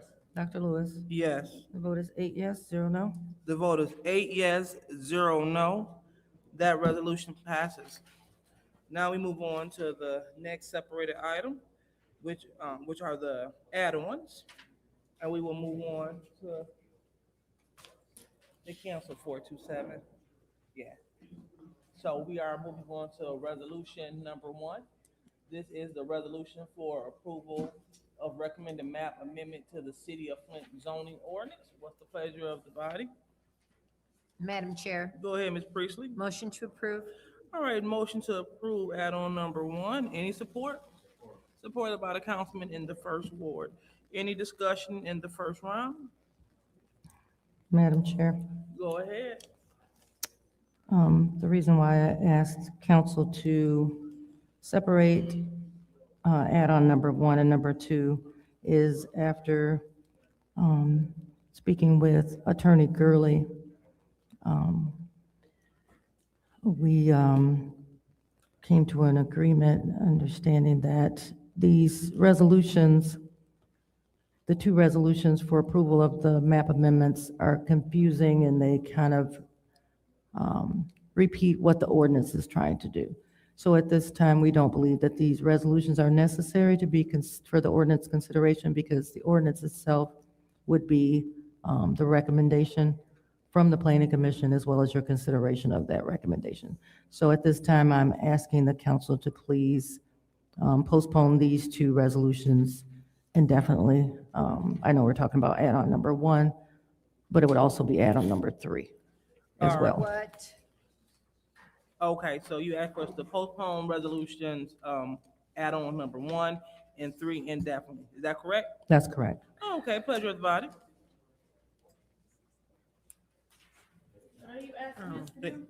Request for She- information. What is your request, Mr. Jarrett?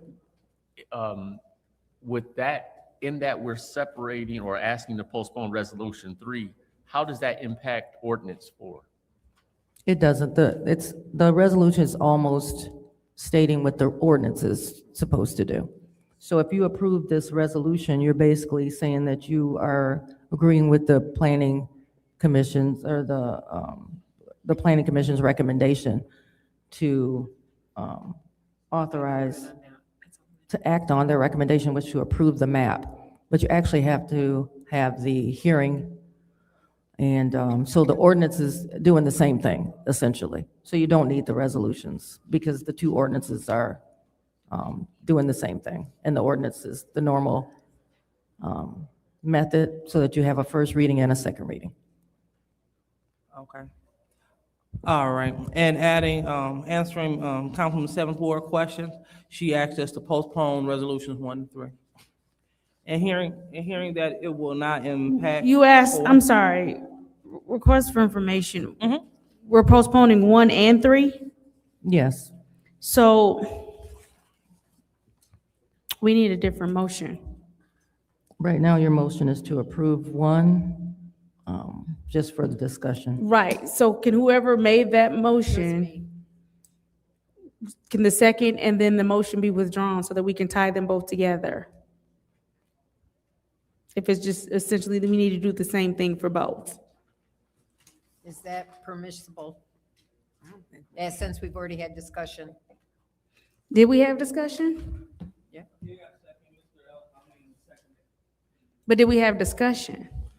Well, yeah, the clerk discussed it. Technically, no, she was explaining. All right, Gosh. I withdraw my motion. All right, you withdraw your support? You withdraw your support. All right, so the motion has been withdrawn, as well as the support.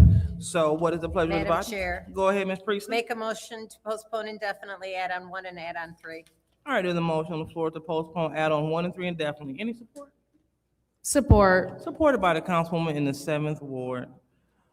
Roll Request for call. information. Pardon me? Madam Chair, can we put 2 subject matters in the same? We can. Do it all the time. Yeah, I don't think we can. We And can. then I think we probably did it wrong, because even when we do per resolution, each resolution can't have any more than 1 subject matter. Yeah, but it was done wrong. Madam Chair. Go Through ahead. you to the city attorney. Can we combine, was that a valid motion? You can move by motion. What you cannot do is have multiple things in one resolution. So, So that was a valid motion. I'm sorry, but what was your motion? My motion was to postpone indefinitely, add on 1A and 3. Let me just look at your council rules, just to ensure, but your resolutions, you can only have one subject in your resos. So let me just check your council rules. Yeah, but it still have a different resolution number. Yeah, we did it several times before. We did a lot of wrong things. And so, well, so what we do, would you like to take a 5-minute recess for you to look it up? Madam Chair, I withdraw my motion. And I make a motion to postpone indefinitely, add on 1. Right, hold on. So, Ms. Bellarmine, you would, oh yeah, she withdrew her support from it. All right, so we're going back to resolution add-on number 1. It has been moved to be dropped indefinitely, supported by the councilwoman in the 7th Ward. Roll call, Madam Clerk. Ms. Winfrey Carter? Yes. Ms. Burns? Yes. Ms. Mashat? Yes. Mr. Jarrett? Yes. Mr. Alamin? Dr. Lewis? Yes. Ms. Johnson? Yes. Ms. Priestley? Yes. Vote is 8 yes, 0 no. The vote is 8 yes, 0 no. That is postponed indefinitely. So now we are on resolution. Go ahead, Ms. Mashat. Support. All righty. Motion has been made, supported by the councilman in the 4th Ward to postpone add-on number 3 indefinitely. Roll call, Madam Clerk. Ms. Burns? Yes. Ms. Mashat? Mr. Jarrett? Yes. Mr. Alamin? Yes. Dr. Lewis? Yes. Ms. Johnson? Yes. Ms. Priestley? Yes. Ms. Winfrey Carter? Yes. Vote is 8 yes, 0 no. Vote is 8 yes, 0 no. That's postponed indefinitely as well. Madam Chair, Go ahead. I make a motion to approve add-on number 2. Any support? All right, been motion and supported by a councilman in the 1st Ward to approve add-on number 2. Any discussion in the first Madam round? Chair. Go ahead, Ms. If Mashat. Mr. Edwards could join us at the lectern. Mr. Edwards, could you please join us at the lectern?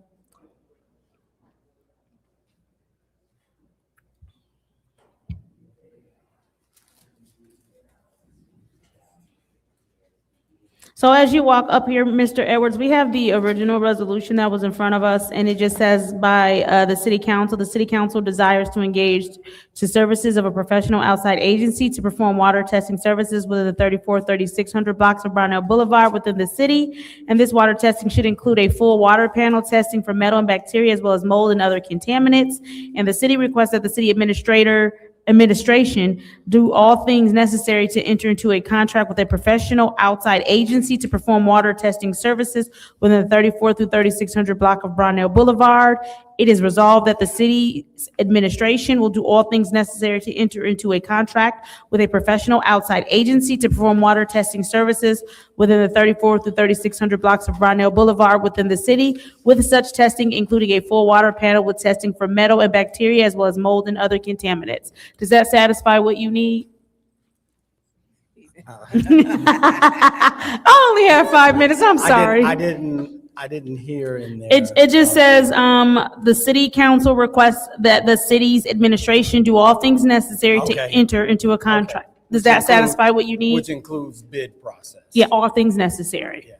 And then it says it twice under the be it resolved. I don't know if we can hand this to him really quickly so that he can see it. I'm good. You're good? Yes, I am. Okay, so does that satisfy what you need? Yep, that will work. All right, well then I yield. All right, anyone else in the first round? Anyone else in the second round? Seeing no one, we will go ahead and call for the vote for add-on number 2. Roll call, Madam Clerk. Ms. Mashat? Yes. Mr. Jarrett? Yes. Mr. Alamin? Yes. Dr. Lewis? Yes. Ms. Johnson? Yes. Ms. Priestley? Yes. Not, oh.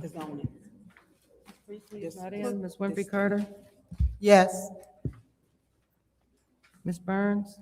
Yes. The vote is 7 yes, 0 no. The vote is 7 yes, 0 no. That resolution passes. So now we are at the end. Hold on a second. Oh, was that separated as well? Okay, I'm sorry. Thank you. So, now we're on add-on number 4. What's the pleasure of the body? What is add-on number 4? Any? All right, so no motion for add-on number 4? I don't have add-on number. Motion to approve. All right, so, That's what I've Ms. been so Priestley doesn't have, confused. Ms. Johnson, can you show her your add-on number 4? And, it has been motion to approve from the 7th ward. Any support? Support. Supported by the councilman in the 1st I don't have that. ward. Madam Chair. I heard Madam Chair. Was it from you, Ms. Ricardo? Go ahead. Oh, that's that one, okay. I wanted to find out, Madam Chair, through you to Clerk Davina. Clerk Davina, when did we get this? And did we already have a public hearing or explain this? I received that item this evening after 5 PM as an add-on to be brought from the floor during this meeting. So it would be on for introduction and first reading. And you already had the public hearing? No, this is the Oh. first time it's before this body. It's an add-on. Yeah. Yeah, this is an add-on. It just got to us today, right? Correct. Okay, this, so you will have a public hearing on this too, right? If you vote today to acknowledge the first reading, yes, a public hearing will be scheduled.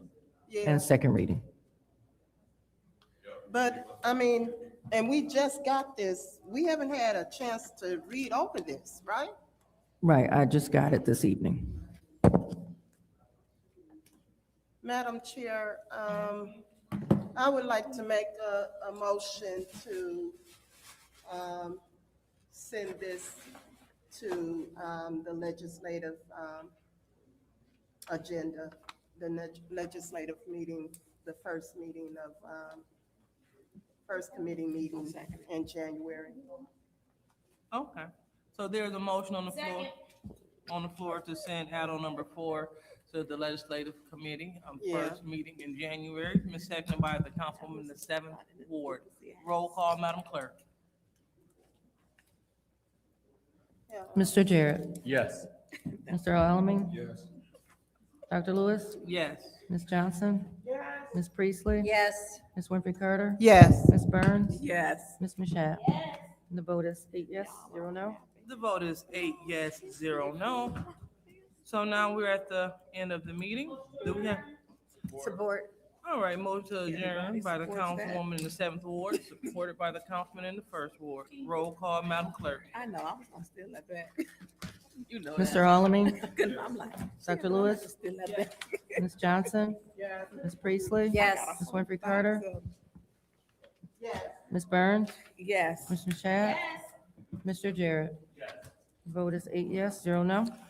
The vote is 8 yes, 0 no. The time is now 9:38, and the Flint City Council meeting is officially adjourned. Happy holidays. She's really, it's such a bad look.